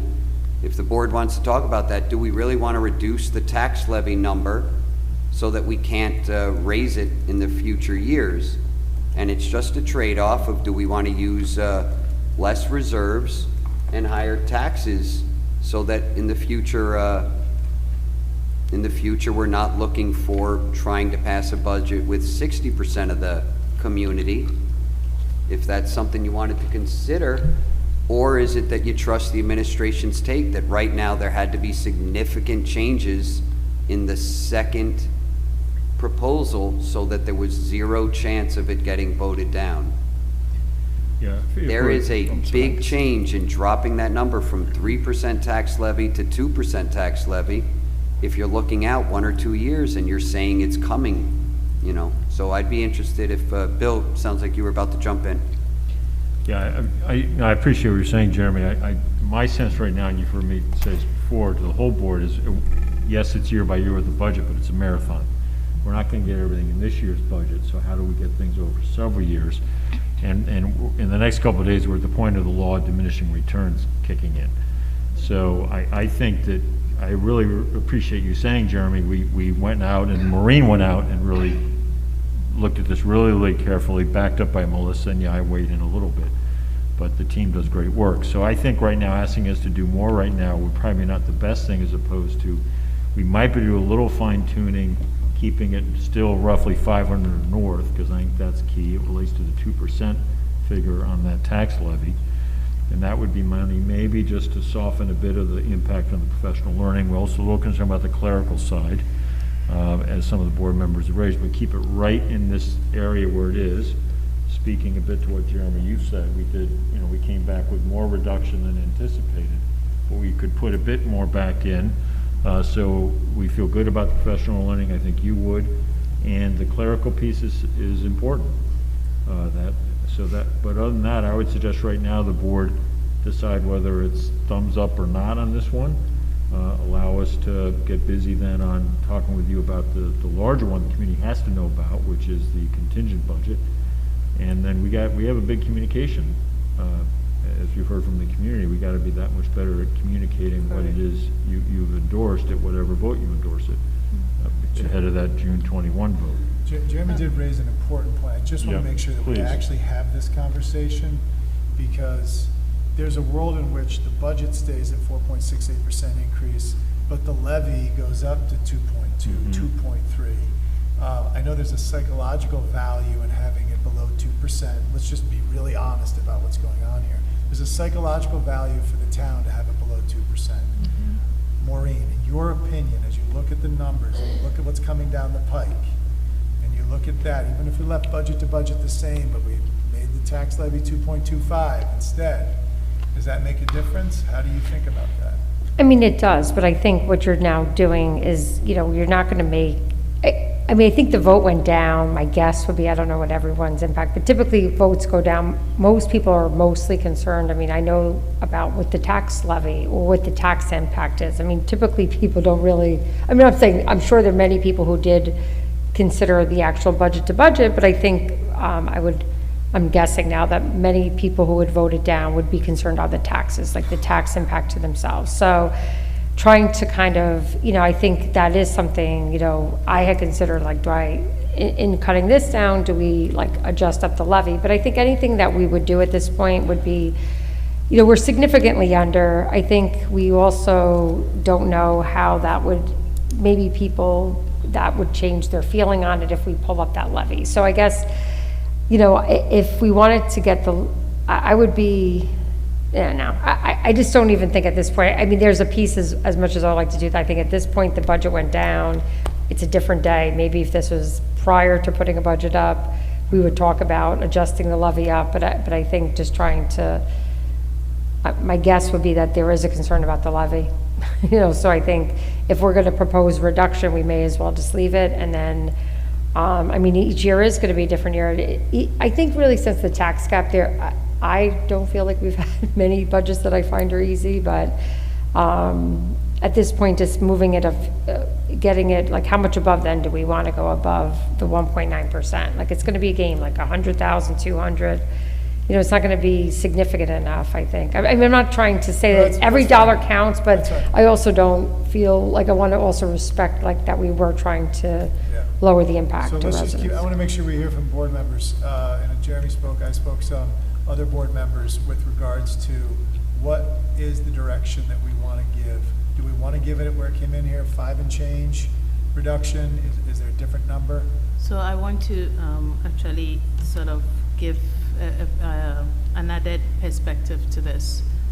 I would say that, again, from the emails that we received and also from the comments that came in, the narrative has been quite important to shaping some of the responses that people received. There are others that did not really care about the numbers as much as the narrative that went out. And I want us to acknowledge that as well in moving forward, because I would love that the next time we as a collective board work on the narrative we want to send out together. People would ask me about showed it to me when they approached me, and I didn't really know what to say because, again, the board should work on the narrative together. That being said, I want to make this clear to our community in this regard that I personally have an issue with general education versus special education. It felt quite insulting to see inputs about, oh, special ed is too high. Really? You know, this is some form of marginalization that we closely have to look at in a way that we may not even imagine what we are saying. Because all our kids are kids with specific needs. All our kids are kids with specific needs. And I want us to treat general education and special education as accounting line items and not put numbers to it, because we would never put general education saying that this is general education and this is going, but when it comes to special ed, all of a sudden we want to marginalize it. So I would say that one of the professional development piece that I was suggesting should actually go back in enriching special ed, not just where we should be quite intentional about it, because every board member knows that I supported the assistant director position, not by title, because labels can sometimes mess up everything, but by the work that was going to be done. And I'm hoping that somehow, if we take that stereotype out and look at what is being done, and I don't know whether we call it rebranded, is it coordinating position that can still allow the work to be done, and some of the money used towards that enrichment of professional development for the teachers in order to enrich towards special ed. That would be helpful, because SEPTA has tried so hard for several years to get special ed going. And it's just not fair that is not, I mean, Dr. Makesi was doing the first step, you know, he's explained it in different ways, but I know for a fact that sometimes labels will always take away the message, and that's exactly what has happened. And probably the narrative of assistant director term should not even have been used to begin with. And frankly, I don't even know why we should even put it on a budget proposal. It is due our students. Do we put things like that for general education on our budget proposals? We don't.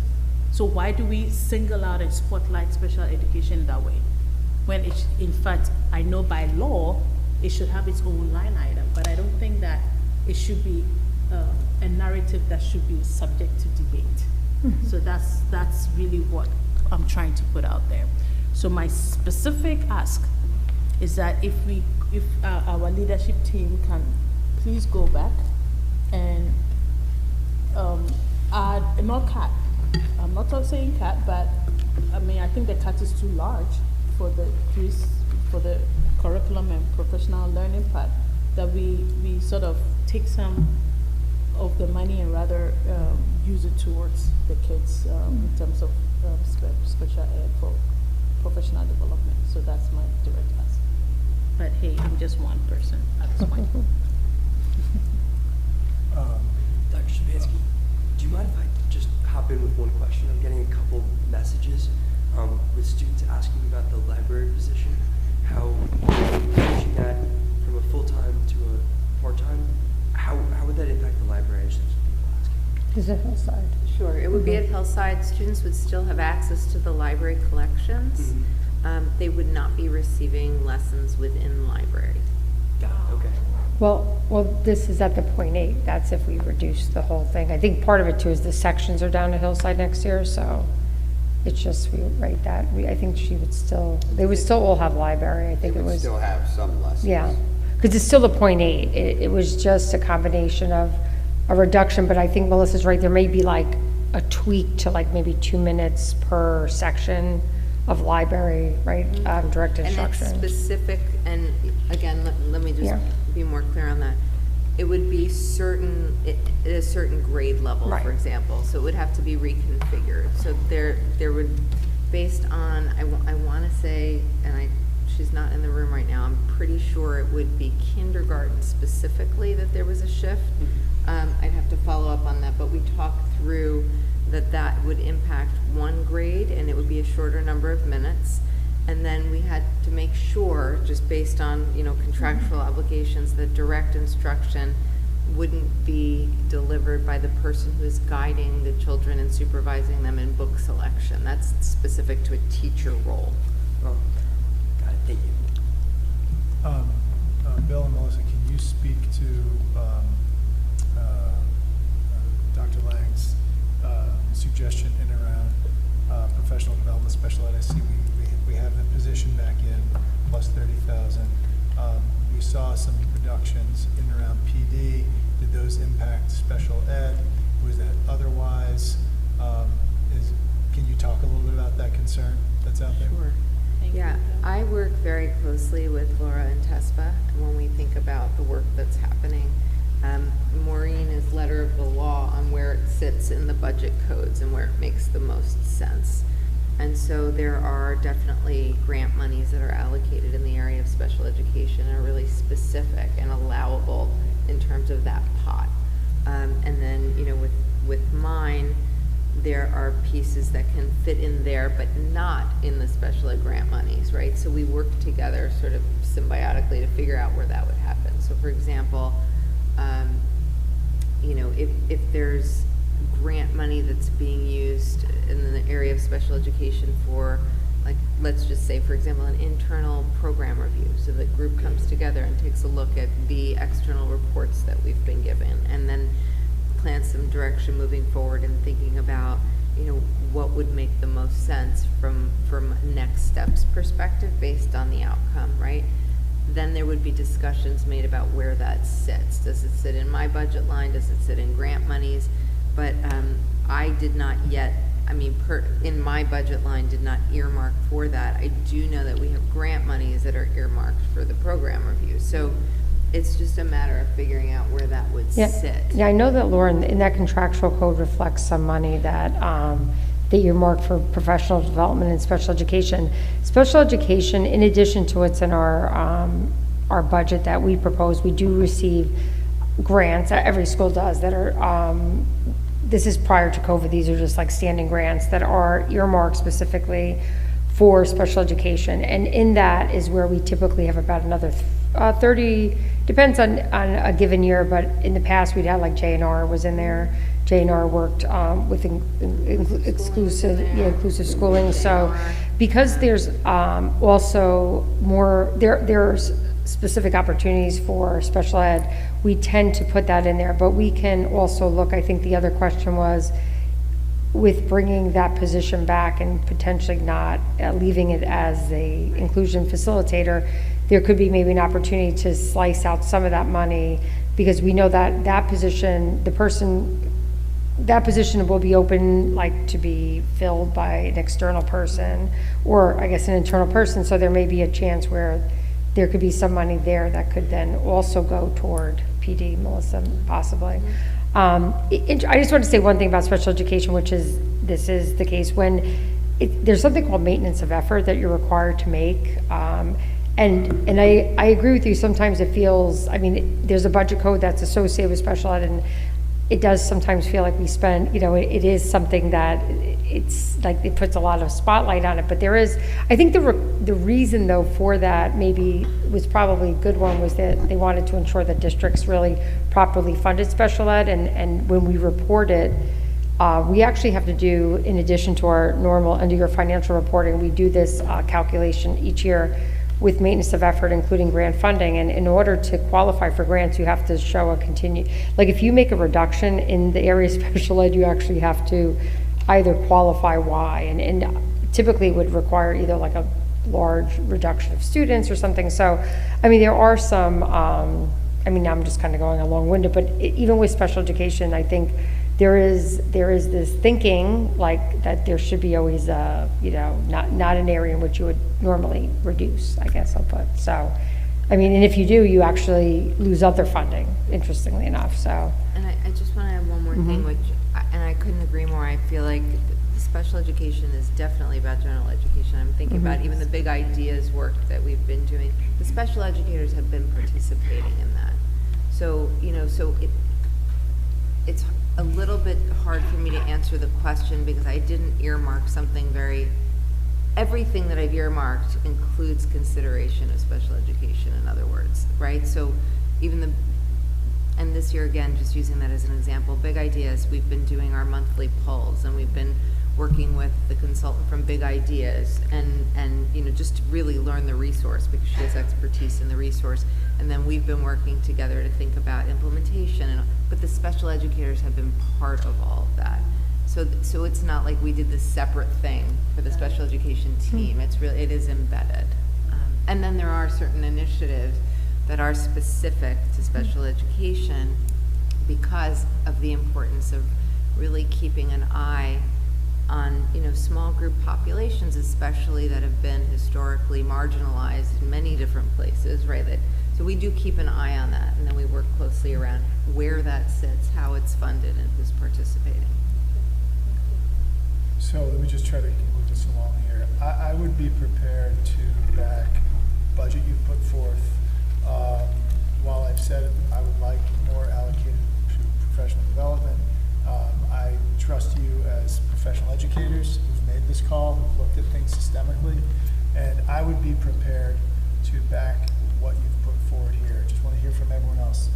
Would anyone else be not prepared to back it? I mean, we've heard from Jeremy, he may have a different point of view on this for a variety of reasons, but of the people who haven't spoken yet, is there anyone who would not be prepared if the administration goes away, takes a critical look, and oh, by the way, if you do that, you say, there's actually this thing we would have tweaked with professional development, we want to come back with something a little bit different, I would be okay with that as well. But at this point, I'm okay with your professional calls as educators on this budget. Is there anyone who's not okay with that and wants to voice that concern right now? I just have a question that I didn't get answered yet, which is that I think it was important to do the reductions. I think we have to show a good faith effort to the townspeople who voted no, that you're taking a look at it, and I appreciate that. I think that's super important, and that's not to the tune of a couple $100,000. I see what you looked at. I think that's great. But I still don't know why we would get rid of the eliminated proposed second assistant director position if it's going to add $30,000. Why are we still considering doing that if it's adding $30,000 to the? I think that we didn't market this position correctly. We're still having because from what it sounds like, you're reinstating the special education teacher on assignment, so it's not saving any money. It's actually, we're having a teacher who then will get, overtime going over, and it's going to add money. So I just want the rationale for doing that, and not just because the community didn't understand the position and they think it's a bad idea. Well, I mean, I think it is something for you as a board to talk about. I mean, our sense, listening both within the district and to the community was, good idea. Is this the right time, though? Do we need more understanding of what the program review would suggest as to what is the best way to deploy? And we'd said all along, the reason you could save money is we have there's not an appetite to get rid of all that support, but how do you position that support? And it would be a shift to an administrative function for the purpose of evaluation, accountability, that peer-to-peer doesn't exist. So, right, the inclusion facilitator can be supportive and coaching in the classroom, but can't be in that, that evaluatory role. So that's a the key current- change. So the sense was, if we pull that back, keep the resource, keep the heavy focus on inclusion, keep that heavy focus on support across, and then let's get through the program review and then see where we are, there may be broader acceptance for that shift. So the current role, the special education teacher on assignment role, Yes. the work that she does is very different from the work of the proposed second assistant director. Yeah. I mean, Correct? right, it's different. Okay. We still, though, you still have that freed up, if you will, resource to provide support and guidance in bringing change. Now, was that working as ideally? A great person in the role, and these things take a while. And we'll be in a transition there. So I think, but it's a legitimate question. Our thought right now, as we listen to concerns as to what went on in this vote, is that we can still move ahead, do what we need to do, and then return later with potentially a shift in the management structure. So right now, we were sensing there were enough questions about why are you adding another manager at this point? And then we thought, remember, there were really two big parts. Immediate, we did the adjustment in staffing with this position. We also adjusted for developmental reasons, the extent of the teacher assistants and certain grades around the ICTs, still holding strongly on ICT as a concept. Then we said longer term, we need to get busy about really by January of this next year, bringing back to the board and community, what's our plan going forward with SPED? And in there, the hunch is we need to modify the management structure, but it may be, let's just actually do that review and then come back and say, we have to modify. Yeah, as long as you're able to do the review with the team you have. And then the plan was, if we got the second assistant director, the person who is currently in that role, that money is, was going to go on and do something else. She wasn't leaving. She was going to do something else within the school. So whatever she was going to do will now not happen because she'll go back to her original role. Am I So when there's understanding a- this correctly? So, yeah, I can clarify that. Whenever a district creates a new position, it gets posted. Nobody has rights to it. It's open. It's posted. So that's separate and apart from the other question, which is the teacher on special assignment. If that position is eliminated, that teacher would go back into the classroom. That's what ends up happening. So with do we that. need to hire someone to because we were planning on putting her back into the classroom? Do you know what I mean? Like, it's like a domino effect, because there was a plan and now the plan is being adjusted. So anytime someone's in a position and then goes back in, so if there's a teacher on special assignment position and that position goes back into the classroom, that would either assume one of two things. Either somebody has like retired, resigned, there's an open position, they would seat back into that lane, so to speak, or it would be a scenario where someone with less, like the least amount of seniority in that lane gets bumped, and there's what's considered a reduction in force. That wasn't the scenario in this particular case, but logistically, that's how it works. So she wouldn't have had, like, the position that we've discussed was never person-specific, it was position-specific, and then any person within the system who's qualified would have the right to apply for a position, go through an authentic process, like, but in other words, that the elimination of a position would mean that person would return to the classroom. But now she's not returning to the classroom because she's going to keep her old job. That's my question. So if she doesn't return to the classroom, did we need her to return to the classroom? Or does somebody else have to return in your spot? Right. Yeah, so, I mean, should the position still exist, then the person in the role would still exist in the position. Okay. All right. I trust you guys to do what you want to do with that role. So just of the people, Sylvia, Allison, Alex, we haven't heard from Doreen, if you have further opinions. Would you be willing to, would you be prepared to back this current budget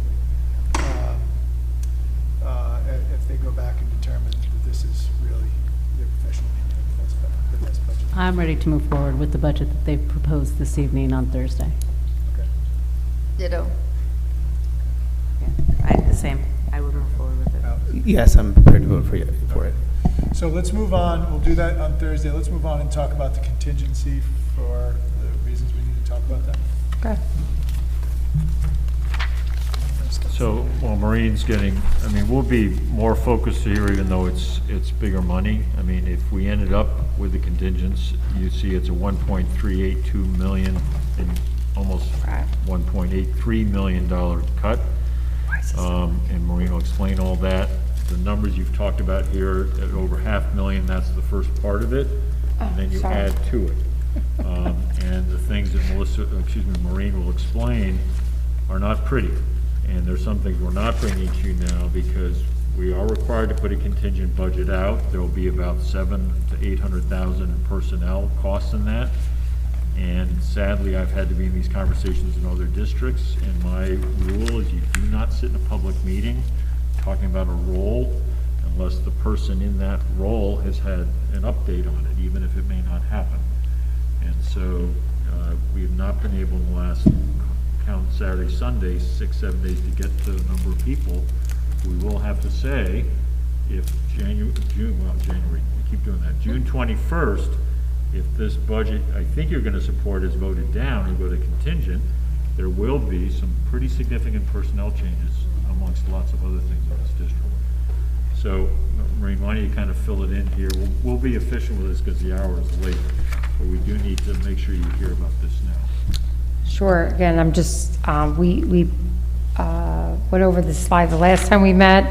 Again, it's just a definition slide, so I know the board is familiar with it. So other than we're really going to focus on the number one bullet here, which is in a contingent budget, if we were unable to increase the levy over the prior year, what reductions would, in addition to what we showed you tonight, would we need to consider or would be part of that?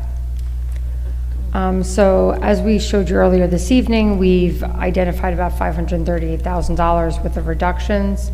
Depending on if we were to add money back, then this number would actually have to go up because ultimately we have to get to that $882 worth of, not $82,000 worth of reductions.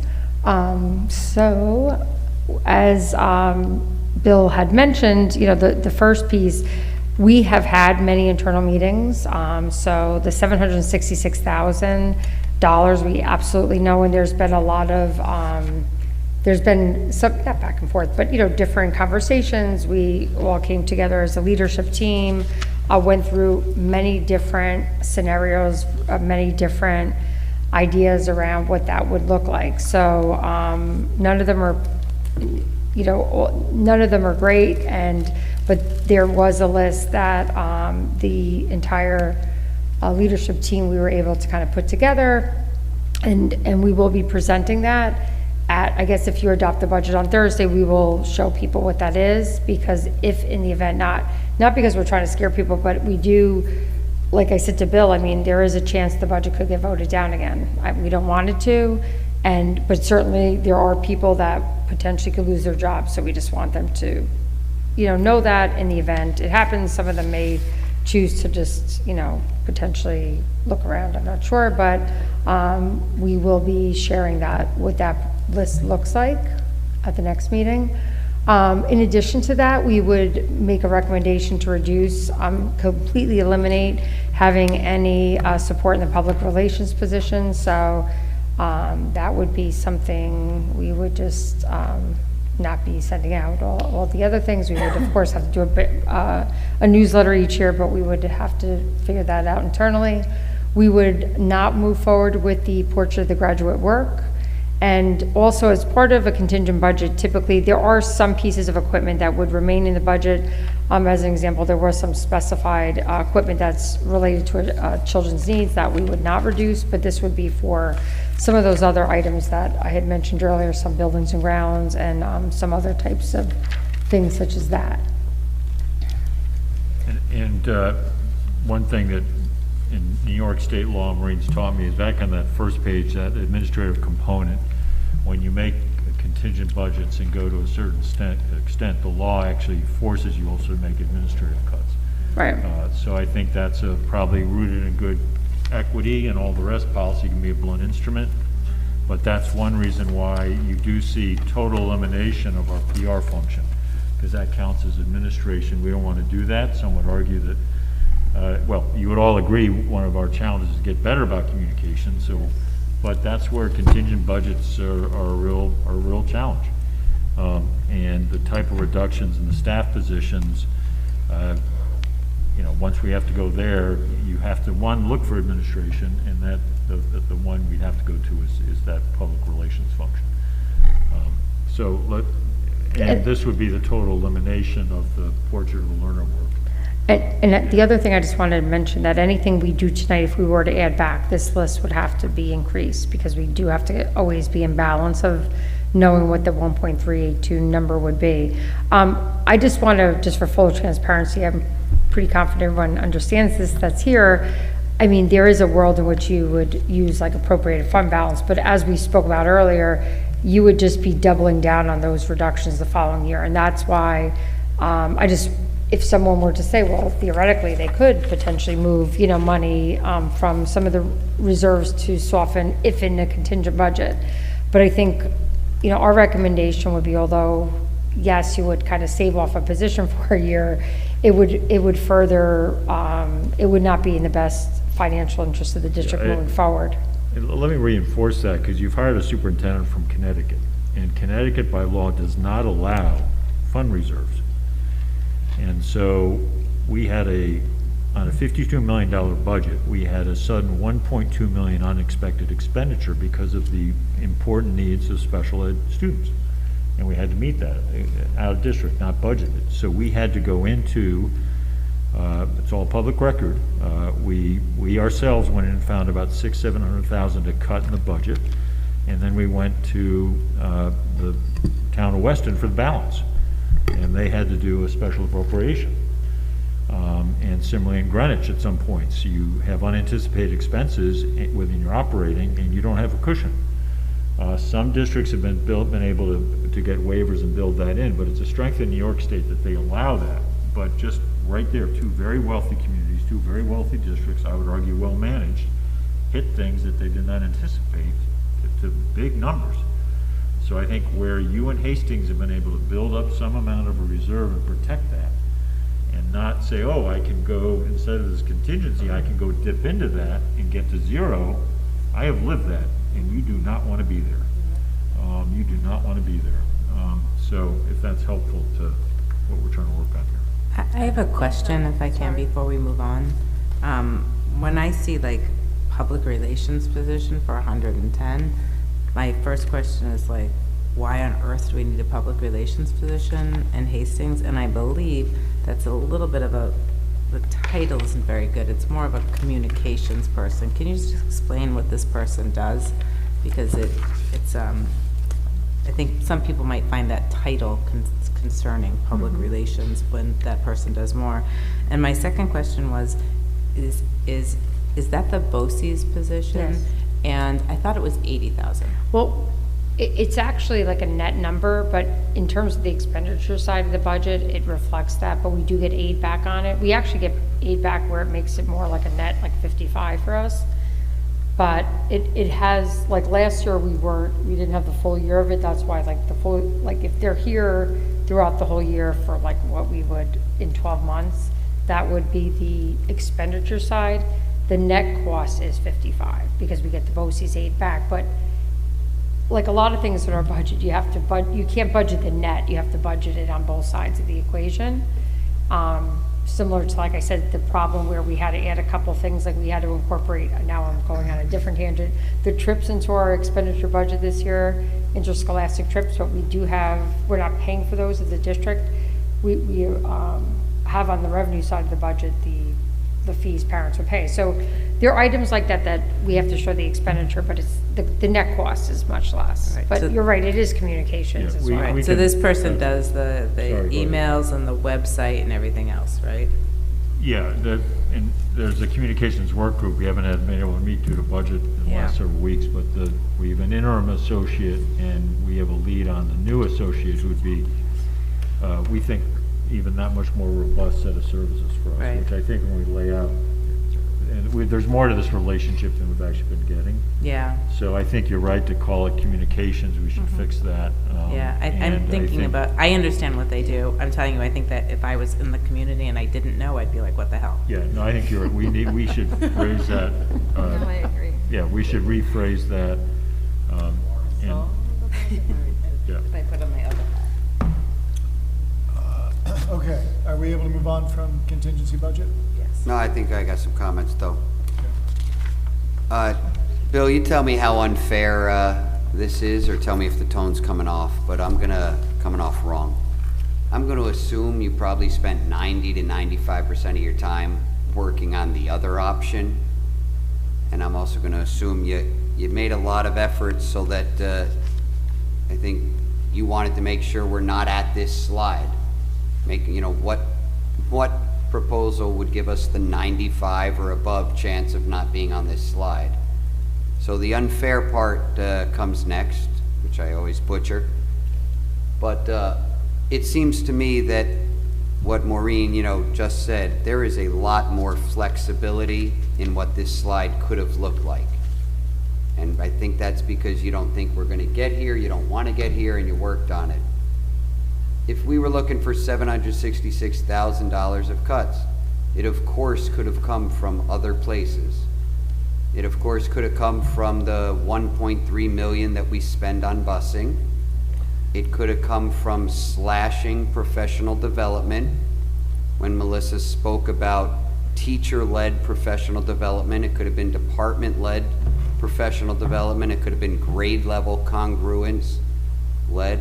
Of course, there's another $30,000 that could have come out of a literacy program that was unfavorably written about on the front page of the New York Times just this week. So I'm asking, is it fair to say that this slide is only showing one quick version because 95% of our efforts are directed towards the much more likely scenario of the first proposal? Or is this really where we would be going if we had to head to this slide? Yeah, and I appreciate how you prefaced it, Jeremy, and I'm gonna tap some things you shared. This is a moment of trust. I think you need to trust that actually as much time went into this as went into the other. It's additive. And I won't draw the funny picture. I just drew a rectangle, right? And I said at the top is, what's it, Maureen, we gotta get to if we go to continue 1.3.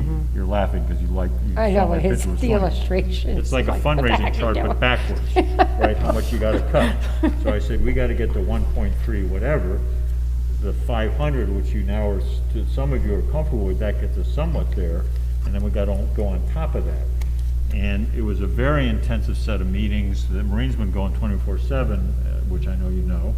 And then intensive meetings with the principals and the directors last week to sort through how do we get there. And all of those topics you raised were on the table, but they're incredibly difficult and there are different points of view on it. But the busing brings all these other issues with it, be it the out of district, the parent, all the rest. There are all these layers to it. So we got to the point where some amount of personnel, because we're a people business, and that's where, as you know well, because you know the budget, 80-some% of our budget is tied up in personnel. So when you get to the extent of cut that we have to do, that's where we land there. So a lot of work, and that's why I say trust, Jeremy. We really dug into this, and nobody wants to kind of bring this, but here it's a lot less detail, in part because within that 766 is a whole bunch of detail, and in deference to those employees, didn't want on a piece of paper publicly till we had talked with them. But the jam we're in is we got to show a contingent budget. So I think by that Thursday meeting, we will list positions, and we will have had those conversations to say we don't want to go there, but that's kind of what's here.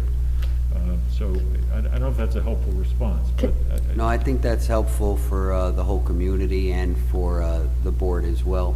Yeah. And I think you guys have put forth the first budget proposal that has every reason to make us think we're going to be ending up at that first proposal and not this one, which we're required to talk about and look at. So I really think you made a lot of smart decisions on that first proposal that have really lessened the chance to minuscule that we're going to be on this proposal. Thank you, guys. And can I just ask, when you talk about 766,000, it sounds like a large number, but knowing teachers' salaries, even if it's the lowest teacher salary, are we really talking between 7 and 14 people? Well, so. Approximately. It's did parts the of math. different people. There's some, so there are, because some of the people are on the lower, like, newer teachers, but because some of it is reductions of certain positions, so where that person may saw benefit, so it did touch quite a few people, like some of which may just leave if they didn't have a full-time position, because some of it's elimination of a full position, others are pieces of people's positions. So I want to say it was like 6, right? 6 people? 6 people. Yeah. Right. Yeah, so 14 was on the high end. Yeah. So 6 is. Because Not some that people wouldn't eliminate their entire position, but it may be a reduction of, Right. Something we have to assume that either they would stay. I just want to respond to one thing. I hear you, Jeremy, and there would, of course, always be a scenario where there could be other things, but I think in a contingent budget scenario, you would have to have something that would stop recurring growth. Like those one-offs, you would need something more sustainable. You would have to start really cutting into expenditures, which you really can only do when you start shaving into like staff, like to have, because once you're in a contingent budget, you're at that like very low starting base, so we would have to start making some reductions to be able to like move forward in the next year. And I just, again, not because of the busing, but I just want to clarify the busing. I mean, a lot of it is special ed, and I think to Dr. Lang's point, years ago we used to show it actually as the 2 separate lines, and I remember, I forget what superintendent was, but at one time they said, well, can you just put the special ed and the private school like together, because the special ed portion of it was so much higher that it was like, again, shining a spotlight, and people would say, well, how many kids are on the bus? And there are situations where there's only one child attending a school. I mean, it is what it is. I mean, I think there's a committee that determines where kids go to school, and there is an occasion, we do have students, I'm being honest, that ride a bus by themselves because their school is an hour and a half away, and the majority of that spending is, yes, we could make the bus rides, I guess, longer for some of our children. I know personally that we do get some parents that there's notes where medically they can't be on buses for longer. I mean, there's a lot of moving parts with transportation, and it is something we consider in terms of the private school, but the problem really was being able to execute it in like 3 days at this point. I'm not even sure what that would look like. We've already started to schedule our buses with the other districts, so there would be an impact on their budget. So a lot of those moving parts would probably have us just make these reductions and then maybe look at those for next year, I guess, because we would then be at a point where we're gonna have to look for everything. I want to thank you guys really for, what you put together was more than I actually expected. I just have to be honest. I was assuming maybe 5.2, 5.3, that's where my head was. Because I also know when I voted no on as a board, the voting going around, I also know the difficulty I met with. I can meeting with the leadership team is not evading OML laws. So I know the difficulty that went into it, but I just want to know, I did not even expect when it was dwindling down. I told Dr. Makesi, I think it's going to be a yes at the end of the day. And like I said, my circles all voted yes, that I'm aware of. So I didn't really know. This is really hard work, and I just want that to be recognized. That's all I'm saying, that no one would know for 40 years or something. It's never been a no or something like that. And then, so I don't think Maureen really planned on it, and Dr. Makesi, of course, but you just did the work, and it's very evident that you listened to every input.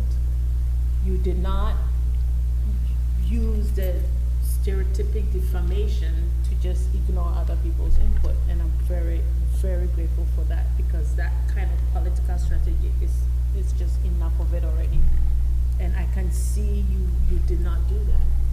You did not use that tactics to belittle other people's input. You look at all of it. You look at documents people shared, and it's evident in your conversations. And I want the community to hear that. And I fully support whatever the next tweaks. I mean, this is what it is. It's the baseline, and I'm in full support of it. And thank you for your hard work.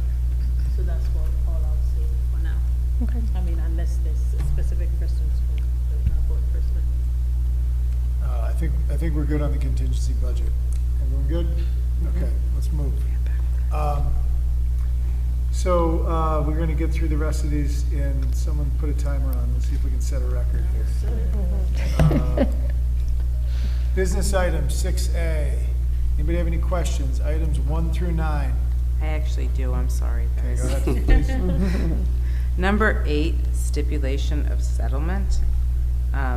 That's the one that was, I guess we didn't pay the teachers for interviewing some of the candidates for principal and vice principal. Am I understanding that correctly? Mm-hmm. That the teachers interviewed the vice principal and they get paid for that, right? Is that what this is?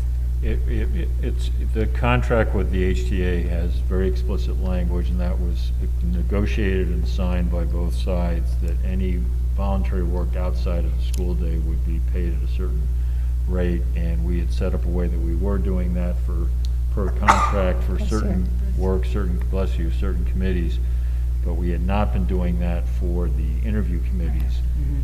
So back and forth, but it was clear with legal counsel work that there was no difference. So we given the contract, we had to do this. Okay, so they're on a committee, because I was just surprised that they were like getting paid for 4 hours of interviewing, but presumably they're interviewing more than one candidate, and that's where the 4 hours, Yeah, the and 2.5 hours come it's from. after school hours, so. Got it. So right. And so we didn't pay them for it, and it was Correct. part of, so that's why this is the Right, grievance but there for was. it. But I understand it's part of it's Yep. part of the contract. Got it. So they get paid for that. Yep. And then the other one was just the one with the science teacher, Miss Chandroff. So she's getting paid extra because she teaches a class, plus she's department chairperson. So she's teaching another additional class, so she's getting paid to teach the additional class. Right, so in the collective bargaining agreement, if someone teaches additional sectioning, they need to be compensated. Got it, okay. And this Thank is you. above what the contract allows, so she's at like a 1.4 Yeah. Right. FTE. And that actually is an example where it was a good collaborative moment with the union, because they could have simply said, no, forget about it, and we would have had a real problem providing key instruction to students.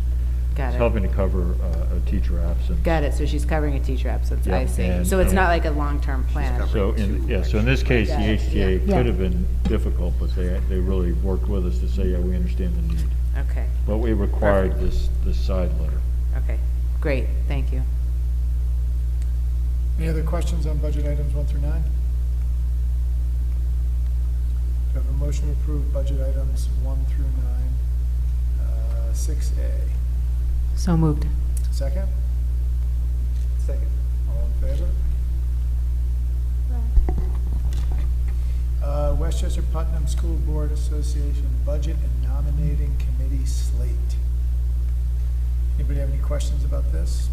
No, but I think it's worth pointing out that the WPSBA dues will increase 3% for the coming school year. So it's not just us that's facing it, they're increasing it by 3%. Do we get to vote that down? So that's come up before. Do I have a motion to approve annual budget memo, board of directors slate, and the, what's this final thing here? Meeting ballot. Not entirely sure what that is. Oh, that's just that's the actual, I don't think, that's not an actual thing. So it's just the annual budget memo and the board of directors final slate. Do I have a motion to approve those? So moved. Second?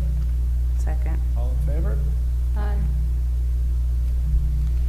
Anybody have any questions about placement or services for CSE and CPSE?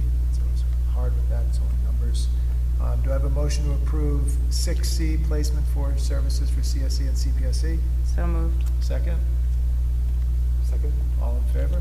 Aye. Anybody have any questions on personnel, A through D, appointments, amendment, leaves of absence, and resignations?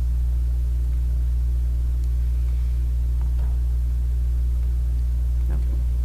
Do I have a motion to approve personnel items 7A through D? So moved. Second? Second. All in favor? Aye. Anybody have any questions about the approval of minutes from the 5-4 meeting? Do we have a motion to approve minutes from the May 4th meeting? So moved. Second? Second. All in favor? I don't know if there's going to be any discussion around the policy stuff, but is this, we could approve it quickly, but if there's discussion, what I might suggest is we hold that for another Yeah, we meeting. should table it. But this is a second read, though. Yeah. It was just this, remember the characterized sort of, it was sort of a homebrew policy that we just sort of aligned with the current. I just want to make sure if someone had any, Yeah, I think we should table it because I was so much into the budgets that I hadn't looked at it again. So if we could table it. would that be okay? It was, there's nothing time sensitive about this policy, is there? Exactly. No, it's not time sensitive. So, Melissa, can we just table that for another, a subsequent meeting? Okay. Second public comment. Did anyone in the public want to comment?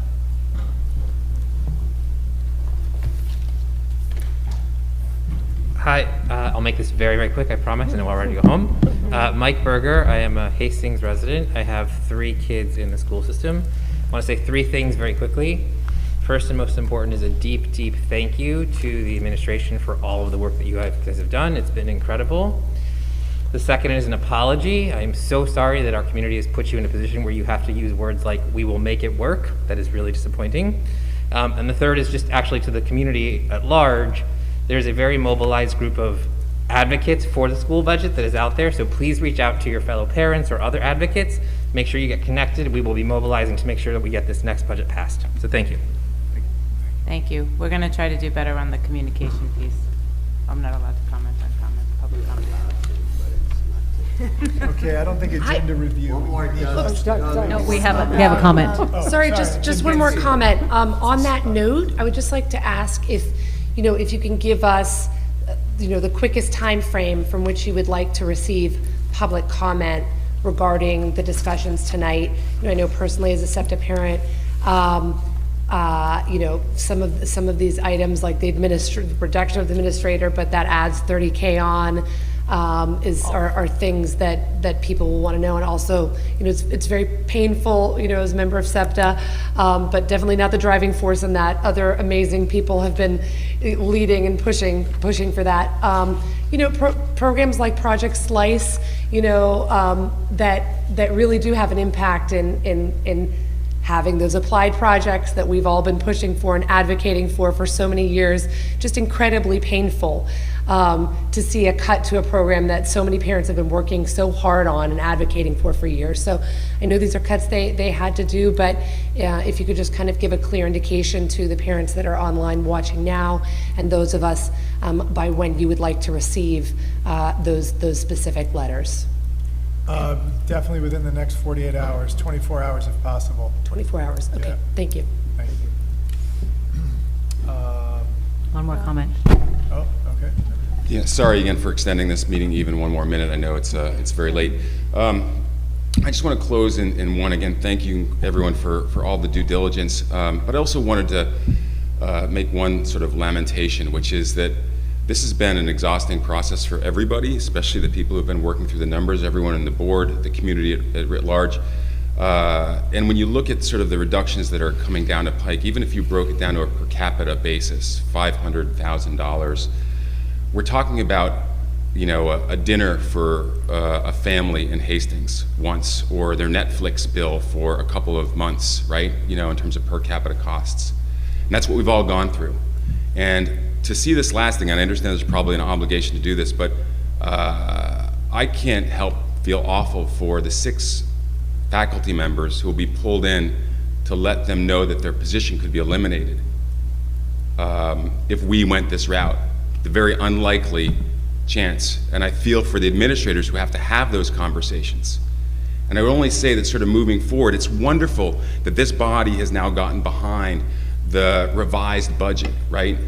But I would hope in the future, moving forward, whether it's the voice of the community being heard earlier or working together seamlessly as a board, we get to this point earlier to save, you know, those 6 conversations and this process and asking sort of people to work sort of 24/7 to sort of turn around so quickly. So I amend, you know, the process and the effort. I'm not trying to be overly critical, but it's sort of, it's really unfortunate that breaking it down to that human level, that those conversations are happening over the next couple of days. And I'm sorry again to those people who will be sitting in those rooms. I hope that doesn't in any way reflect on our community support for these teachers and what they mean to us. So thank you very much.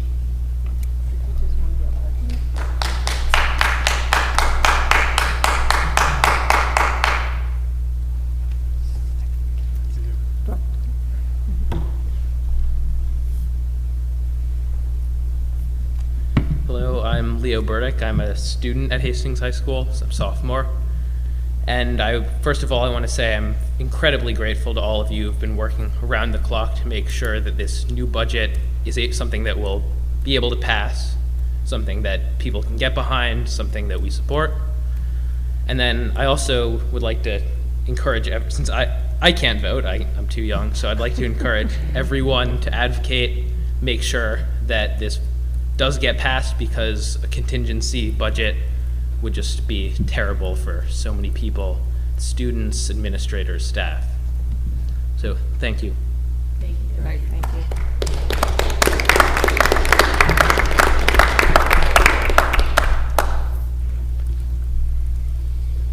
Okay, did you want to go over? Yeah, I'll be really fast. June 6th is, well, you have a special meeting tomorrow regarding issues of canvassing the affidavits and all. That's being done with strict legal compliance per state law and with very close legal counsel. And then you we'll get you, I guess you have said that exact time for the meeting on Thursday. But having said all that, your next official posted meeting already is June 6th. And we've moved things out of that meeting into June 21st. So your last 2 meetings are getting pretty heavy. We did reach out to Melissa Shandroff today regarding science research. We wanted to feature them at the end of the year. We may find one to celebrate them, but do that in a little more efficient way. And so we're looking at that to lighten the load here a little bit, both for the students and also for all of you. But you've got a pretty busy set of meetings on June 6th and June 21. So just look at what's posted, just to make sure you're clear on what's coming. Can we just talk about moving those dates as well, like I had mentioned earlier? Which? Because really, they're not going to fit within the required, Right. Unless you want to have like 2 board meetings back to back, like June 6th and 7th. Jeremy's saying yes, he wants to. Yes, more microphone time. No, but it may just work better, only like we can establish those dates also, because that may have an impact on people's availability, like if we have to tell them the shifts. So do you want to have Melissa D poll you in the next 24 hours as opposed to trying to figure out here? Sure. I'm just, Or do you want to just establish it now? We do need the dates so we can publicize it, you know. Either the 6th. It would be the 7th, 8th. 7th or 8th, because then it's gotta be in the legal notice. 6th and 8th anyway, so let's just move it to the 8th. June 8th? We have some meetings that are gonna miss the window, so we're just gonna move it to the next one. Sounds great. Should we just yell out 7 instead of 8? Or someone want to yell out 8 instead of 7? 7. There's the Hillside concert on the 7th. Yeah. So that's not going to work. You have National Honor Society induction on the 8th. Is which day? 8th is National Honor Society induction at 6:30. You could try for an earlier meeting. I mean, typically districts, boards don't try and schedule against major events. And vice versa, so, but if you gotta move the meeting, you gotta move the meeting. Well, you have to have a budget hearing, you're required, so it has to be one of those So then, dates. could the yeah. hearing be ahead of 6:30? Or are you running against the National Honor Society? Why can't we do it on the 7th? I think there's a Hillside Spring concert, is that what you're saying? No. Does- No, does- Yeah, it's a Hillside. Sorry, we're looking at it. Does the hearing have to be in person? Yes. Yeah. Doug, can I ask one, since we're coming tomorrow, Melissa, aren't we having a meeting tomorrow? Is this something that we would be able to approve in tomorrow's meeting? Yeah, I won't be at the meeting tomorrow. No, we still have to have a budget hearing, like that typical, yeah. Yep. Which is, No, he's just saying, can we figure out the date? oh, sure, sorry. That could be figured out tomorrow, right? Oh, yeah. Yeah, I can Okay. email you guys too, just look out for an email. So there'll be the two meetings. Why and the don't last we one. find some options, you'll email us some different options, we'll choose. Board comments. Yeah, I'll go first. I don't think it can be said enough, the leadership that we get in the schools, but also the leadership we get, from administration to the board itself is of course evident every meeting, and more so the last 2 weeks. I think the administration has put a budget proposal together that is going to pass with a significant community support. And I think the way you read the room and the way you read the community, the three of you who are here and all your teams, is helpful and impressive and much needed. So I'm very helpful to see the details of this proposal that I think our community is going to be supportive of. I also just want to say that I, like I said, I appreciate the good faith effort that you guys did. I think it's necessary, but I did approve the first one, and I wish it went through because, I mean, granted, I come from the corporate world, but I've dealt with many budgets in my life, and when you take things out, it's always really hard to put things back in, and that's my fear about this one, so I hope that's not the case for us for next year and the year after. I think we had to compromise, and we came back, thanks to our administrators, incorporated feedback. We can't tell the community to support the budget. We can provide information, but I would say that it's important for people to have understood that the first budget that was put forth did not include the biggest budget increase in either terms of dollars or percentages, and that the board has, in fact, as recently as last year, not had a unanimous support amongst the 7 of us, and it's still passed. People need to read the information for themselves. And I just want to give credit to all the time and the thought that went into developing this revised budget in the turnaround time of nothing. And I know that what you provided to us, both the first time around and the second time around, has been guided by nothing but your professionalism. So I thank all of you for your work. I don't have anything to add. No, thank you, the community, thank you, the administration. This has been a painful process. I think we're going to become stronger as a result of it, and ever onward. I want to say this to as the collective board. I've been addressing the public comment. I would say this to the collective board, that we need to work our process together. We need to be able to not assume something other than what we actually hear directly. I was actually quite unhappy about the fact that, I don't know about Jeremy, but when I said no board member called me to ask me why am I saying no, except one person who was more concerned about going into the community because I said no. That was disturbing to me. It was silent. Even people in the community that I revered and would ask for their advice never, ever one time said, why did you vote a no? They cared less. And yet still, when the community votes no, it becomes, I guess, spotlighted. That is my grievance, and I wanted to share it as a board comment, because then that way I don't get censored, so to speak. Also, when we had the emergency meeting, I was put on the spot. I wasn't told that you'll be asked about this whole no thing, and yet still there was that level of entitlement, which I would say was not a pleasant one. And I said I was going to leave this for this board comment. Passing of judgment is not the way to go as a collective board. Saying a yes doesn't make you righter than someone who says a no.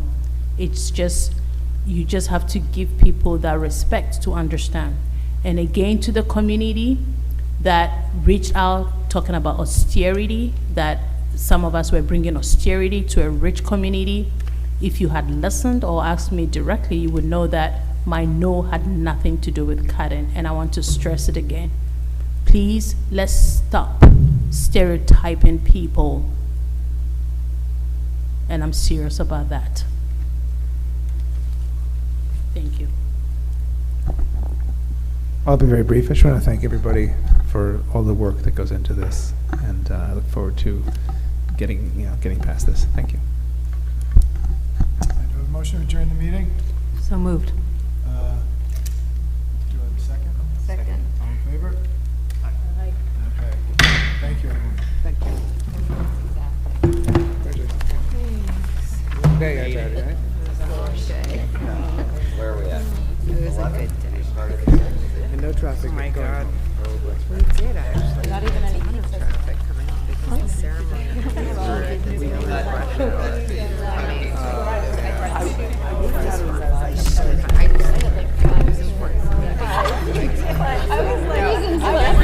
I told my mom, I'm like, we can't celebrate. I have to. Good night, everybody. Thank you so much. Thank you. Melissa, congratulations. Thanks. Yeah, good day. Good day. She skipped her celebration to be here. I did do that. She skipped her family celebration.